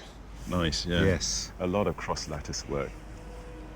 It is menacing as well. It reminds me, is it H.G. Wells, The War of the Worlds, where these tripods kind of come out and sort of attack humanity? There is something about that in their size and their sort of rustiness and alienness. And so I do want the paintings to have that mood in it, because it is strange. So I hope the artists pick up on it. What are the pitfalls of painting this quite bizarre scene? The only danger really is getting bogged down in the detail of engineering. There's so much of it there. You could spend weeks drawing them. So they need to find a way of abstracting it and just giving us a sense of these monsters without actually drawing every metal strut in. The slight bleakness of those structures and this glorious weather. Yes. I mean, it feels... wrong. Well, the weather feels sunny and optimistic and open, and those rusting elephants. It's an interesting contrast. It's perfect for a semi-final.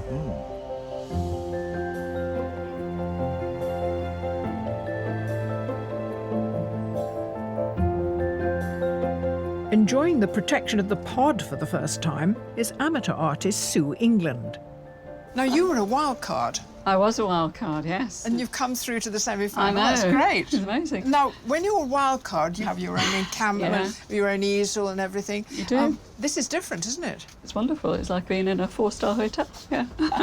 So how do you feel about today? Yeah, it's great. I just wish the light would stay still for a minute, and you know, but that's a common. Here it comes. Common problem. Here comes here, the 'cause sun. sun. Yeah. Amateur artist Sue England is a retired graphic designer from West Sussex.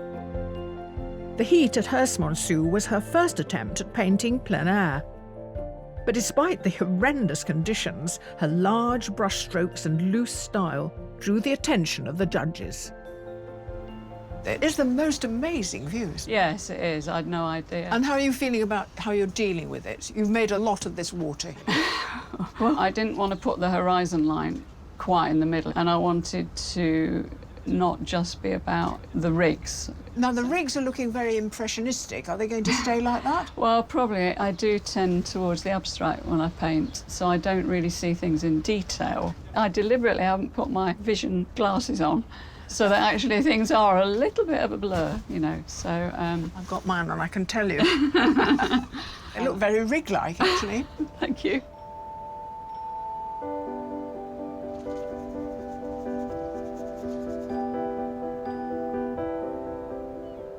Because I focus a lot on colour, the biggest challenge for me is really trying to dig into what's there and see what's happening with the colour, because it's still there, it's just very subdued.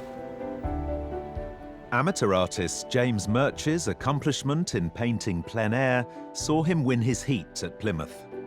His technique of underpainting before creating the light and shade with a combination of horizontal and vertical strokes impressed the judges. James, you're piling on the paint. How's it going? It feels like a bit of a panic still. I haven't quite got hold of it yet.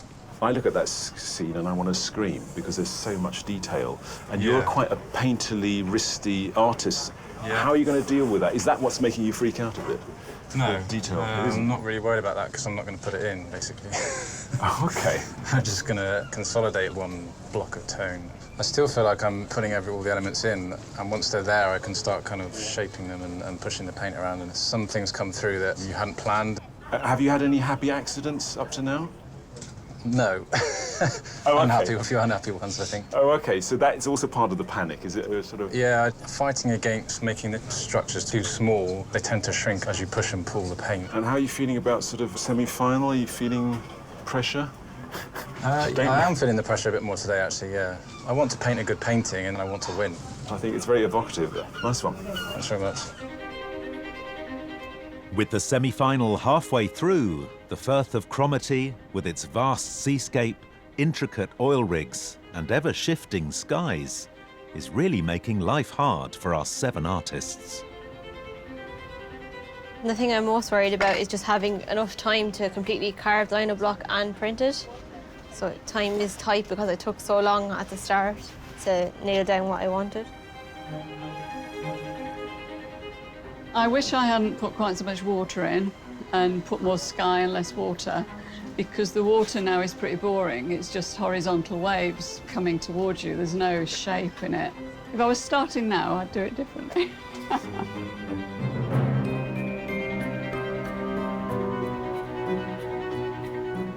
I'm really pleased with the overall feeling I've got on the canvas, and I'm really concerned about getting those rigs put in and actually facing down what I've been avoiding. It's about how much to put in, how much to suggest. I think I'm about the right place at the moment. I can't go too crazy on the detail everywhere, but there's enough time to still add enough to make me happy, I should say.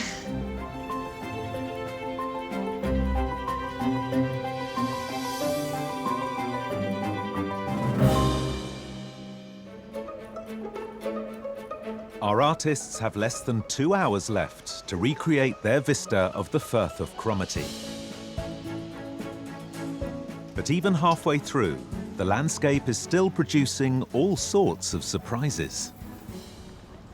Patsy, I see you've got sort of yellow in the sea, and it's funny, I didn't see it till you pointed it out to me. I suppose that's what good or interesting painting does, isn't it? I think it's all about looking and seeing what you find in there. Since the heat, I paint slightly differently, really searching to find something different. Oh, you're such a painter. No, it's nice. You're such a painter. It's such a nice thing.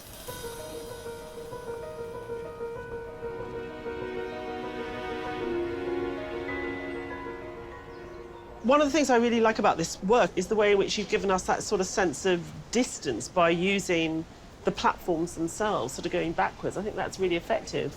I'm sort of feeling the ghost of Turner's fighting Temeraire. They're like ships. That's generous.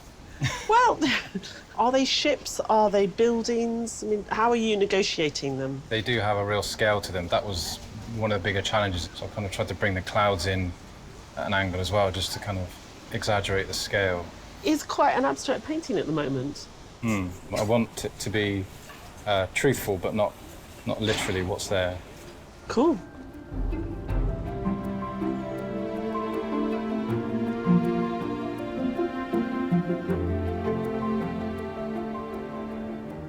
What areas do you need to work on next? The rigs are still a bit odd because there are actually 3 masts over there, and really I've only got 2 in a blur. Really. Artistic licence. Artistic licence. Well, maybe I'll. The judges can't count, so you're fine.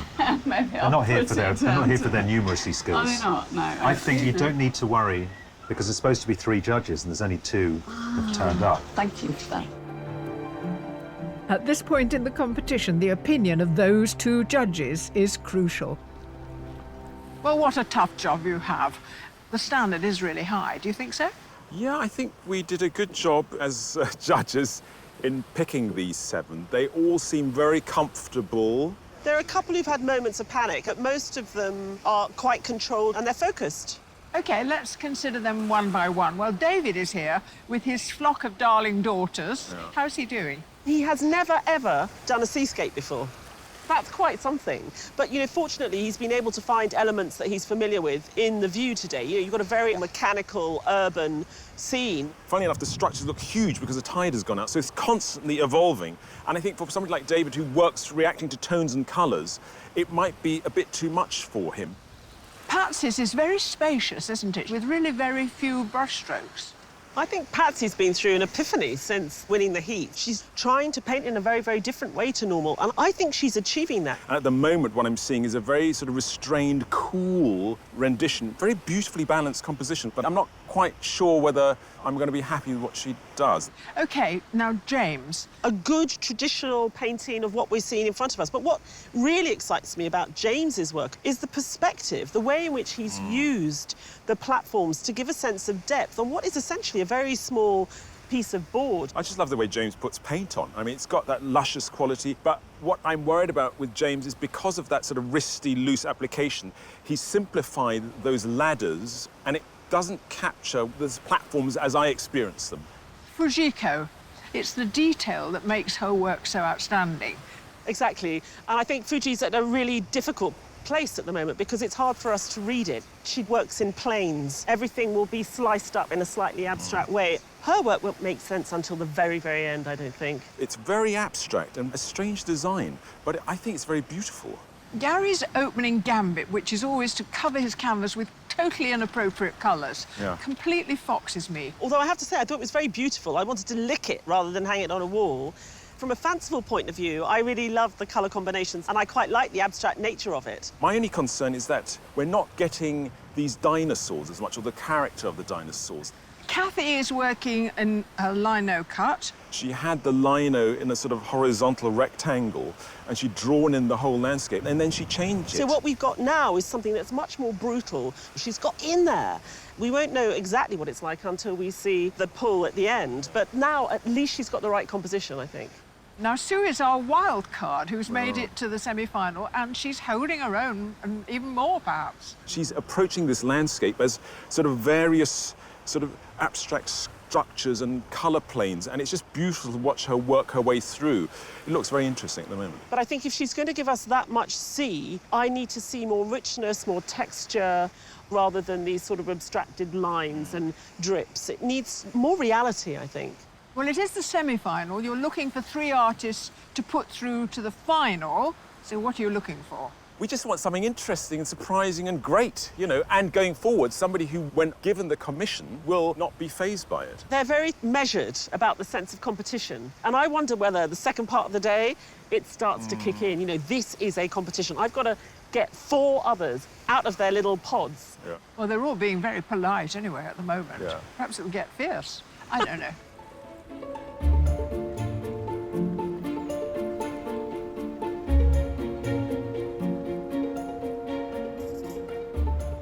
Bit of colour's gone in on that big structure. A couple of lifeboats. And the boys. And the boys. This morning there were loads of greys, and I was thinking, yeah, I need a little bit of colour, and that really stood out. But I think the key is not to put too much in there, like overdo it, because if you put too much in there, then nothing stands out. Fujiko, what's going on over here? Because we've got colour here. I've rubbed most of it off, but this was the masking fluid. So when I take some bits off, it creates almost graffiti-like feel scratch, almost like a scratched image. This is quite detailed, isn't it? It's almost like an engineering drawing. It's so exact. I wanted to add a bit of grit, so I've just tried to make it a little bit grunge. And that will be the only landscape part that puts in an appearance. There's a little bit of land. Yes, give us a little bit of land, because it throws into relief this monstrous human contraption. It needs to balance it out a bit. It does. It will be lovely. Lying 40 miles north of Inverness, Cromarty's deep sheltered waters provide perfect conditions for shipping. And in the early days of the Industrial Revolution, Cromarty was a hub of international trade, importing coal and iron ore. It was also a centre for hemp production. Raw hemp from St. Petersburg was spun into sacking at the local factory and shipped to London, where it was used in the West India trade to pack cotton. The boom in the local economy funded the construction of elegant Georgian housing. But by the mid-19th century, the Industrial Revolution had gathered speed. Britain was on the move, but Cromarty was left behind. From the 1800s, as the road networks developed, bridges were built over the main rivers, and a whole network of roads developed further inland. Cromarty went from being a thriving commercial town to being what one visitor called a miserable place in the last stages of decay. This once wealthy port descended into poverty, and for over a century became an obscure backwater, until a discovery off the coast of eastern Scotland changed the course of its history. In 1970, British Petroleum struck oil in the North Sea, and soon afterwards an oil rig construction site opened at the village of Nigg opposite Cromarty. 2 years later, the first North Sea oil rig, Highlander 1, was floated out through the Cromarty Firth. But the industry is notoriously unpredictable, and over the past 4 decades, the people of Cromarty have seen its rise and fall at first hand. When the oil industry is in downturn, the Cromarty Firth becomes an area for parking oil rigs relatively cheaply. So the more rigs in the Firth, the less drilling for oil there is out in the oil fields. So it's almost a barometer of the oil industry. With the current trend turning to renewable energy, and with 50% of construction at Nigg now offshore wind turbines, Cromarty's fortunes may well be on the rise once more.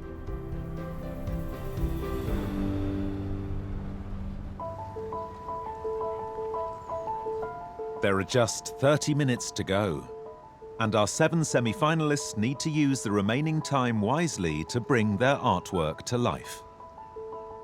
The weather's been a challenge all day, but for one artist, the tide is turning in their favour.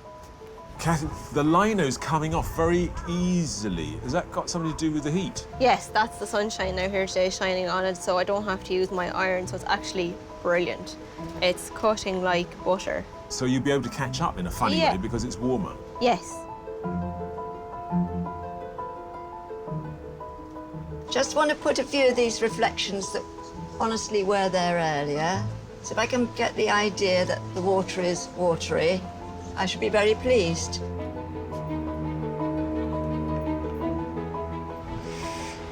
I've struggled a bit with the detail of the rigs. Keep scraping it off, putting it on, and kind of doubting myself. Hopefully I can pull it together.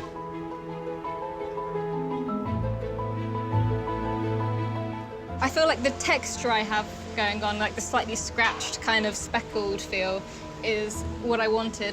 I don't think it will be totally finished, but I'm trying to draw as quickly as I can.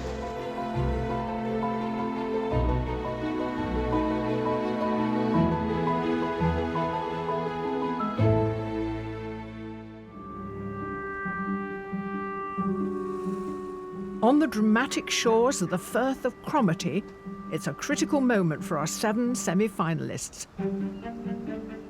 Their 4 hours are nearly up, and with only 3 places in the final, there's no margin for error. The rigs are very skeletal at the moment. They are. I've gambled. I've decided to gamble on looseness. I'll try and get away with suggesting them because I don't want to draw attention away from the overall feeling. It's like walking a tightrope. I feel as though I have something here and I don't want to kill it, but then again, I don't want to be a coward. Courage, my friend, courage. I'm not going to do a great deal now. There's one little bit that's annoying me up there, and then I'm going to sit and look at it. There's a few bits I'd like to have done differently. Got a little teeny strip of land, just not the mountain behind. Artists, you have 5 minutes left. Lovely. I'm shaking now. I've only got 5 minutes left.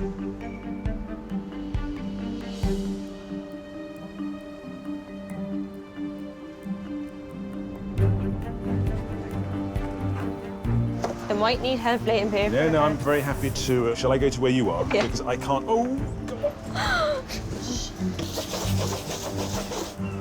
I can't help you with this, I'm afraid. It's going to freak me out.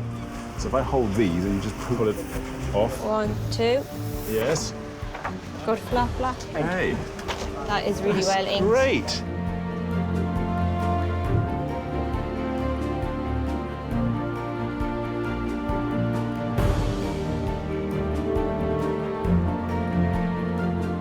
I feel like I've given my all. It's in the hands of the gods or the judges, as I know.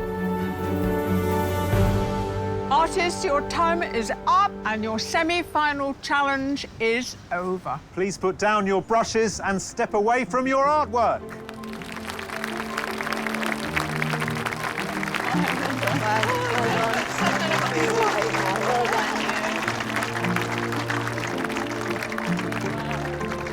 The light, it just changed so much throughout the day, and I've kept them to rework the sort of columns and the frames.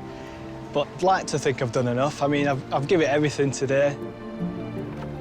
With the semi-final challenge over, the judges evaluate all the finished artwork. We've had a good day, haven't we? Really good day, really good day. But it was a difficult one to work with. There's a lot of information out there. But, you know, I'm looking at David's scene here, and he's absolutely, you know, captured what it was like today, and there's a certain sort of blusteriness in his brush work. I do question the positioning of the boats. Now, I know they were there, Yeah. but they just tipped the picture into being a little bit too sweet. What I do like about David's inventiveness is that it's just a jumble of abstract marks, but it really gives us a sense of the complexity of that bit of engineering out there. Patsy was really intent to do something that was completely different to her normal way of approaching painting. You know, it's got a volume to it, but she's made everything also very beautiful. I was worried about Patsy's reticence because there is a weight to that out there. But what I always like in an artist is when they show me something that I wasn't aware of. And as I look across the water, I would have never seen yellow. And now Patsy's shown me, no, there is yellow there. And I'm suddenly seeing it through a new lens. And that's what I want an artist to do, is open the world in a new way for me to discover. So very slight, but very well constructed. Yeah.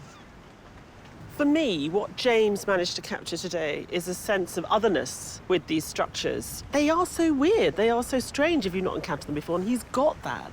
And he's also coupled it with a really nice sense of distance. Works with quite large brush marks, so when I'm standing in front of the painting now, it seems rather crude.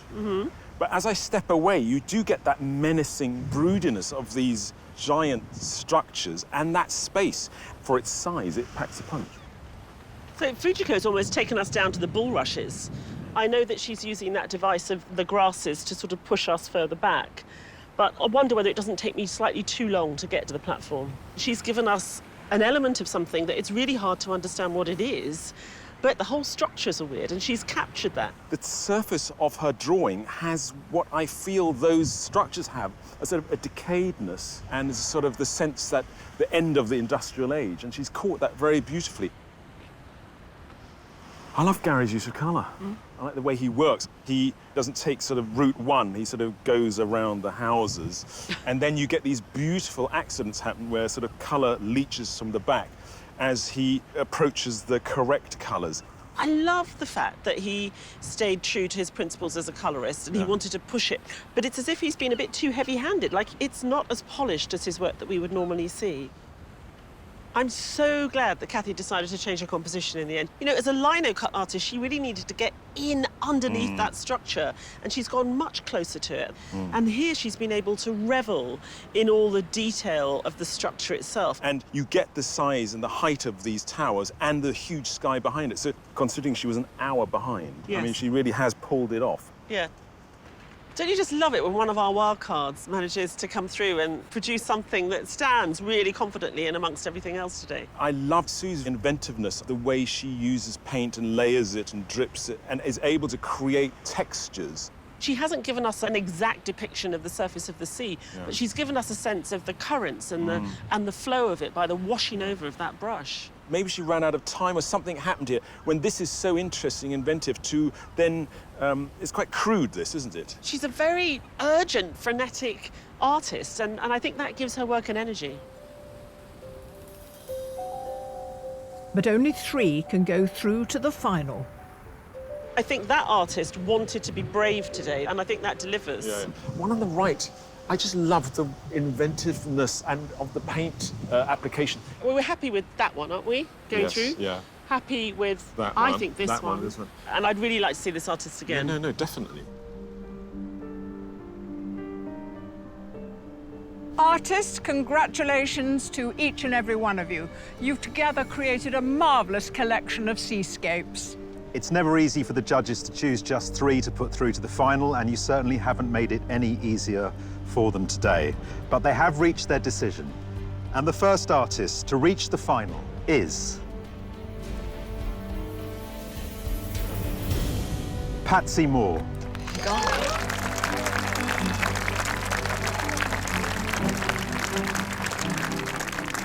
And the second artist chosen to go through to the final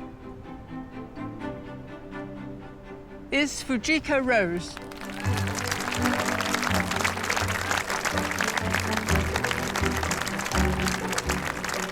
The third artist to reach the final is Sue England.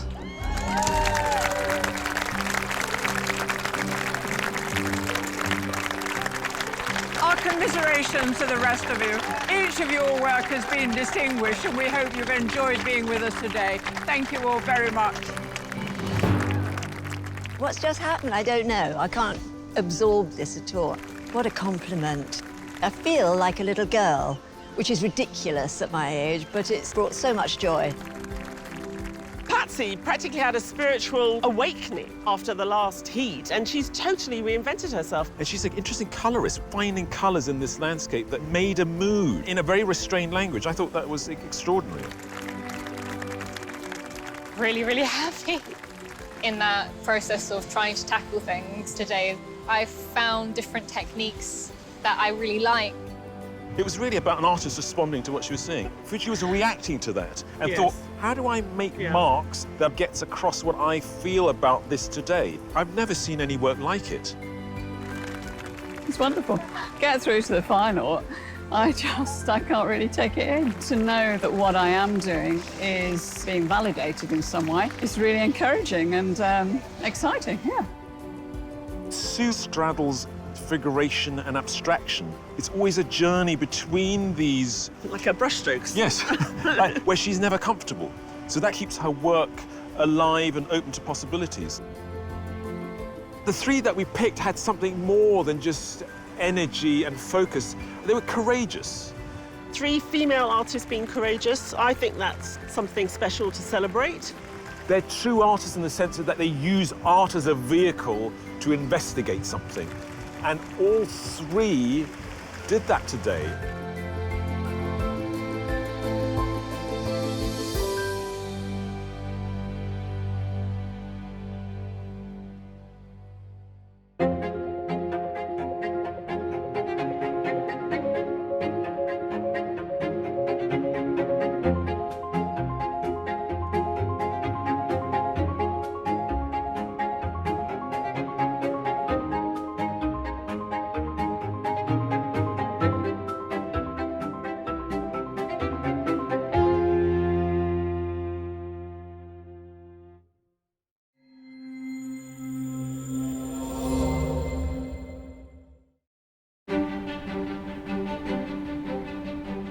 Hello and welcome to Battersea Power Station, where we're about to have a very big night out. 3 artists made it through the competition, and we thought we'd stay up late and celebrate.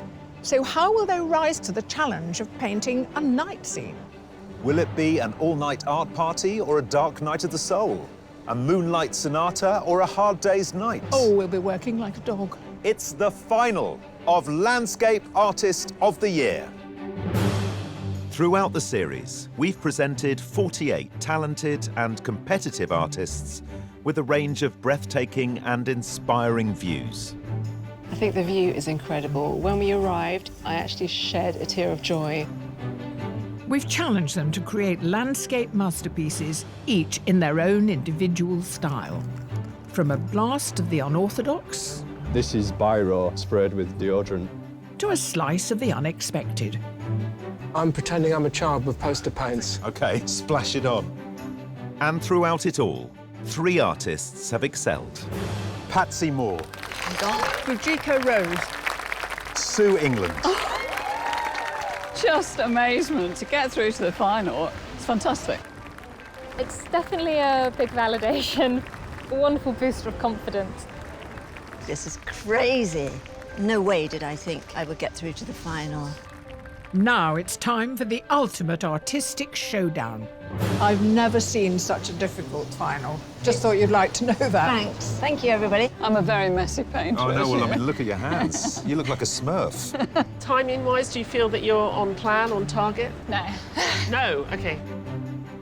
The sensational prize within our finalists' grasp is a £10,000 commission for the Royal Institute of British Architects to capture the Gothic glory of Venice, in honour of the esteemed Victorian artist and critic, John Ruskin. But it's not just tonight's artwork that's up for scrutiny. The judges will get to see, for the first time, a landscape art artist were given 2 weeks to complete. Never attempted anything like that before. And choosing the winner are our judges, Kate Bryan, Tai-Shan Scherenberg, and Kathleen Soriano. I want our winner to surprise us. Yeah, as always. So who will take the top prize and be crowned this year's winner? The Landscape Artist of the Year 2019 is...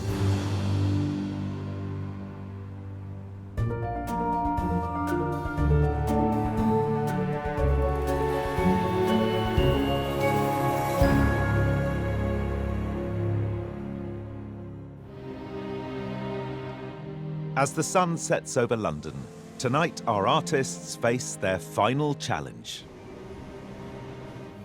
Their view is of Battersea Power Station, which, having lain derelict for decades, is now undergoing a major reconstruction.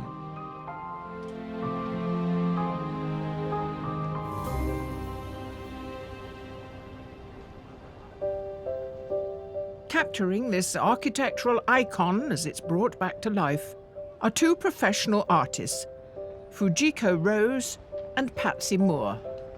Winning would be such an accolade. The thought that the judges rate what I do gives me huge confidence.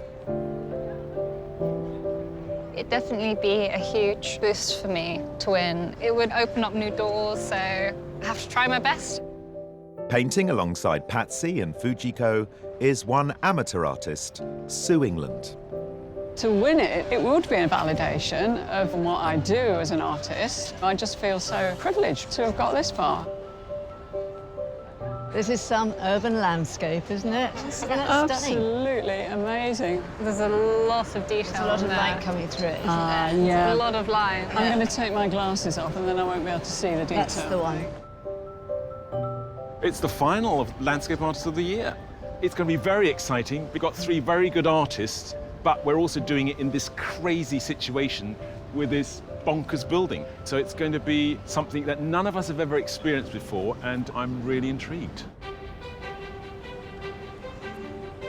And as darkness falls on the capital, our 3 finalists are preparing for their nocturnal challenge.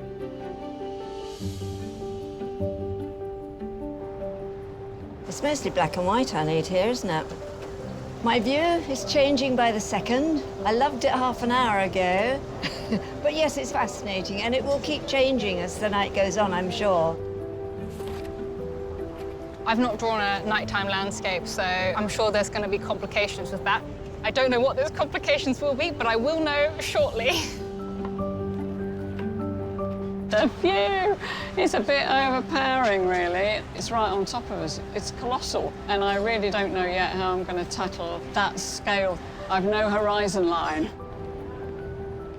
While the artists may be full of trepidation, the judges already have something to celebrate. Hi guys, I'm back. With a bonus. You brought somebody with you. Yeah, I thought we needed an extra judge. Bonus baby. She's just gorgeous. Gina's already picked her favourite. Oh, excellent. Well, we can all go home now. So how's she going to express her interest? Well, we'll work that out later. Okay.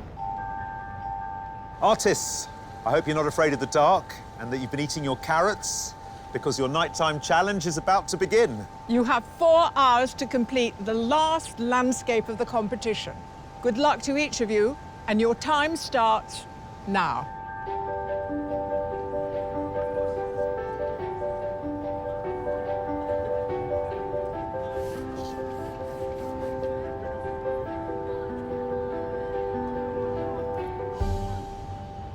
Patsy, have you been practicing painting in the dark? No, not really. But you like the landscape? Not in all honesty. I looked longingly at the river behind me, but no, it's the power station. It's like a space station, isn't it? I wouldn't be surprised if it just took off. Do you think a rocket's going to come out of the top?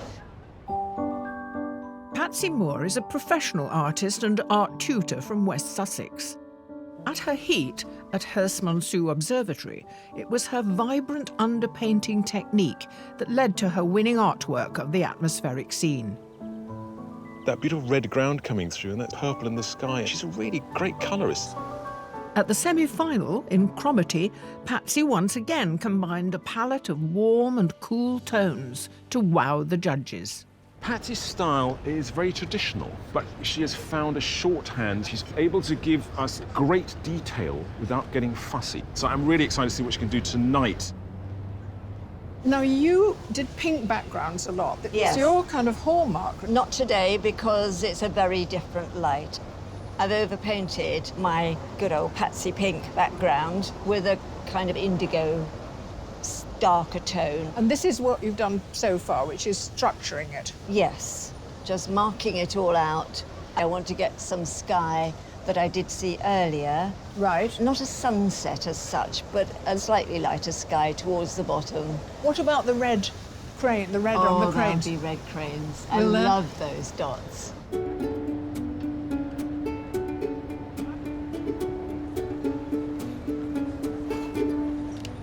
I've gone portrait. I find portraits easier to do in a shorter period of time just because I can get detail in and I can get a sense of the place. If I was doing landscape, I think I'd have to include too much and there'd be too much to do, so I've gone portrait with this. It was professional artist and wallpaper designer Fujiko Rose's ability to edit her view which first impressed the judges. Her dynamic composition, along with her monochrome use of Indian ink on white paper, won her heat at Gateshead's Millennium Bridge. There's a timeless quality to it, the way in which she's used the white of the paper to define the arc of the bridge. Fujiko's semi-final industrial Seascape delicately conveyed the strength of the engineering while bringing a hint of East meets West to the scene. Fujiko's great strength is composition. She uses artistic license in a really beautiful way. She doesn't have colour to play around with it, but that might be fine tonight, given that everything's black. How's it going, Fuji? I'm not quite sure at the moment. If you come back in a couple hours, I might be crying. Why will you be crying? It's a little bit experimental. What you're going for? Yeah. In what way? It's sort of like, you know, you remember a dream, but you don't actually remember the specifics of it. That's what the image in my head is like. It's that thing when you try and remember a name that you've forgotten and you're just, Yeah, it's just on the cusp of it. There's a lot of detail up there, isn't there? I am a bit overwhelmed, but I might just squint my eyes, and then it's just a shape. You seem very relaxed. No, I'm very nervous. Oh, are you? You're giving a good am. impression of someone who's very comfortable and calm. I know, I should play poker.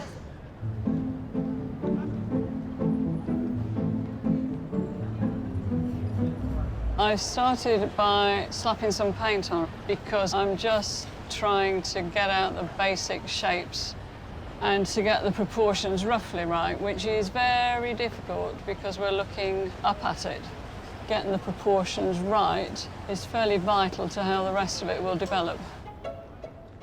Retired graphic artist Sue England from Chichester is our only amateur artist to reach the final. Sue first painted as a wildcard at Herstmonceux Castle and was eventually selected as this year's overall wildcard winner. When I saw all the 6 wildcard winners lined up, Sue's jumped out. She'd made something with its own distinct style. At the semi-final, Sue's depiction of the oil rigs saw her triumph once more, thanks to her signature semi-abstract style. Sue's essentially a colourist, but it's quite a monochrome palette tonight. And what Sue loves more than anything is that sort of fluidity of the colour across the page. I'm just curious as to how she's going to find that. So Sue painting through the night, painting a huge building that is lit in a really bizarre way. Interesting or a pain or? No, it's really interesting. To be honest, I'm not going for accuracy. Yeah. It's the feel of the thing and the way it looks at night. Usually the light falls on an object and it creates 3 dimensions, whereas here, all the light seems to be emanating from it. Is it making it difficult to make it understandable? Yes, it is. I think as well, the towers in particular look transparent. Interesting. Chinese lanterns or something. You know, as if they're I made know what out you of mean. papier-mâché. But one of your strengths is your sense of colour. And here there isn't much to play with. No. Is that an issue? No, not really, I don't think. I mean, when you look, there's lots of tones going on, all the greys and whites, even browns coming in. That's enough to work with? I think that's enough to work with, yeah. I'll let you crack on and speak to you later. The artists are almost an hour into their final 4-hour challenge of the competition. And just like the building before them, their deadline looms large. I am rushing because I am quite nervous for time today because it's not as set in my head what I'm doing. I'm trying to be playful, which usually takes more time, usually requires more thinking.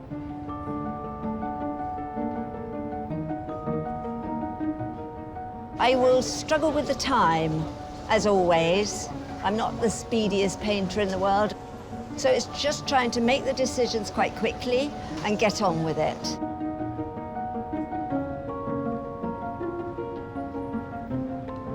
The time restriction is always a problem for me because normally I take days and days faffing about. When I started, I just placed it in and I know I've not got the proportions right, but I'm just going for the feel.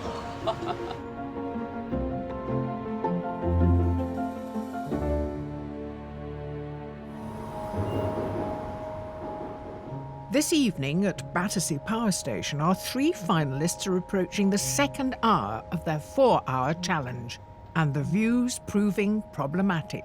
I'm struggling a bit. I haven't got the monumental feel of it because the proportions are wrong. I need another foot on my canvas to do that. At the moment, it doesn't super excite me, so I need to find a way to make it more exciting. Still working that bit out. I find all of it difficult. It's such a network of lights and different tones and angles. It's everything. It's just everything. Nighttime painting, why don't we think of this before? Because it's really difficult for the artist, but the light is beautiful, although painting throughout the night, I think, might be a different sort of problem. I'm ready for dinner and a box set, you know what I mean? A kit. Yeah. So we're positioned low and at the corner of the building, looking up. What difficulties or opportunities does that afford? What they've got to really use are the two chimneys and the spaces that are clear to create that volume. So no danger of twee with a brutal industrial I look don't think like that is a danger at all. The moon is just making an appearance. Yesterday was the full moon. I know that because I woke up this morning naked and hairy on Hampstead Heath. Right. But I presume the moon might add a little bit of extra something. That'd be wonderful. I mean, it's such a man-made landscape here. It'd be quite nice to have a little sort of accent that is natural. Well, it'll be a long night at Battersea Power Station, but let's see which artist can Battersea others into submission. I'll get my coat.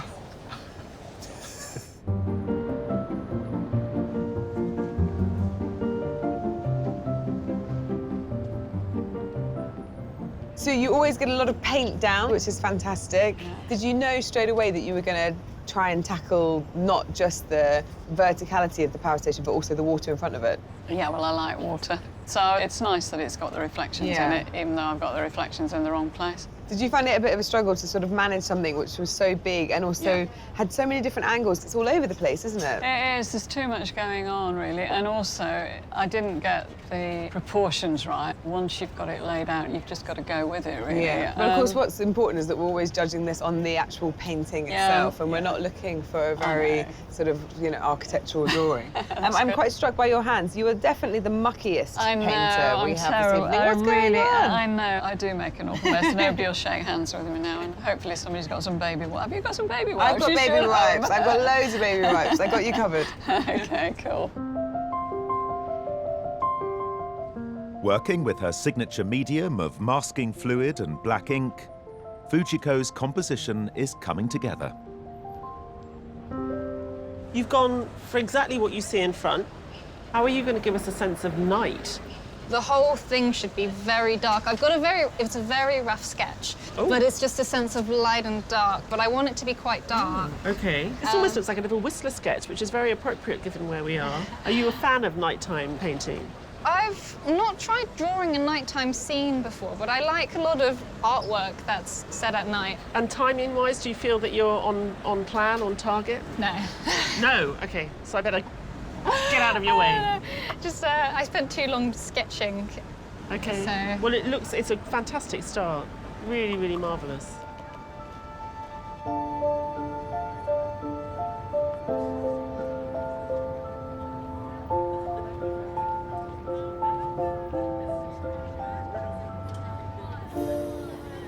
Patsy, is this pure coincidence that you're actually wearing the colours you are using? I do love colour coordination. Bring my canvas to match my job. I'm looking at this, and it's very big, and it fills your vision. Yes. And you've been able to create a bit of distance. Because it's big and it's powerful, I want to get it all in a short space, but also in a short space of time. You would expect the towers to go vertically. However, if you look at them, they're actually getting slightly closer together and they go slightly backwards. Oh, I see. Yeah. I see what you mean. Yeah. This drawing with white has created a sort of weird effect. Everything's back to front, rather like an old film negative. Yeah. I love that. It does give it a sort of ghostly negative. Should I leave it like that? Afraid you... No, crack on. The celebrated monolith of industrial architecture that the artists are painting tonight was first conceived in 1927. Due to London's rising population and an increased demand for electricity, plans were drawn up for a super power station, and access to a transport infrastructure was vital. The location was pretty ideal. There were a lot of railway lines that terminated here. Also, you've got proximity to the River Thames for shipping in the coal, which was used to fire the boilers, and you could also bring coal in by rail. So it was seen as an ideal location by the London Power Company. By 1955, the buildings were completed, but not before the renowned architect Sir Giles Gilbert Scott was brought in to refine the existing design. He was an expert at monumental buildings and design. So he's given us the fluted chimneys, he's given us the elevational treatment on the brickwork, and it becomes more and more ornate as you go up into the monumental building that it is. But by the 1970s, the power station was outdated, and 1983 marked its final year of electricity production. By this time, the building had become an iconic landmark, having graced album covers and gained listed status. For the next 30 years, the building lay derelict, until finally in 2012, its current regeneration began.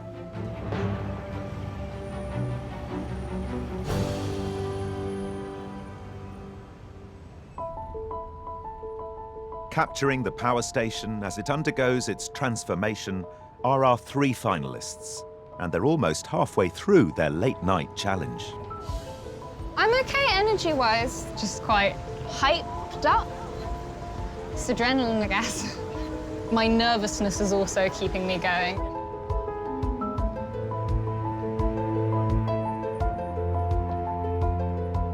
I'm not going quite as fast as I would like. It's always a race against time for me, and I think at the end I'm going to feel absolutely banjaxed.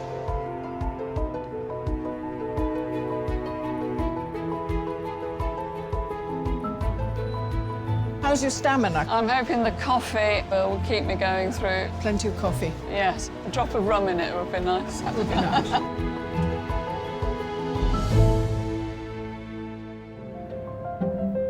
Tonight at Battersea Power Station, Patsy, Fujiko and Sue are nearing the halfway stage of their last challenge of the competition, battling to win a £10,000 commission and the prestigious title of Landscape Artist of the Year. They're all feeling the pressure. I haven't got to the point of ruining it yet. I've still got such a lot to do. But yes, I could easily just panic and spoil it. If I could start again, having looked at it for 2 hours or whatever it is, I understand what the building's doing a bit more now, but I can't change my mind halfway through.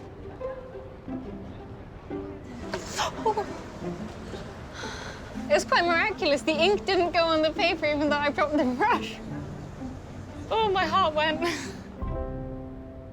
We're halfway into the final, and how are they doing? Let's start, first of all, with Sue. I think Sue's got a really good composition. I love the fact that she's got right in there. I slightly worry that the colour, in the way it's applied, it feels a little bit slabby. It does look like there's really good bones there, but it's looking a bit flat, isn't it? But I'm hoping the second half of our evening, she'll really be able to lighten it up. She did start by putting on huge slabs of colour. It was industrial. But also very organic. You get the presence of the building without the 2 chimneys being delineated. OK, now Patsy. How do you think Patsy's doing? I was a bit worried that Patsy's composition was too traditional and she was trying too much in too small a space, but I think she is pulling it off. I do like the blue, colder tones that she's picked up, but what I'm worried about is I feel I'm looking at something rather romantic. For me, it works because of the ghostly nature, and that's happened to her white pastel drawing underneath. I think it's rather beautiful. OK, what about Fujiko? I really like the way Fujiko breaks things down as that sort of horizontal and vertical elements. But I need to feel that I'm looking at something more than just a very good illustration. What she's got is very true, it's very accurate, the blacks are gorgeous, but there's no sort of storytelling. What was interesting, where she's masked out the cranes, and she's put the black in the sky, it looks like constellations. I'm worried for all of them about the introduction of the red lights. How sweet that might make the pictures. I was talking to Stephen about the view, and he said there's no chance of tweeness here. And I went, no. And I've just said, yes, the red lights, it would make it incredibly twee. I have to tell you, none of them are going to leave out the red lights. I know. Of course, part of your judging will involve looking at the work they've been commissioned to do over a period of time. How do you feel about that, Kathy? Super excited. It's always one of the best bits. Yeah. When we have the big reveal. And it can change everything. You can think, right, I know who my winner is, I've got no problems. And then you see the commissions and you see a totally different side of the artist. So it's really the combination of both that helps us make our minds up. For their commissions, our finalists were assigned 3 spectacular but very different landscapes without the pressure of a time challenge. The commissions are important because they remind us of what they are like as artists when they are doing something under their own steam, with their own time frame. What we get to see is something that they absolutely have edited 100% themselves. Sue headed off to Falkirk in Scotland, home to the world's only rotating boat lift, which connects 2 canals. The Falkirk wheel is a pioneering feat of modern engineering, but perhaps not the most obvious subject for a painting. Well, it's not what I would call a landscape. I've never attempted anything like that before in my life. Fujiko travelled to the foot of the Black Mountains and the ruins of the 12th century Lanterney Priory, originally built by a Norman knight and once one of the great medieval buildings of Wales. There's a lot to this view, which can be intimidating. The Abbey's already fabulous, but it's situated in such an amazing location.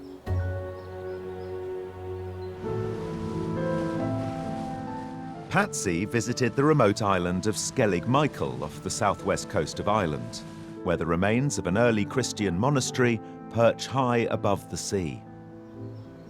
Wow, this is extraordinary. It's another world, isn't it? Just another world. They're tombstones. What a view these guys have got forever. The 3 locations chosen by the judges all had strong, distinctive characteristics and came with their own set of artistic challenges. The main struggle is just, I think, it is very complex. Because it's a very open structure, you can see through the arches. It's quite hard to play with that, in a sense. It's got so much to it. Clear blue sky, bright blue sea. The view could be a bit chocolate boxy or pretty. I'm moving, the boat's moving, the water's moving, the machinery is moving, all within this huge space. But I'm already getting ideas as to how I can amalgamate that. And to fully marvel at the mechanics, Sue was invited to look inside the wheel. There we Oh, go. great. Danger of death. Yeah, don't worry. That's Could be safe with us. encouraging, yes. You can go all the way through. You could go out and then we can look out the door at the other end. Okay, well, I'm up for anything, whatever. Wow, how bizarre is this? Woo! You are inside. That is no landscape like I've ever experienced before. One of the main challenges for our finalists is how to capture more than just the view. I do want to create a sense of, you know, like you can step inside the picture. It would be really lovely to do. I don't want to do a horizon, the wheel, the water, all flat on. I've got to somehow mix all that in together. I am fascinated by these rough old stairways. I think I might have found my view. The artists returned home with 2 weeks to complete their paintings. The finished works will be unveiled before the final judging.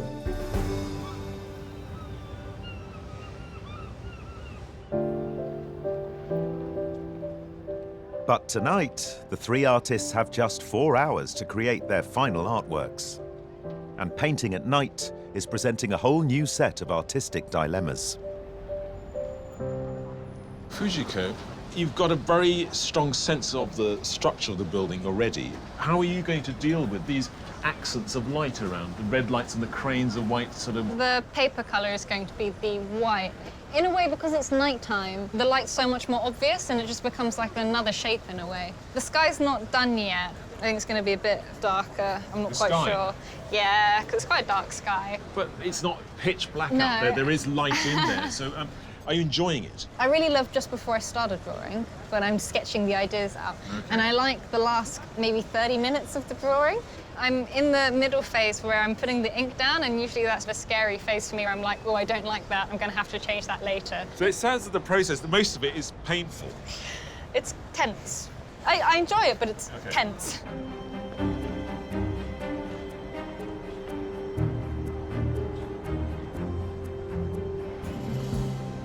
I feel like I'm looking at something that's quite romantic. I think it's the colour that's making me feel about the romance more than anything. But I can see those colours. Mind you, the colours are changing every minute. But it's a symphony of blues I'm looking at here, as opposed to sort of the inky black or dark purples that we're looking at in the sky. I didn't actually want the sky totally black. OK. I wanted it to be like the light we had earlier on. OK. And how are you going to deal with know. what I think are the really troublesome, pretty red fairy lights that we have dotted everywhere? Well, they will be there. There will be some cranes as well. I can't do it without the red lights. Do you worry that if you put the red lights on it, it's going to look like static fireworks? I'm wondering. We'll see how they come out. For one artist, it's not just the painting that's proving a challenge. You're right. Getting a little bit tired, to be honest. It's late. It's actually the next day now. It's past my bedtime. You're right. How are you finding Battersea Power Station? It's quite different at night than I thought it was going to be. It's more floaty, and I think that black really throws the towers. So I need to work a bit more on the towers, and then I'm going to put the highlights in, all these lovely reflections down here. Right. And those beautiful red spots at the top there are just going to be, They're very pretty, aren't they? in the right place. With the prospect of victory within their reach, the finalists have less than an hour to resolve their landscapes. No, I'm not happy with it at the moment. It's looking very messy, but there's not much I can do about that. I'm pretty sure I will run out of time. I think I've captured some of the feel of it, the size of it, and the fact that it's really dominating what we've been looking at all evening. It's a bit messy and it's not that accurate. The middle bit is very peculiar. Because it's right in the middle, it bothers me a bit. I'm struggling more than I would like. I need to get a move on, extra move on. For me, the atmosphere at the moment of what I'm drawing is a bit flat. It's just finding the things that's missing, you know, a bit of seasoning almost for the artwork. Painting one of London's iconic landmarks in the hopes of being crowned Landscape Artist of the Year are Patsy, Fujiko and Sue. And time is running out as they approach the conclusion of their challenge. There's only 10-15 minutes left. I don't think I can do too much in that time. I don't think I'll overwork it. I'll get it presentable. Artists, wake up. It's the final countdown. You have 5 minutes left. I'm on the verge of fiddling.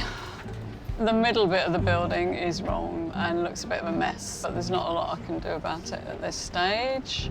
I think I'm going to sit back and look at it and decide if it needs any more little touches here and there. I'm doing cranes now on my picture, which are lovely shapes, if I could get a grip of them. With the time I've got left, I will be checking in some darks and lights and smudging things around a little bit. This doesn't look like a Patsy painting at the moment at all.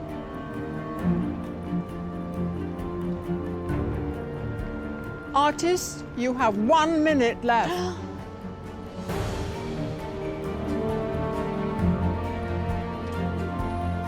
I'll hold back on crying until after I finish drawing. I can't afford the time right now.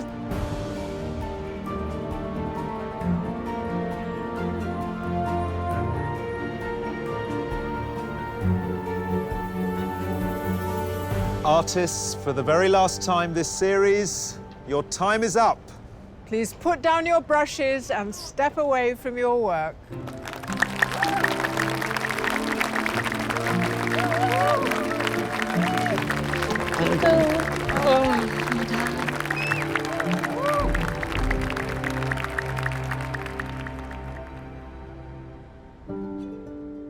While our artists can finally relax... So what did you find the hardest thing about this evening? Standing up.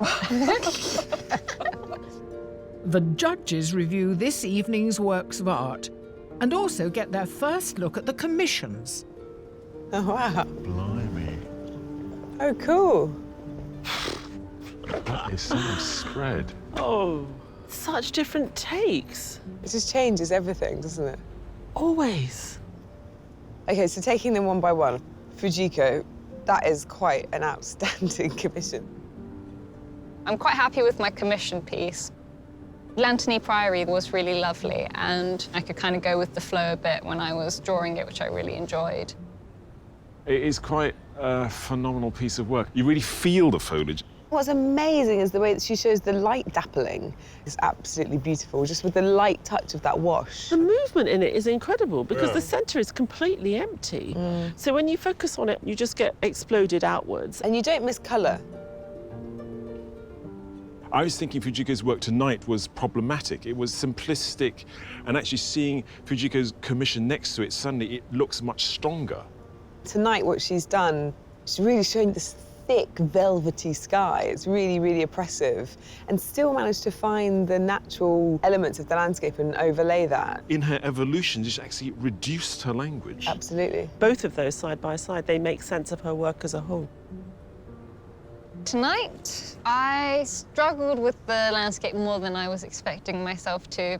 There's a few bits I would like to have tweaked. It's just missing a little bit of pizzazz. Patsy, what do we think? Were we expecting watercolour? I'm worried the judges might not like watercolour. I'm also worried that they might think it looks rather like a meringue rather than an island.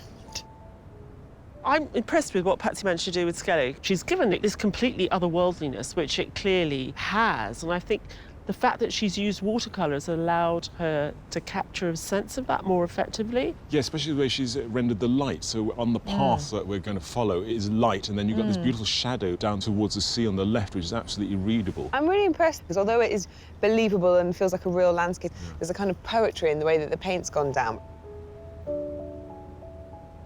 The problem is looking at Patsy's commission and then seeing it next to what she's done tonight, they don't sit together brilliantly. I don't know whether we should hold that against her because we are interested in seeing a range. When you look at the work today, that sort of lyricism and poetry has become slightly too heavy-handed. She became sort of weighted down with the romance of it. I thought the accents of the white lights tonight might give the artist something to work with. In Patsy's case, it's reduced the impact that this building actually has. And I think what's really great about what she's done this evening is that colour palette. It is really beautiful. She was the only person to identify this diesel blue at the end of the day and allow that to come into the night. I think it makes her sky more believable.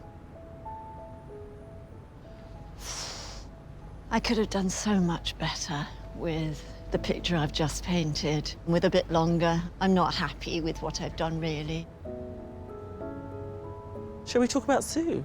This is like a Barbara Hepworth piece of modernism. The commission was daunting, trying to combine landscape with this metal monstrosity in the middle of the landscape. But I did enjoy, in the end, trying to find a way around that.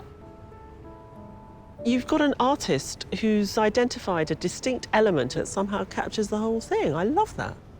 I love the colour palette. It's like a beautiful, summery blue sky day, but there's nothing pretty about it at all. I mean, the way that those trees are melting into the fields is so cool. It feels like sort of English futurism. There's a real sense of a certain time in English history. It's very well balanced, and I think that's because of the colours and the tonalities she's using. Her power station is emanating energy, and it's the only one that does it in the way that I see it happening tonight. I think it's a very well-constructed painting. I really love the way that Sue handled the shadows this evening. You really get a sense of not just the building, but the effect that the building has on the space around it. So the night sky, the cranes, the greenery, the water. I was really worried about Sue's blockiness earlier on today. But actually, it's got a really strong sense of how it felt tonight. It does sort of loom over you. I'm never happy with most things I produce. I didn't resolve the middle section, but I think I captured something of the feel. I'm really thrown by these commissions in a really big way. I thought I knew where I was headed, and I might have gone completely the opposite direction after seeing these. Yeah, I completely agree. Well, there's nothing like it being the middle of the night to sharpen your judgment. And there we have monochrome, watercolour, 3 oils. Does that confuse any judging? It's always the commissions that change everything. The commission makes sense of what we've seen in the heat. It's not as if it's like Not as if throwing it's just judged on the Exactly. commission. It can tip something somewhere else. So you've changed your judgment? I have personally changed And who Ty, I thought have would you? win.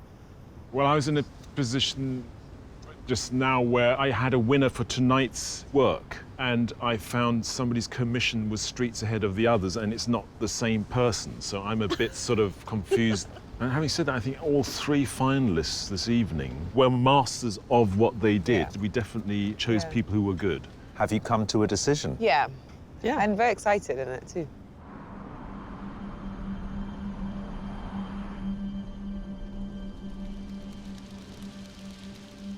Sue, Patsy, Fujiko, you really have, all of you, been splendid finalists. Not only that, but it's been a real pleasure for us to follow you right through the competition.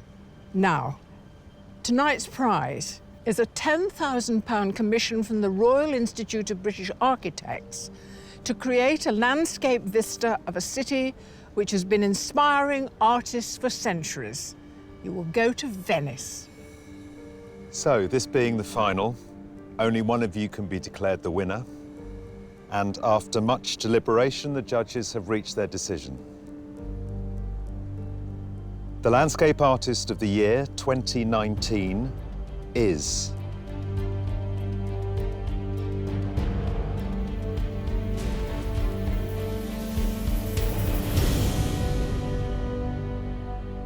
Fujiko Rose.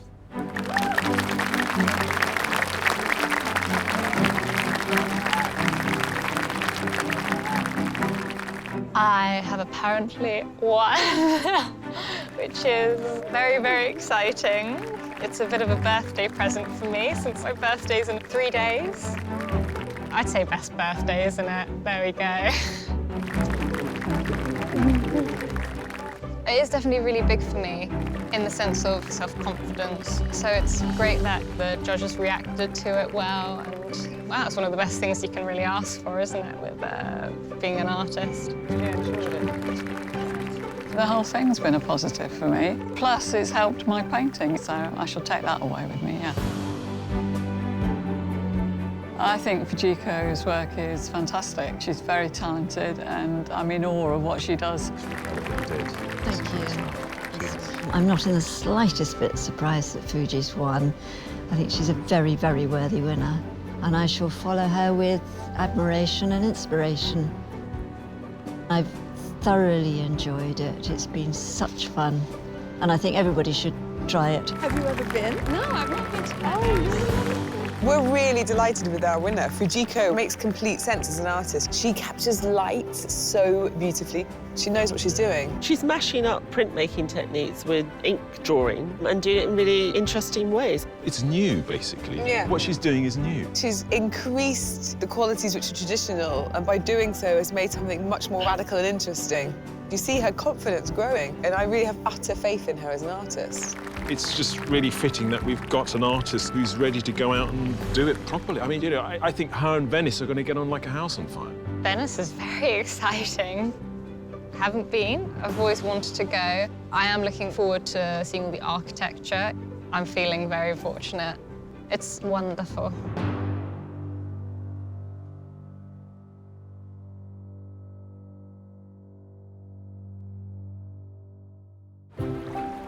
Next time, Fujiko travels to the romantic city of Venice I like this way of traveling. It feels quite glamorous.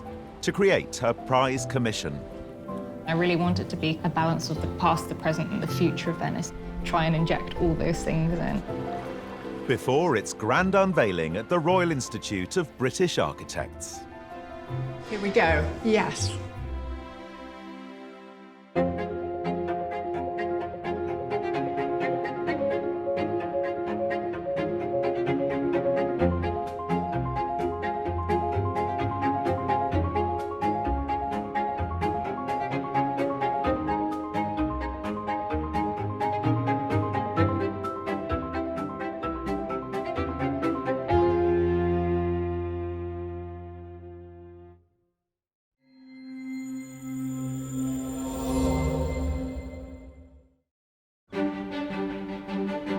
Hello and welcome to Plymouth Hoe, famous as the place where Sir Francis Drake finished his game of bowls before sailing out to encounter the Spanish Armada. No such luxury for today's 8 artists who have a strict 4 hours in which to complete their painting of this stunning landscape. So, since time and tide wait for no man, let's get on with the competition. It's a brand new series of Landscape Artist of the Year. Over the coming weeks, we're travelling the length and breadth of Great Britain and pitching our pods at some of the most remarkable, challenging and exhilarating scenes. This is a bit of a gift for you today. Couldn't be better, could it, aren't I? Are you pleased? Yeah, delighted. From breathtaking fairy tale castles to awe-inspiring engineering marvels. The view is spectacular, so I really want to do it justice. Throughout the competition, 48 gifted artists will be challenged to capture these truly glorious vistas in their own unique style. The way you're swinging that brush, I'm going to get out of the way. Yes, right. The artists are competing for a sensational prize, a £10,000 commission to paint a scene in Venice to celebrate the bicentenary of the art critic John Ruskin. But first, they'll encounter strict scrutiny from our 3 judges. Art historian Kate Bryan, independent curator Kathleen Soriano, and award-winning artist Taishan Schierenberg. That is exciting and also scary for us, but hey. Great. I'm glad that you're terrified too. At every location, an extra 50 wildcard artists will be trying their luck to go through to the next stage of the competition, whatever the weather. Seemed pointless using an umbrella, seeing everyone else's blow away. So batten down the hatches and hold on to your hats as we begin the search for the Landscape Artist of the Year.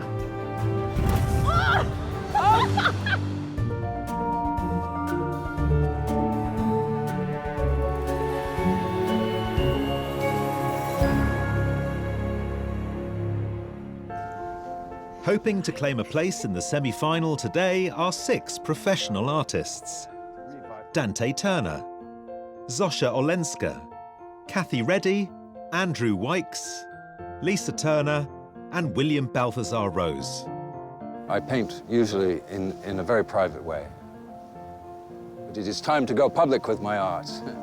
And taking them on are 2 plucky amateurs, Tony Munns and Maggie O'Keefe.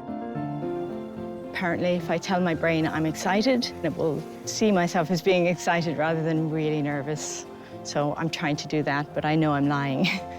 All of the artists were selected based on a piece of artwork they submitted online. So today, the judges get their first chance to scrutinise the real things. Good morning, judges. Since we're at the seaside, it seems appropriate to start with some fish and chips.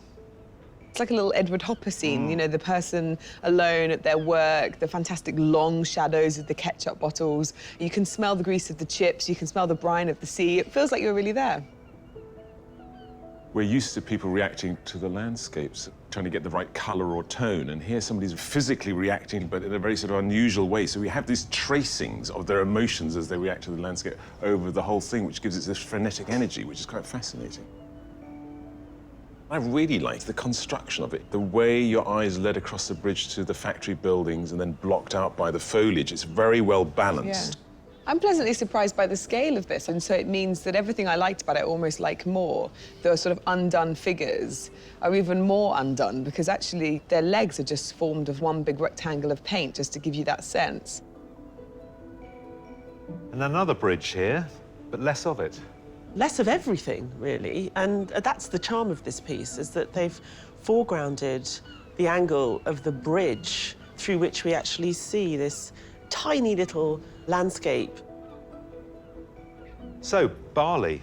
When we think of a landscape, we think you've got to see as far as the eye can see for miles. And actually, this person's reminding us that a landscape is also in the micro. You need to sit amongst Bali and be really entranced by all these amazing patterns and geometry that you can find within nature.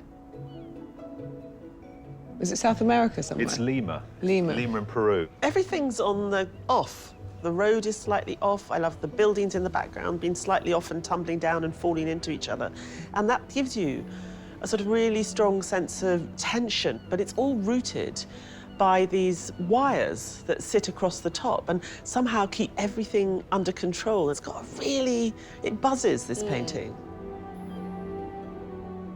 I like the format of this. You really get the spread of the bay, but I really like the colour, the tonality that seem to emanate from the sculpture, the grubby greens. You find them echoed in the trees and in the sort of this weird, dirty sea. So it's all of a tonal quality, and it works. And our final landscape today, but it's in North America. That sky is incredibly blue.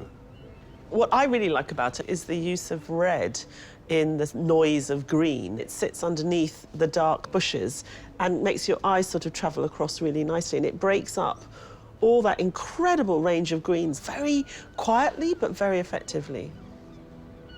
So we've got landscapes from all around the world. Let's see how they cope with Plymouth. Capturing Plymouth, it seems, requires an entire studio's worth of kit. I decided to bring just about everything. It's compact packing. And apparently some from the kitchen. I'm very interested in connection between cooking and painting. And so this is my experiment, that I've actually come as a chef. And I've got my hat on for you. Et voila. Artists, I hope you have everything you need to create a masterful work of art as your challenge is about to begin. You have 4 hours to complete your painting, and your time starts now. Each in their own way, the artists get to grips with the vista before them. Today, our artists are looking out over the mouth of the River Plym, with the yacht harbour in the distance, and in the foreground, the unmissable landmark of Smeaton's Tower. We've got a great view today. We've got a cracking lighthouse in the middle of their scene, this amazing pop of colour that they're going to have to deal with. They've also got the headland, there's the sea, and there's lots of people around.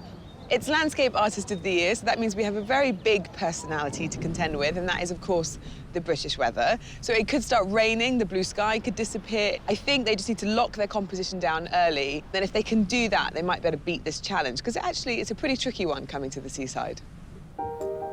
But one artist is utterly undaunted by today's challenge.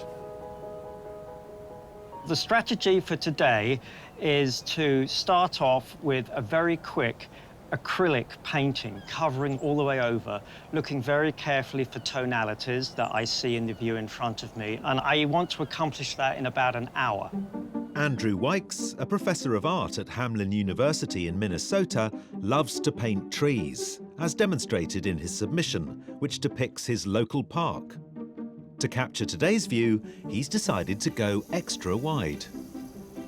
And that's 3 boards? It's 3 little panels, yeah. Did you know that was going to be how you're going to approach it today? Well, originally I thought maybe I'll do a square, and then when I saw what was in front of me, I realised it really needs to be a very long kind of view, with perhaps the lighthouse in it, but if it is going to go in it, it would be to the far left as some kind of foreground structure. And I see already you haven't been going long. There's paint on your hands, the hat's seen a bit of paint. Are you're going to be quite a grubby painter, right? Definitely. Oh, very messy. We're going to have to hose you down at the end of the day. It's not a technique, it's just me. I'm just messy. I'm just disorganised. Okay, well, the way you're swinging that brush, I'm going to get out of the way. Yes, right.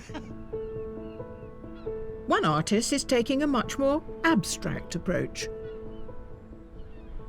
I am doing a mindful drawing. I close my eyes and get focused and listen to the sounds and just respond to those sounds with marks. So if there's a bird going like that, I might go like this on the paper. If I draw blind, it always comes out better than trying to make a great drawing. Yeah, I need to just be brave and trust the process. Amateur artist Maggie O'Keefe is a children's play worker who, after attending a mindfulness retreat 5 years ago, rediscovered a love of painting. Her semi-abstract submission was created from memory using mixed media and depicts one of her regular heights in the Yorkshire moors. Maggie, you're really kind of like tuned into the environment that you're in, but not with your eyes. Yes. We think of painting as just a purely visual activity. Yes, so I want to bring in the other senses to be more mindful about what's happening. And I like abstract, so it helps send the painting into the abstract realm. What about our friend the lighthouse? It's out of, I can't see the lighthouse. Okay, you decided not to see the lighthouse. If it was right in front of me, it would be the main character, I guess. But instead it's we've not. got this fantastic sky. Yeah. Well, it's a lovely start. I really like your process. I think we could all do with a bit of tuning into the sound of this landscape today. So I might try and go and do that myself. Yeah, I recommend it. But it seems not everyone's been seduced by the tranquility of the seaside. It's blue, flat, just like one big feature that you can't really ignore. And yeah, honestly, it's about the worst thing I could think of to paint. I would never have chosen it. Self-taught professional artist Zosia Olenska gave up commercial illustration to pursue a career in fine art. Her submission of Barnes Bridge in London was created to produce a river painting with no river in it. It's a compositional device she's using today. I think it's super clever, actually, that you've avoided that large open expanse and you found a tiny little crevice there. It really does look like a window. It's almost like you've drawn... I was wondering if you've drawn the side of the pod. I have drawn the side of the pod. I like pictures when you kind of have to fill in a little bit more of it themselves. So I think giving you a little bit of sea means that, you know, if you had a day out with the beach, you'll hopefully be thinking about that when you're looking at it. Do you go into the detail towards the end? Usually I do a really detailed pencil drawing to start with, but actually all the details really, like, it's in that harbour behind the lighthouse here. So I guess I think I'll probably leave that till last in terms of ad hoc strategy. I don't know. Well, that's very exciting. You've got no game plan? No game plan. Oh, my goodness, no game plan. That is exciting and also scary for us, but hey. Great. I'm glad that you're terrified too. That's brilliant.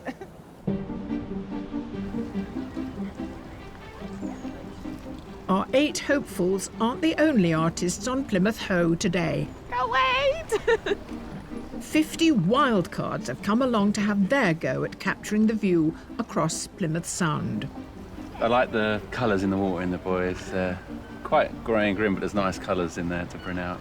The ultimate victory is to catch the judges' eyes and be in the running to gain a place in the semi-final. I'm looking forward to chatting to the judges because it's nice to hear different opinions on your work. You're not rubbing it already, are you? What do you mean? You can't be rubbing it. It really is lovely, isn't it? I mean, if you do rubbish painting, it don't really matter, does it? Because you've been looking at that for 4 hours. So it'll be a nice day, whatever, I think, won't it? A short distance along the seafront are our 8 pod artists. And as the good old British weather begins to make its presence felt, one artist has a big decision to make. The sky keeps moving. For 10 minutes, it's perfectly crystal clear. Then there's clouds. Now there's a mist and a fog coming in. So I'm not sure what to do with the sky, how to tackle that. Do I make it look sunny or do I make it look like it is now, moody and misty and something more like Turner would have done? No stranger to working en plein air, Cathy Reddy took part in Landscape Artist of the Year 2017, creating a lino cut of Knaresborough Bowling Green. She specialises in prints depicting Irish agriculture, as seen in her submission this year. It was a barley crop at home on the farm, and it was more environmentally friendly. And that particular day that I decided to make a print of it, I was out walking through the field and my father was beginning to harvest it with a combine. So I took a picture on my phone. I came back an hour later and was trying to sketch it before he cut all of it away. I suppose I wanted to commemorate that crop on the farm because I'm always trying to commemorate what the farmer does in the landscape. So, you know, the barley was there, now it's gone 15 minutes later. So as the farmer makes a mark in the landscape, I try to make a mark in the lino to replicate what they're doing. OK, what do you make of this landscape? It's absolutely fabulous. It's a real monumental landscape. You've got this man-made fixture of the lighthouse in contrast with the cliffs. I absolutely love it. It's big, it's bold, there's so much you can do with it. Well, it'll be interesting to see how that develops. Good luck. Thank you very much. With an hour of the challenge already gone, there's no sign of the weather settling. Because the light is constantly changing out there, it takes a lot closer study at the hues and tonalities of things. I was delighted when the clouds came over and it started to rain, and I just thought, yay, it's something to follow, because that's kind of what those marks are, me following the clouds. The weather's changing so quickly, and by having the pod in, I think it's framed it in a way that at least I'm concentrating on a smaller part of the canvas. So it's less to go wrong, hopefully.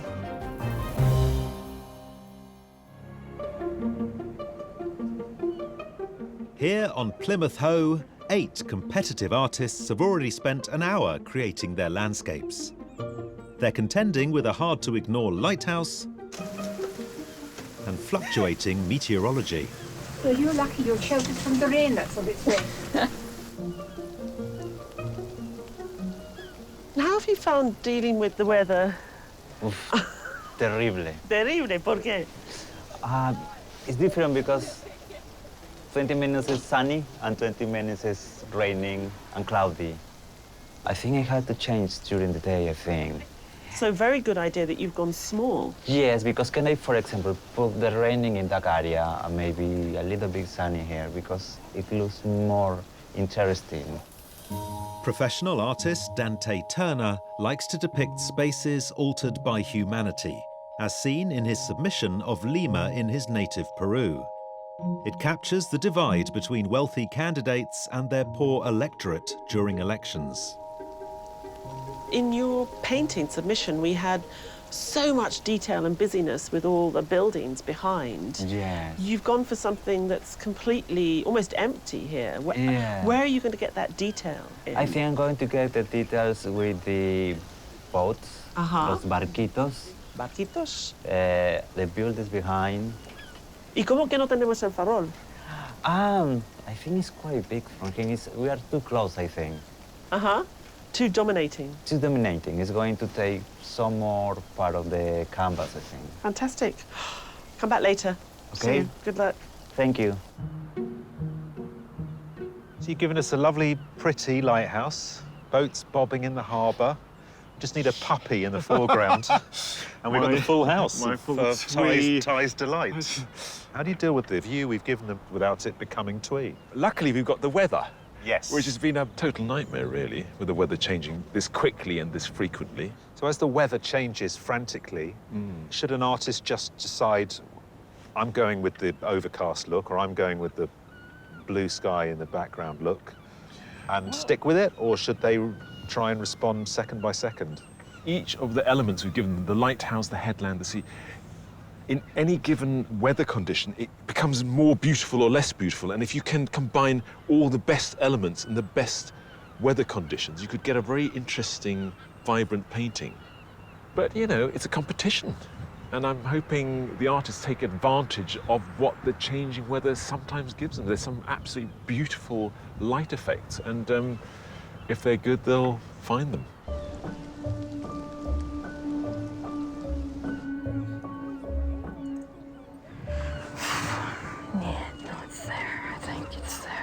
What I don't want to do is just a picture of the obvious, which is the lighthouse. It's not a picture of a lighthouse, it's obviously a picture of a place and a location. So what I've got is the viewpoint slightly higher than ground level that actually embraces everything into a sort of coherent and well-managed picture.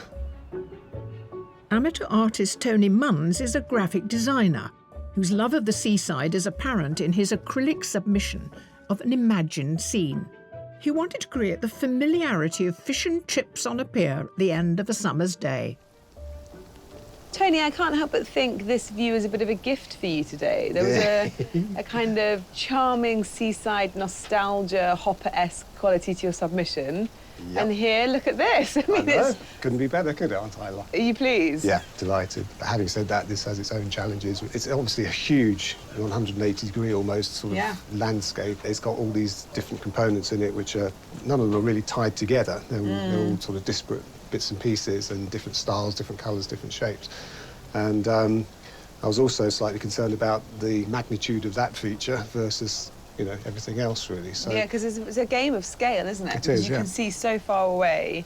This is really, really wide, and this is actually a really enormous vertical structure which kind of dissects the whole thing. Yeah, so with that in mind, I thought if I went to a sort of higher viewpoint... Yeah, that seems... It's almost like you're a drone above the area that we're in. It's my way of bringing the components together in a sort of a believable form. And so is the lighthouse coming to life after lunch or before lunch? Probably after lunch at this rate, yeah. Okay. Yeah, in between the rain showers.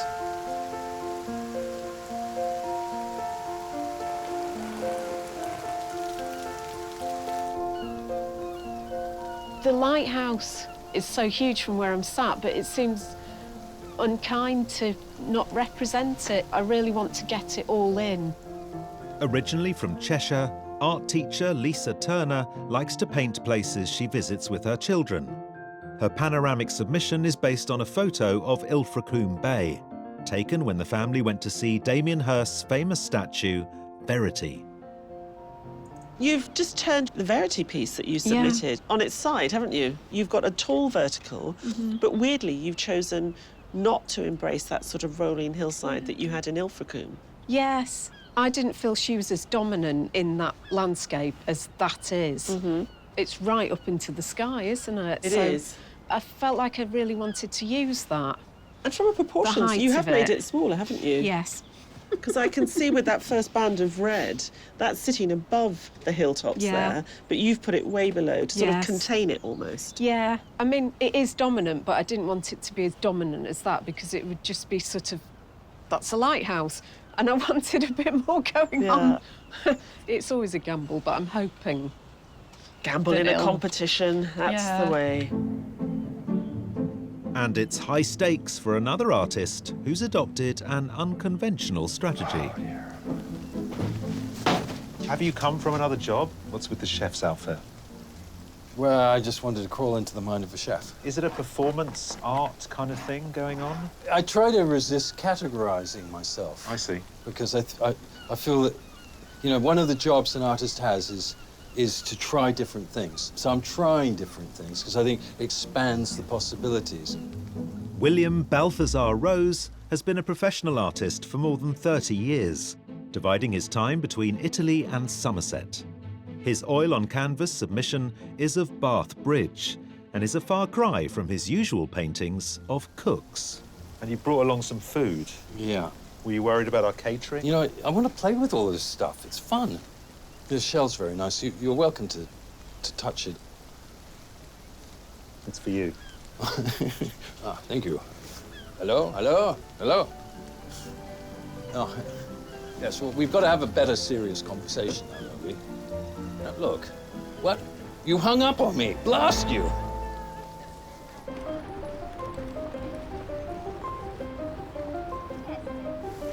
Meanwhile, exposed to the ever-erratic elements and with their typical can-do attitude, are our 50 wildcard artists. Are you used to painting outdoors? I do paint outdoors a fair bit, really. Would you pick a day like today normally, though? Well, I live in Norway and I paint in Norway. This is kind of bog standard. Maybe not so much with the wind, but the rain definitely. Yeah. OK, so you're pretty hardy. So you arrived this morning with lots of vegetation. What did you bring? Right, so today I've got preserved moss. So this has been treated so that it won't decay, is that right? Yeah, so it won't, all what you need to do, just keep away from water. Right. And keep away from sunlight. What are you going to do if it rains? Well, I think I'm prepared. I've got 5 umbrellas. Probably just as well, because only 5 minutes later, the weather turns yet again. It's a bit frustrating with the weather. Every 5 minutes chucks it down, so it's not making it easy. Oh, that's gothic and moody. Oh, like the day. But you're persevering. You deserve a drink and a warm bath at the end of the day. It's only a bit of rain, isn't it, you know?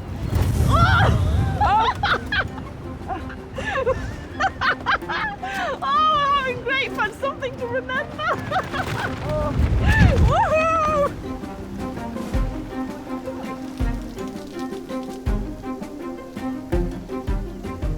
Do you often paint in these conditions? If I count this time, this will be the first. Right. The reward for their dogged determination, the chance to win a place in the semi-final.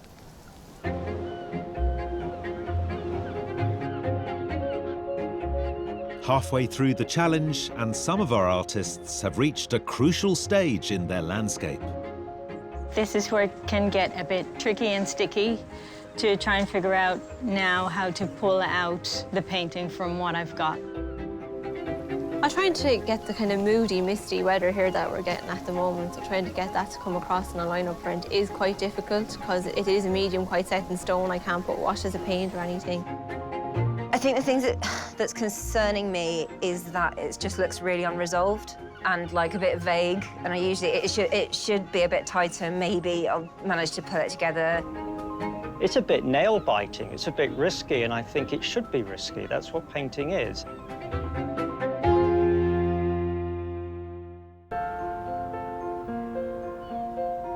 Eight artists are halfway through their challenge to capture the breathtaking view from blustery Plymouth Hoe.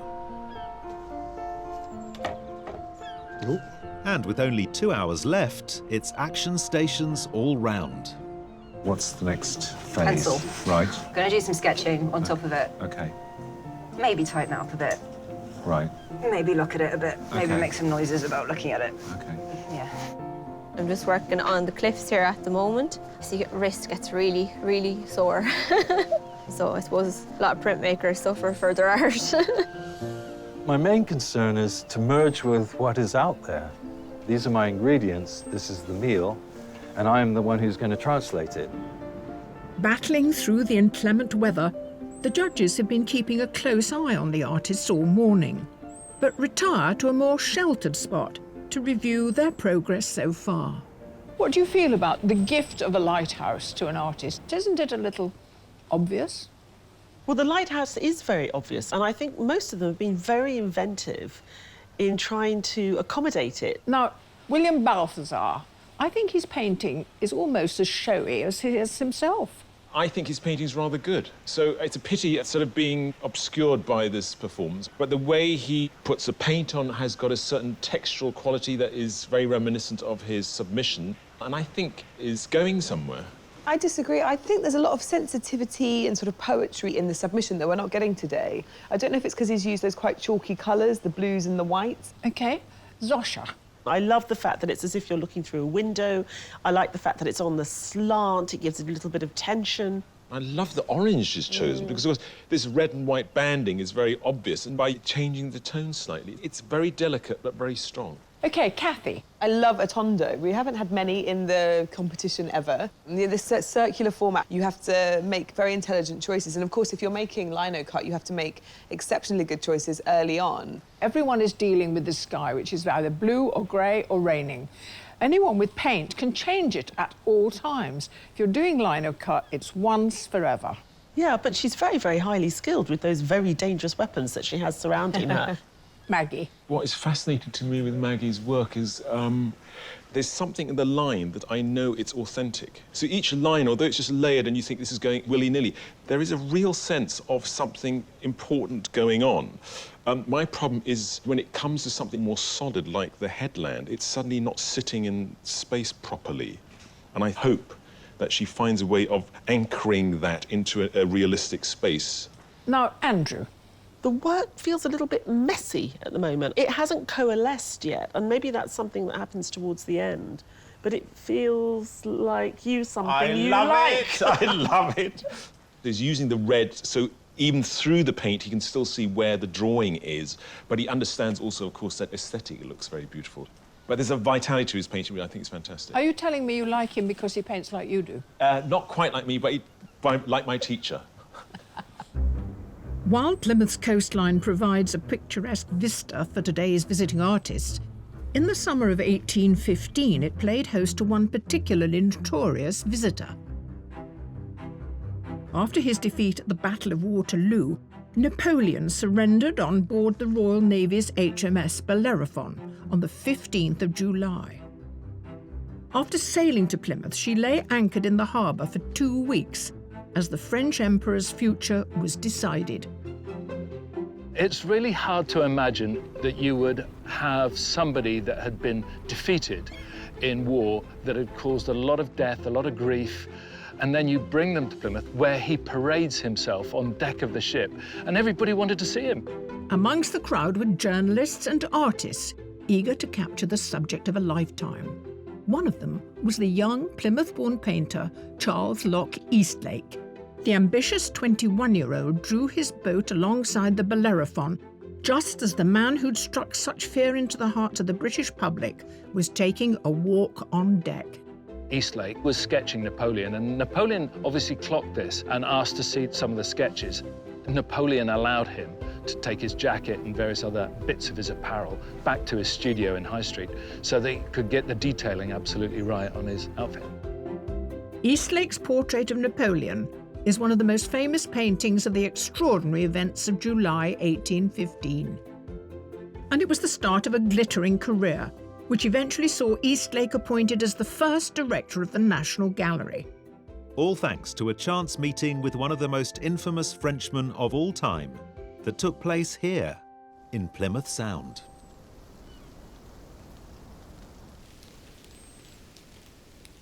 With a resilience fitting for an area rich in naval history, 50 wildcards have battled through what Mother Nature has thrown at them. And they come out the other end, still smiling. It seemed pointless using an umbrella, seeing everyone else's blow away. I mean, I love the painting, but I'm more concerned about the state of your knees. Are your legs really that wet right the way through? Right the way down to my socks. Oh, my goodness. Amazing. You've done that in one day. Fantastic. Are you with each other, or have you just met? We aren't. No, we've been with each other for a long time. Oh, I see. OK. Married? Yes. Yes. And you've decided to come out to sunny Plymouth? To end it all. So which artist has done enough to be in the running for a place in the semi-final? I've seen some quite good paintings considering the I crazy have. weather. I've seen lots I like, yeah. The woman with beautiful, big, portrait, upright, very warm, yellow, colourful piece. I want to be in that version of today. But next to her, a few doors down, is the guy who's really put a really beautiful painting together there. Well constructed and well finished for the weather and the time. Yeah. OK, the weather gets it, or the one who beat the weather gets it.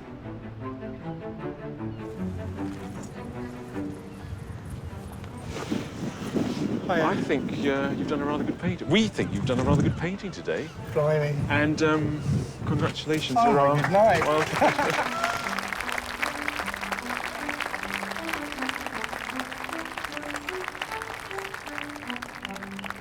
I think I'm a bit giddy, really. I think I'm going to go into shock. Maybe it's a bit too soon, but gin and tonic might cure that. John O'Neill from Reading will enter a pool of wildcard winners from all the heats, from which one will be selected for a place in the semi-final.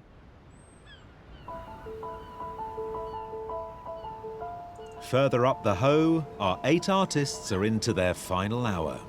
I'll probably put a bit of thicker paint on here and there. I need to work on this headland. I'm feeling quite panicky, just a little panicky, because I know that I'm not going to pull off something that is going to be great, you know, but hopefully it's going to work. I carved most of the fine details, so I'm happy enough. But yeah, I don't know how my little line of cut stands up to all these fabulous paintings. Oh God, I'm still worried. It's really twee. I've put some more drab colours on it since I had a bit of a panic, and hopefully that will tone it down a little bit. Hand of the gods.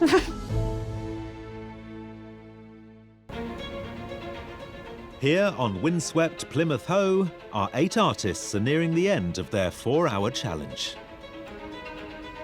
Artists, you have 5 minutes left. 5 minutes. Oh God, 5 minutes. While most of the seascapes are nearing completion, one hasn't even appeared yet. Your first print? Yeah. So it's a heart-stopping moment. Yeah. Because we haven't got long to go, have we? No. I don't want to freak you out, but we're into the last few minutes. This is my main worry. And you get one chance to connect the two.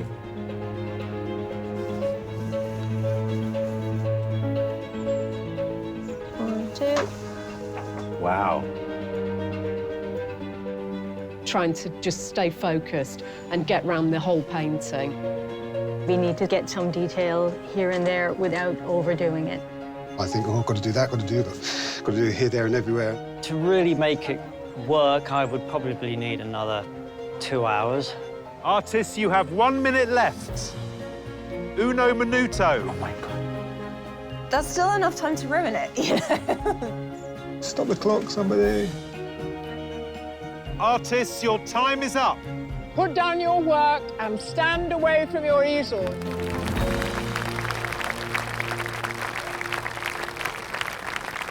Well done. How was it? Right. How was yours? Well, this is what it is. While the artists take a well-deserved break, the judges review the 8 completed landscapes. I think William Balthasar clearly knows what he's doing. The way he's given the lighthouse a rounded form by really subtle variations in the colour. I like the way he puts on the paint very dryly, very thickly, which makes it very painterly. And the sky, there's some marks in there where you just wonder what's going on, and it sort of jumps forward. Joshua's given us a fantastically colourful snapshot of today. The way in which he's used this device, which is modelled on the pod, really gives us a thrust into that focal point over there, but still so much energy and dynamism in that sky. What I particularly like is Tony's use of this elevated position. We're almost floating above as we look across the bay. I find his painting technique a bit sort of underdeveloped in the landscape, but I can see he was getting close to that sort of strange, nostalgic feeling he had in Submission. We've got this fantastic tondo. I love the off-kilter lighthouse. It feels very exact, and at the same time that a lot of it's drawn from her imagination somehow. And the fact that everything's flipped, it makes me sort of spend more time trying to renegotiate the landscape that I've been looking at outside.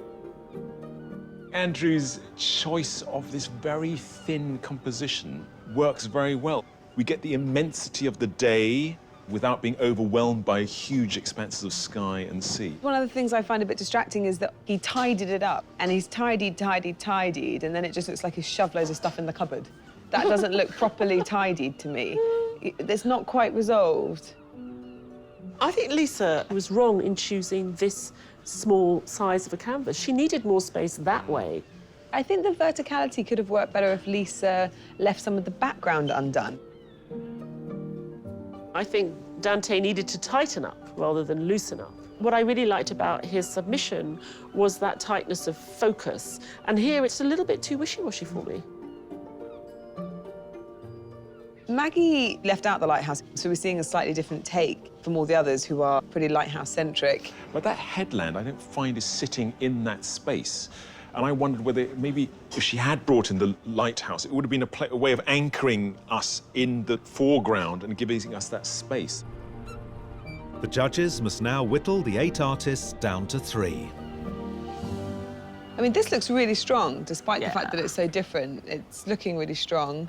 I have to say, this one, which I wasn't so sure about before, I like the sort of softness of the colour, but I keep on going back to this one. I know it's a little bit dirty, but I like it. I love that one. I think the composition is interesting and some of the colour choices are wonderful. But it's a good top 3, isn't it? Look, how the diversity. Artists, thank you for joining us today. You've all been magnificent. But unfortunately, only 3 of you can make it onto the judges' shortlist. The first artist the judges have selected is Zosia Olenska.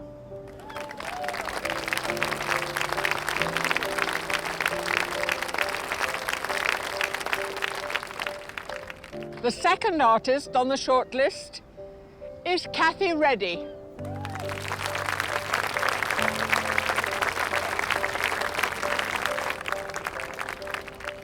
The third artist is Andrew Wykes.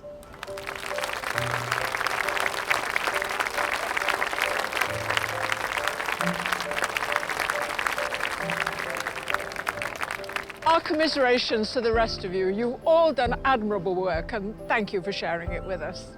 Thank you. Oh, thank you. Thank you very much. Thank you. Well done.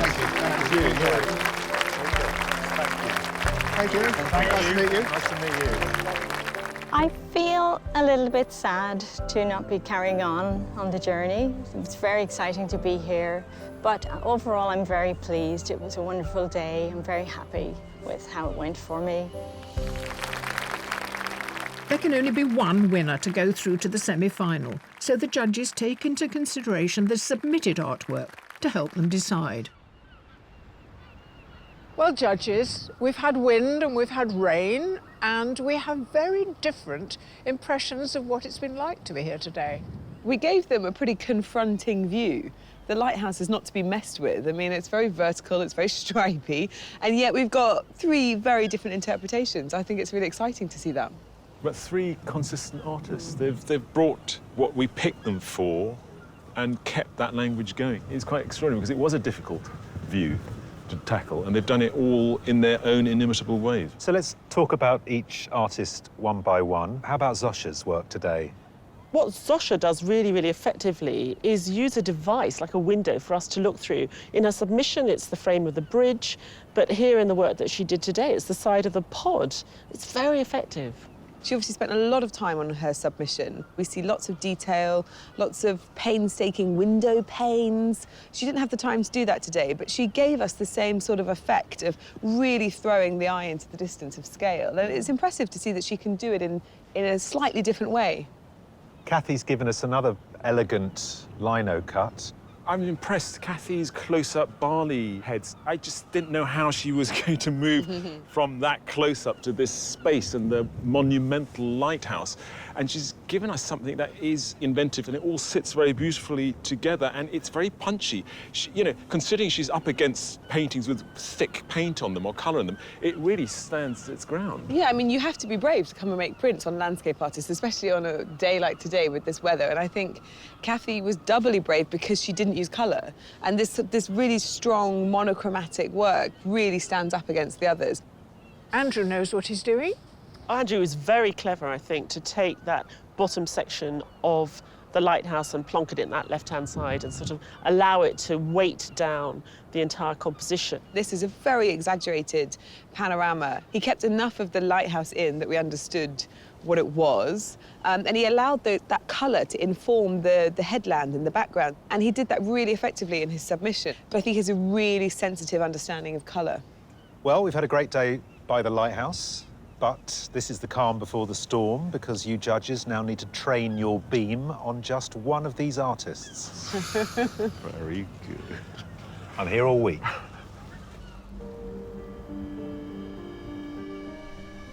Zosha, Kathy, Andrew, each of you has displayed remarkable talent, but sadly, only one can go forward.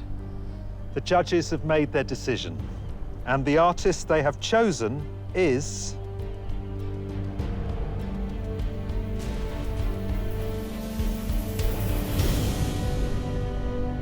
Kathy Reddy. Well done, well done. Well done. Shocked, I'm still shaking, like with my hands. I can't believe it. All those paintings were amazing, such beautiful works of art, but my little lino cut was able to win. I'm shocked. I was really impressed by what Kathy pulled off today. You see in the decisions she's made that she's done this for quite a while now. She's moved away from the traditional printmaking lino cut languages that I've seen so often before. And she's really developing her own language and her own equivalents. You know, to make a tree, a lighthouse, a bay, and translate it into black and white in a way that hasn't been done before, that's quite an achievement. And I'm really looking forward to see how she reacts to what we give her next time. It feels amazing. Happy to have a print win for once and not a painting.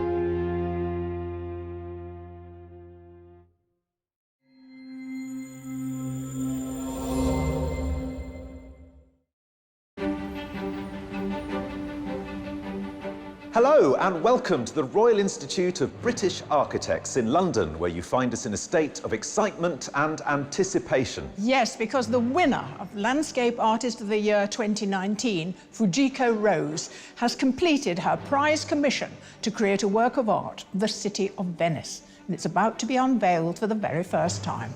As a keen crowd of family, invited guests and our own esteemed judges gather, it's almost time for the moment of truth. We can't wait. This year, over 1,000 talented artists applied to compete for Landscape Artist of the Year. Just 48 were chosen to take part. The prize, a £10,000 commission from the prestigious Royal Institute of British Architects. Across 6 heats, they've pushed their artistic talents to the limit. But one artist consistently stood out from all the rest. The Landscape Artist of the Year 2019 is Fujiko Rose. Wow, it's one of the best things you can really ask for, isn't it, being an artist? It's a bit of a birthday present for me, since my birthday's in 3 days. Now Fujiko is on her way to Venice. It's so different. I've not been anywhere like this, so it's exciting. She'll be following in the footsteps of 19th century British artist, writer and lover of Venice, John Ruskin. He says that buildings are like old people and we should take care of them. And facing some particularly Venetian artistic challenges. I'm getting myself confused about all the proportions. This is all going to be really wonky. Along the way, she'll be meeting up with some old friends. Actually, if mankind has the audacity and the imagination to create this, then we're not doing too badly. You don't know where to look, do you? There's so much to see. And she'll experience at first hand the environmental dangers facing the city. Water is sort of the friend and the foe of Venice. It's what makes it so special and different, but it's what's damaging it. Can you swim? The artwork will be the first major commission of her career and will be unveiled in front of an invited audience at the Royal Institute of British Architects. I loved her work throughout the competition and how it evolved. Fujiko loves a challenge, and so I really can't wait to see what she's done this time, because I think it's going to be brilliant. I think when the red cloth comes off, I'll be staring at my shoes. Are you ready?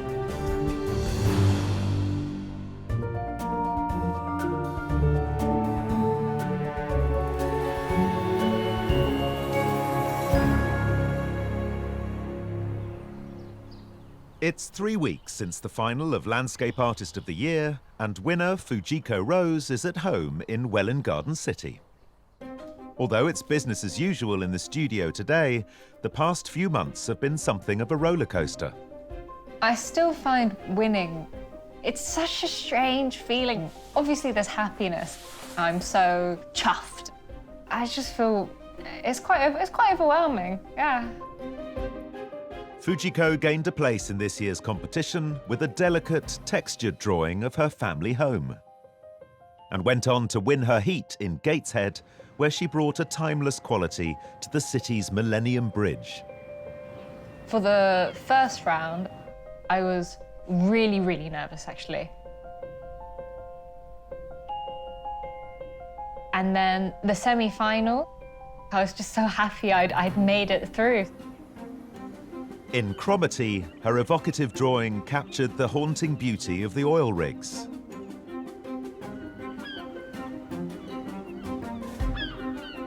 And then going into the finals, just the idea of winning made me feel like I really, really want this. After a long night in Battersea, her striking night view of the power station and a breathtaking commission drawing of Lanterney Priory ultimately won Fujiko the title of Landscape Artist of the Year. It's just really fitting that we've got an artist who's ready to go out and do it properly. I mean, you know, I think her and Venice are going to get on like a house on fire.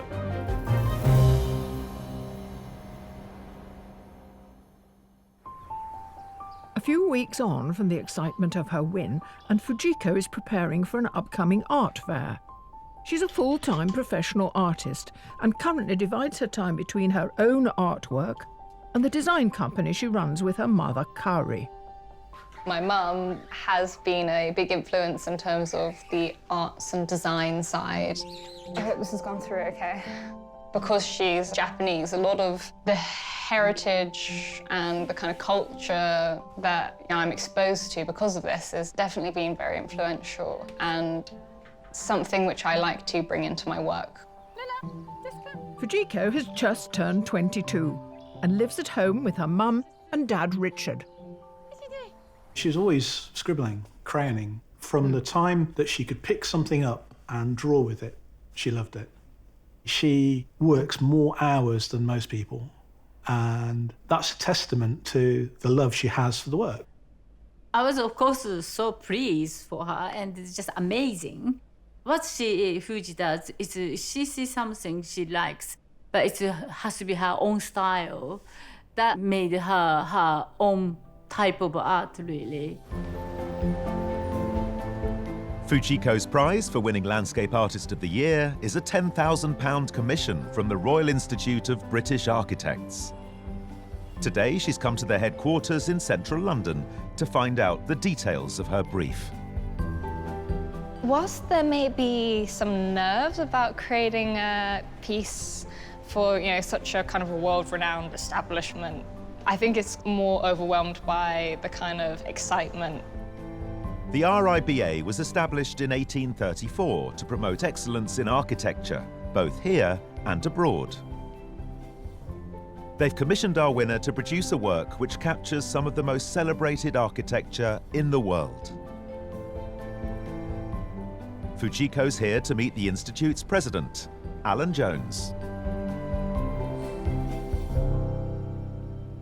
Welcome to the Royal Institute of British Architects. Fabulous to be here. Well, can I tell you a little bit about the commission?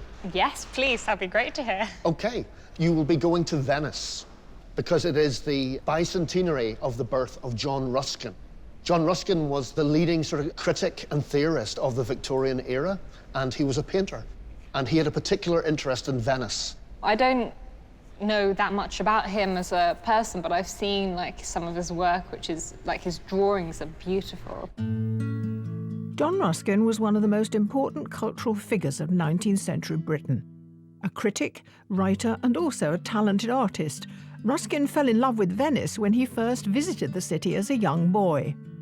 He returned many times during his lifetime to document its architecture in his writing and in countless sketches and paintings.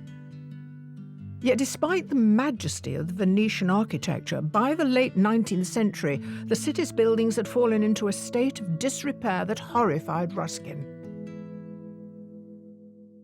He wrote to his father, describing Venice like a sugar lump in a cup of tea.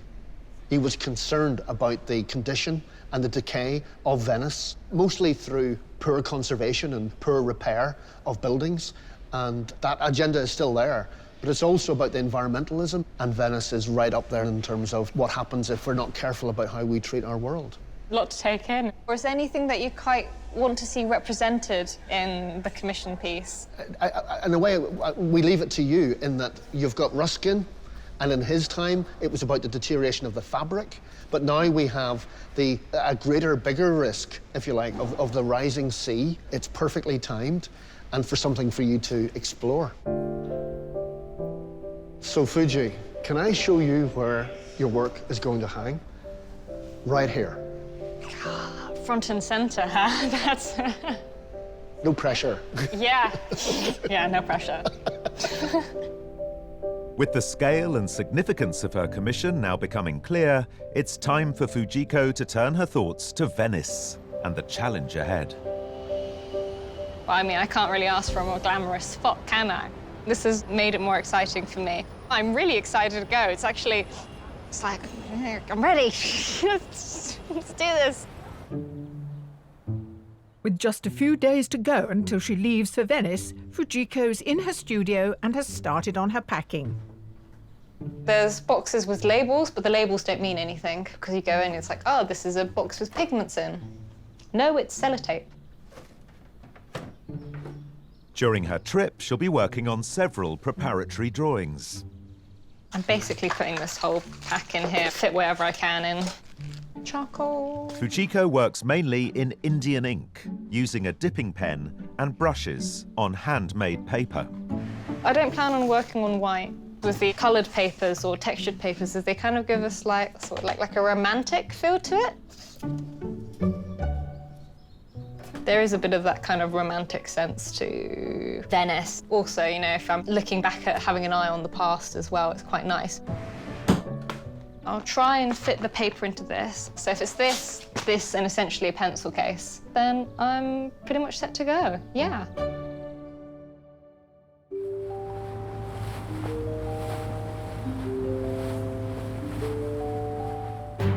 For centuries, artists and writers like John Ruskin caught their first glimpse of Venice from the water.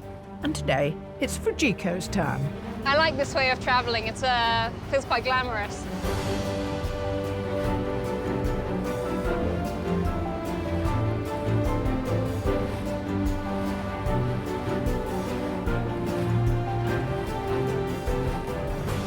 Just got out of the airport, straight onto the taxi boat, which is very cool. It's so different. I've not been anywhere like this, so it's exciting.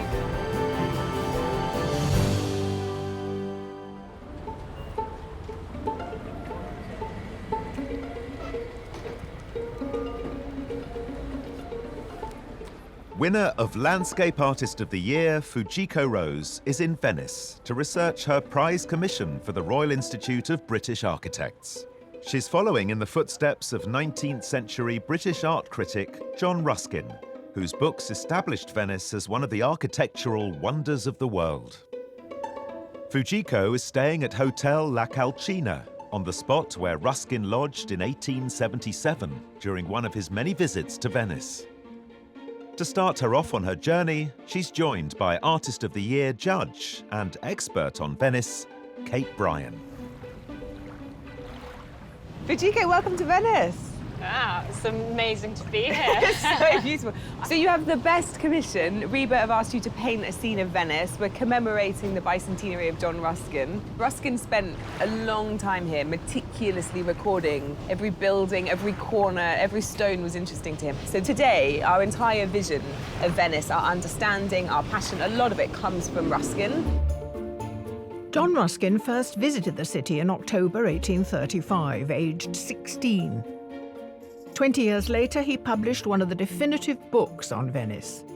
The Stones of Venice was a love letter to the city, which celebrated the beauty of its art and architecture, but also contained an impassioned warning for the future of its fragile buildings. So I've got a little present for you. This is a traveller's edition of The Stones of Venice. It's a really beautiful little book, and I wanted you to see this because this is really Ruskin's rationale behind writing this. He was really worried about the fact that the city was sort of dissolving before his eyes, and so he says here what he's so worried about.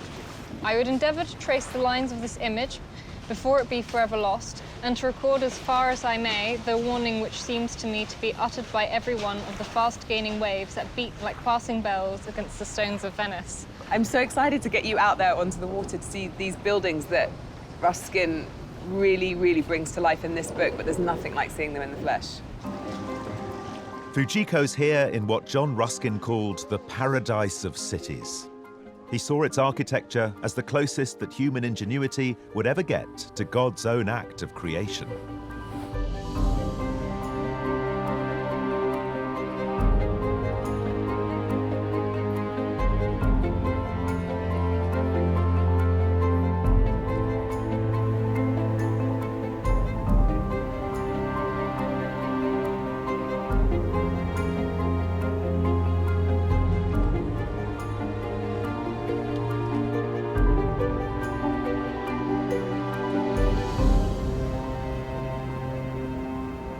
I think the thing I like about Venice is every time you come, you're as thrilled and as excited and surprised and gobsmacked as the first time you came. That actually never goes away. The architecture Ruskin described so vividly in The Stones of Venice was built between the 9th and 15th centuries, when Venice was one of the richest cities in the world, an independent republic with an empire stretching across the Mediterranean. They were hardcore bankers, they were mercantile. If you think about it, this was a melting pot for the entire world. So really it's an intersection between the East and the West. It's just so different to like anything, isn't it? So look, this is one of my absolute favourite buildings anywhere in the world, Cardoro. This building got Ruskin so excited. The Venetian Gothic architectural style is characterised by elegant waterfront colonnades, delicate stonework and distinctive pointed arches. You see the height of these windows, just how exaggerated they are. And it's this idea that you're kind of like shooting up, it's like the glory of God. But can you see just the level of detail and ornamentation? There's some really lovely windows and glasswork. My favourite quote about Venice is by Anthony Burgess, and he says, "If you despair of man, go to Venice. Because if he can build a city like this, his soul deserves to be saved." And you think, yeah, actually, if mankind has the audacity and the imagination to create this, then we're not doing too badly. We just now got to save it. Hey, look, there's the Rialto Bridge. Wow, oh my goodness, that is amazing. And so now look, Fuji, this is just one of the most exciting views in the world. This is the Doge's Palace, the Campanile, and San Marco Square just through there.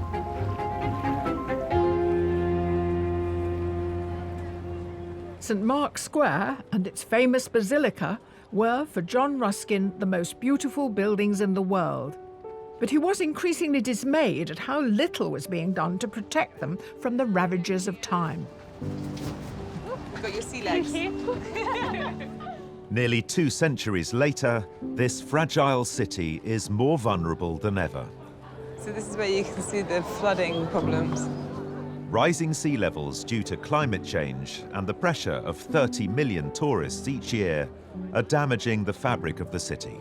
Now Ruskin's fears seem more like a prophecy. Wow, it's packed, isn't it? I know, we're slightly constricted by the water. St. Mark, the patron saint of Venice, this is his church. It's like nothing else on earth. It's completely covered with the spoils of their amazing republic. It is the most sort of magnificent building. It's showing off and saying, we're doing really good. I mean, you don't know where to look, do you? There's so much to see. So you can see all the different tracery, the stonework, the marbles, the columns, the amazing arches, the horsemen. I mean, it's just endlessly interesting. There's so much to look at. Fujiko will have the next 4 days to explore Venice. She'll be looking for a view that suits her style and captures the spirit of this extraordinary city. Fuji, we need to spend a lifetime together in Venice to really see every little detail that Ruskin wanted us to see. But I think already you're getting a bit of a sense of this very special, very complex city. I have to wish you good luck. You're following in the footsteps of loads of artists. You've got to avoid all the cliches, and you've got to do something which is very distinctly Fujiko. And I cannot wait to see it. It's going to be a challenge, but it's a welcome challenge for sure. Yeah. Very welcome challenge. During his time in Venice, John Ruskin spent many hours sketching the buildings he wrote about in The Stones of Venice. To try her own hand at capturing the details of Venetian Gothic, Fujiko's returned to the palace of Cardoro on the Grand Canal.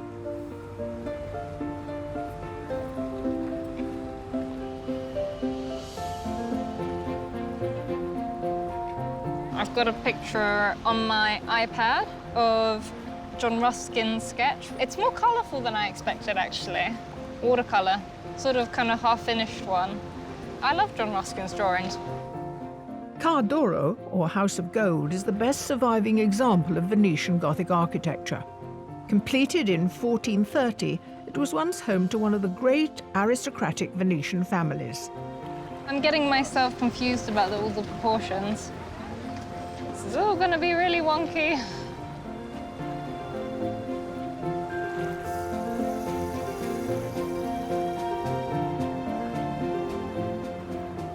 At first, I did a very simple pencil sketch just to get a rough sense of what I'm planning on including.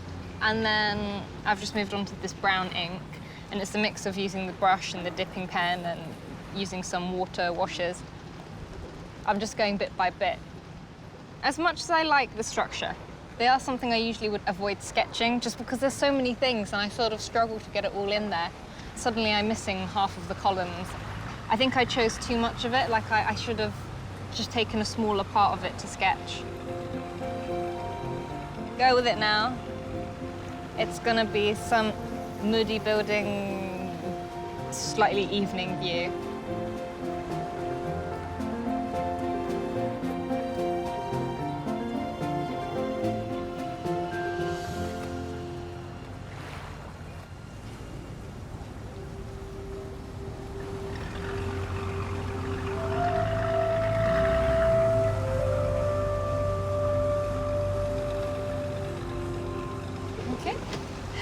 Grazie. With her first preparatory sketch complete, Fujiko returns to Hotel La Calcina to reflect on her first day in Venice. It's interesting to be here and, yeah, the location that Ruskin stayed himself, and to try and go to these places which he himself visited, and the fears of his time are still very much prevalent today. So rebranded my discussion with Kate and how Venice is incredibly vulnerable to things like the rising waters. It's interesting looking at the problems, knowing I'm sort of part of the problem coming here on plane. And it's, you are aware of it. It's sort of like an ironic, it's going to be a slightly ironic drawing.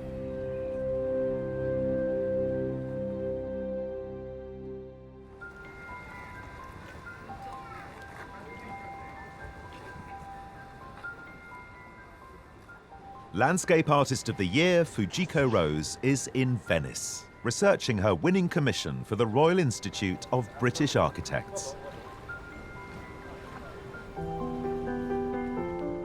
Today, she wants to explore a different side to Venice, away from the Grand Canal and the crowds of St. Mark's.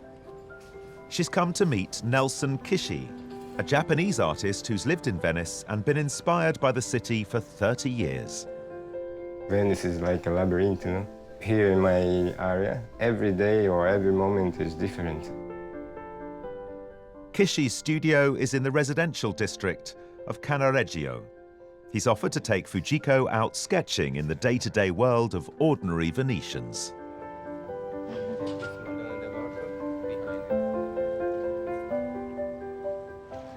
I might sit on the driver. Look, the woman came, you know, to hang the clothes. I like these scenes. Just as part of the life.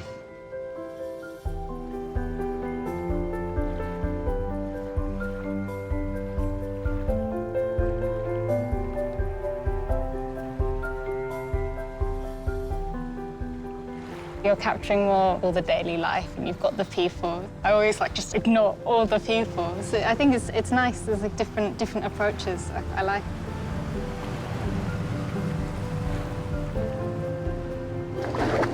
Oh, can you swim?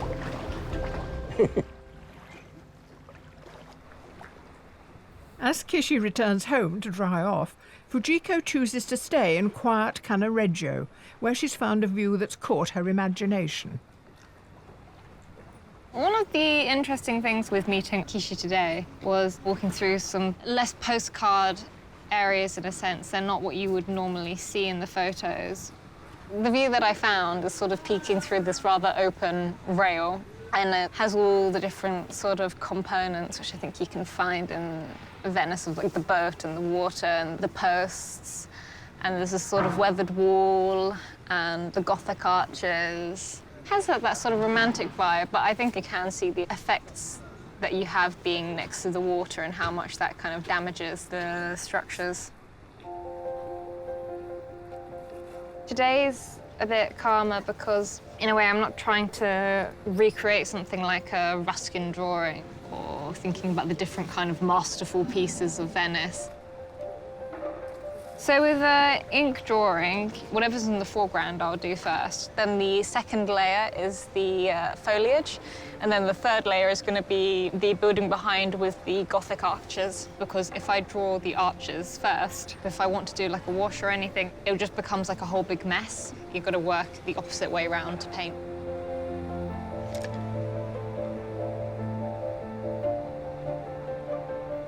It's a nice little spot, isn't it?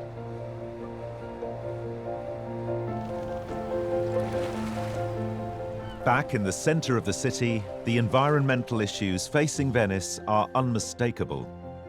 But there are campaigns to limit the number of tourists, and flood barriers are being constructed to protect the city from the rising tides. John Ruskin was one of the very first to argue that the great buildings of the world, like those in Venice, must be preserved for future generations, an idea that was to become the foundation of today's attitudes to conservation. Fujiko's come back to St. Mark's Square to meet up with historian and Ruskin expert Emma Stenyo. One of the things that was mentioned to me as well was Ruskin's concern about the damage that was being done to Venice, how to deal with that. You find in Ruskin a perspective which has to do with buildings but can be easily translated into a lesson about life. He says that buildings are like old people and we should take care of them. The sense of this was that we have to preserve them, to be healthy, to be well, to be happy, and so on. In metaphorical terms. As long as possible. Exactly, exactly. And taking care was not to damage, of course, but also to know the story of it. Because when you start knowing the story, it's an act of love. Love is a very strong word for Ruskin. The sense of loving, of taking care, of sympathizing, and all this. As I'm learning more, when you know those kind of extra details, when you look at them, you do appreciate them more and you see more of it and you enjoy it more. And I think you care more as well when you know. This is what Ruskin meant. It was this great love for the city of Venice that made it so hard for Ruskin to witness the neglect he saw before his eyes. But he wasn't the first artist or the last to fall for the Venetian dream.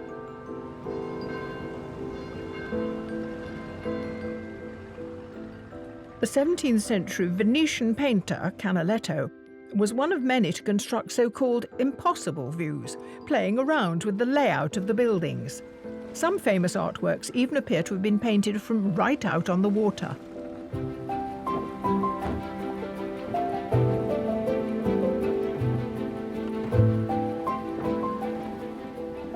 Ruskin also tried sketching in a gondola and he struggled with it.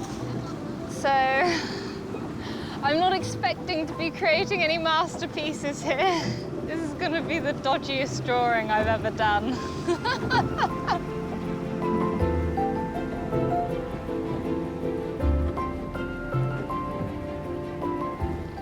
Is it hard? Is it very hard? You have a lot of movement, you know, left to right, something like this.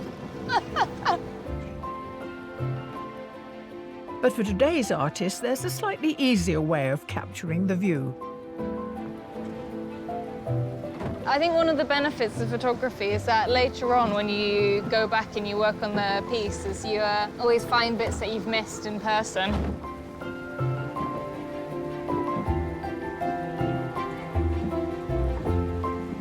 They're two separate sketches, but I've sort of made them into one with the addition of some random bridge.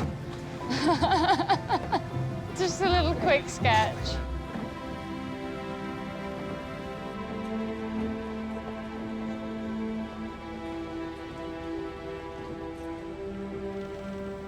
Thank you. Thank you.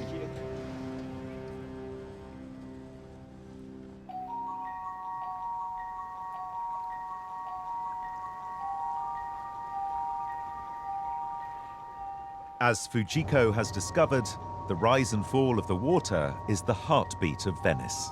The city sits in a shallow lagoon on the North Adriatic Sea, and when the first peoples arrived here in the 5th century AD, they settled not on Venice, but on the nearby smaller island of Torcello. Today, Fujiko's taking a trip across the lagoon. So it was an early start today. Just saw the sunrise over the lagoon, which was amazing. It's very nice to see some nature around as well. It feels quite different, and that's nice.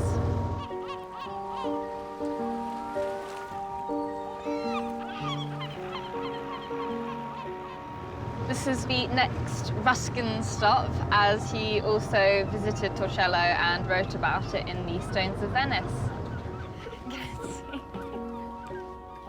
John Ruskin called Torcello the mother of Venice. Its first inhabitants were refugees fleeing the barbarian forces of Attila the Hun. Fujiko's come to their cathedral, Santa Maria Assunta. In the Stones of Venice, Ruskin praises the beautiful simplicity of its architecture, in contrast to the buildings of its more flamboyant neighbour. It has evidently been built by men in flight and distress, who sought in the hurried erection of their island church such a shelter for their earnest and sorrowful worship, as, on the one hand, could not attract the eyes of their enemies by its splendour, and yet, on the other, might not awaken too bitter feelings by its contrast with the churches which they had seen destroyed. Torcello's ancient cathedral stands on a stretch of low marshland overlooking the lagoon.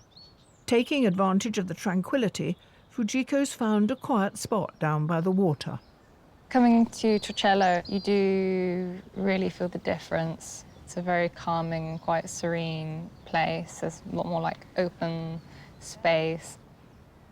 So the view that I'm drawing is very simple little jetty, but there's a couple little posts and there's a little red gate.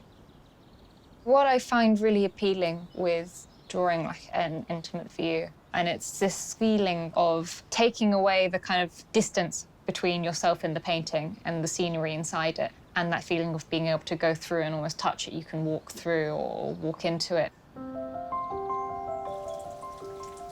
I'm just taking my camera out. I'm just gonna grab a quick photo as it's starting to rain.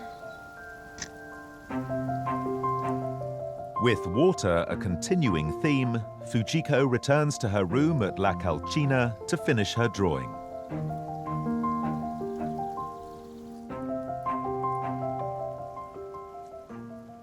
Ruskin loved Torcello because it was the start of Venice. It was where the first people came to before building Venice, and that history behind it is also what I found to be quite interesting.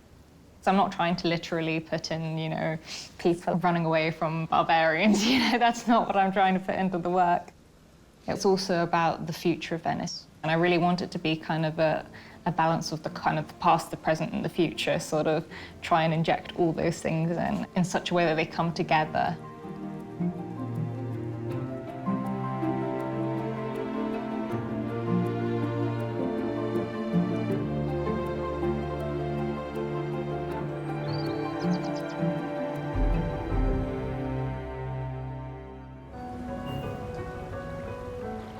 Landscape Artist of the Year, Fujiko Rose, has spent 5 days exploring Venice, from small canals and shaded alleyways to magnificent palazzos. She's spending her last day sketching the famous Grand Canal, the artery of the city, and a view that John Ruskin drew many times.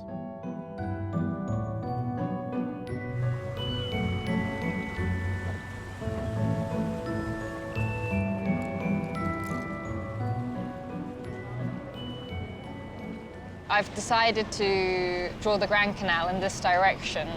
I thought I should challenge myself a little bit and do something which involves more dimensions than I'm comfortable with normally. The composition I've chosen is about 60% foreground, and the reason for that is, in a way, if I was only drawing the Grand Canal, I feel like I'd have to pay more attention to the details on like all the windows, and then there's too much. Whereas if I focus on what's near me, the background can be more like in a soft focus. That's just my way of dealing with such a vast amount of things. Like so many artists before her, Fujiko will leave Venice inspired by the complex perspectives and changing light of this floating city. Venice has been something that has really challenged me. It's made me try and think about composition differently in places.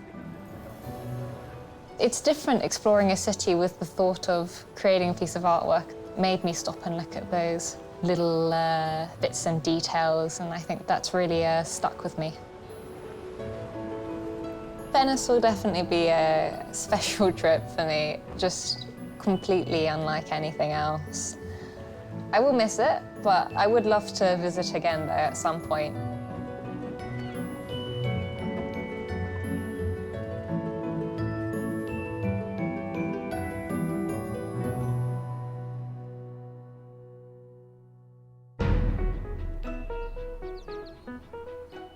Back home in Welwyn Garden City, Fujiko is working hard on her commission. She's using the preparatory sketches from her trip to Venice, plus some inspiration from John Ruskin himself, to create her final composition. I chose this building which is sitting on the water, and it has the Gothic arches, and it has these beautiful details, and it also has that sort of wear and tear that you get from being so exposed to the water. All of the drawings I did, it's quite funny when I look at it, actually, there's little elements of each one. So in a way, actually, in some ways, the balance is more similar to the one that I did on the first day. But I think I've tried to take the feel of the kind of more out-of-the-way places. I'm just starting to draw what's actually the most detailed part of the picture at the moment, which is just around the door. I think the actual process of drawing, I've never found relaxing. I'm sure a lot of athletes, the actual process isn't exactly calming as such, but there's such satisfaction from it. I like coming up with the ideas in the first place and, you know, climb up the mountain when you're drawing it, and then you're at the top right at the end.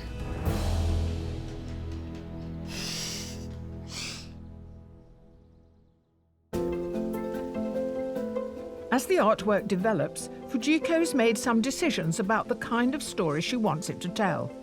She's keen to evoke the history of Venice, but also to reflect the contemporary city and fears for its future. I'd say between like a third to a half of the picture that I am drawing will be water. The water is sort of almost leaking out, it's not contained. Water is sort of the friend and the foe of Venice. It's what attracts people, it's also what makes it so special and different, but it's what's damaging it, what it's sinking into. One of the things I have, which is quite bold in the picture as a feature, is this sort of diagonal line, like a beam of light coming across the picture. Everything that's in the light is quite well defined, and the parts which are sort of swallowed up by the darkness, if you will, I've sort of obscured a lot of it.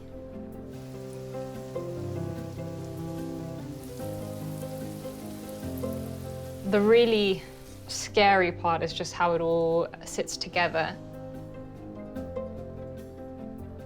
I think commissions can be scarier, and you really want to please the people you're giving it to. That's quite intimidating, actually.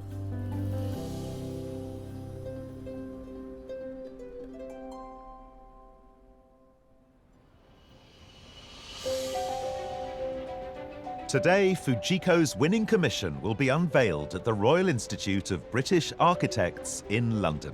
It's 6 weeks since she won Landscape Artist of the Year, and 6 months since she first submitted her drawing to the competition, and the work is finished.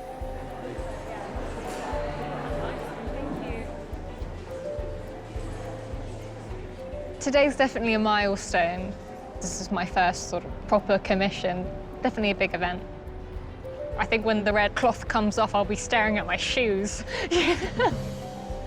As an audience of friends, family and RIBA members gathers in the Institute Gallery, there are 3 guests in particular who've been looking forward to this moment.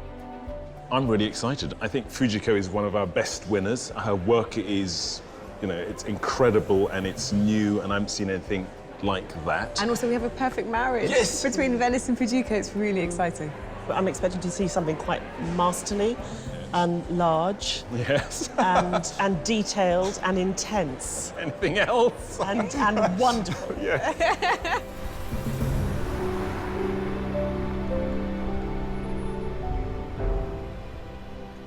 Welcome, everyone, to this very special occasion. We're here to celebrate the winner of the Landscape Artist of the Year 2019, who's going to unveil her work. Here she is, Fujiko Rose.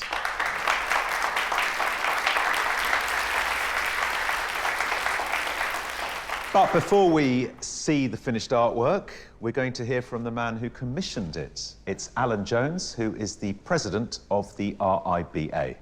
Welcome everybody to the RIBA for this very special event. The RIBA has over 4 million pieces in its collection that are shown here publicly in this building and also around the world. So Fuji's piece of work will be in very good company. So I'm very, very interested to see what Fuji has created for us. Are you ready? It's a great moment for you and for us all. Here we go. Oh!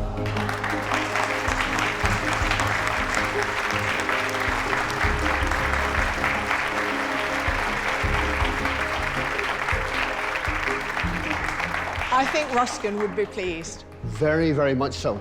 Very impressive, and I'd like to look at it in much more detail.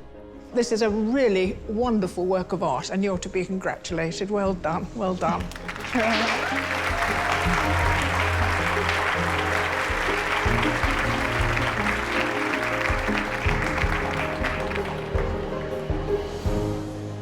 I know you're a good artist, but I've never seen, I didn't think you could do monumental. This is really monumental. And as I look at it, the drawings are drawing me in closer. There's more and more stuff to look at. There's just so much there, and it's magical. I really feel like you and I saw this together on the Grand Canal as well, so I feel really special that I was there. We wanted something big. We wanted something which thought about the past, but also talks about the present. We wanted a little dash of gold. She's completely spoilt us. We're ruined now. I like the urbanness of it too. Even though it is this sort of ancient city, there's a grittiness to the elegance. Here we've shown that ink can still do the business well. Fujiko's done us really, really proud, and it's a wonderful piece of work. Very, very impressed. I think it really captures Venice and the beauty of it, but also the vulnerability. I think it'll sit very well in our public building. It's a great piece.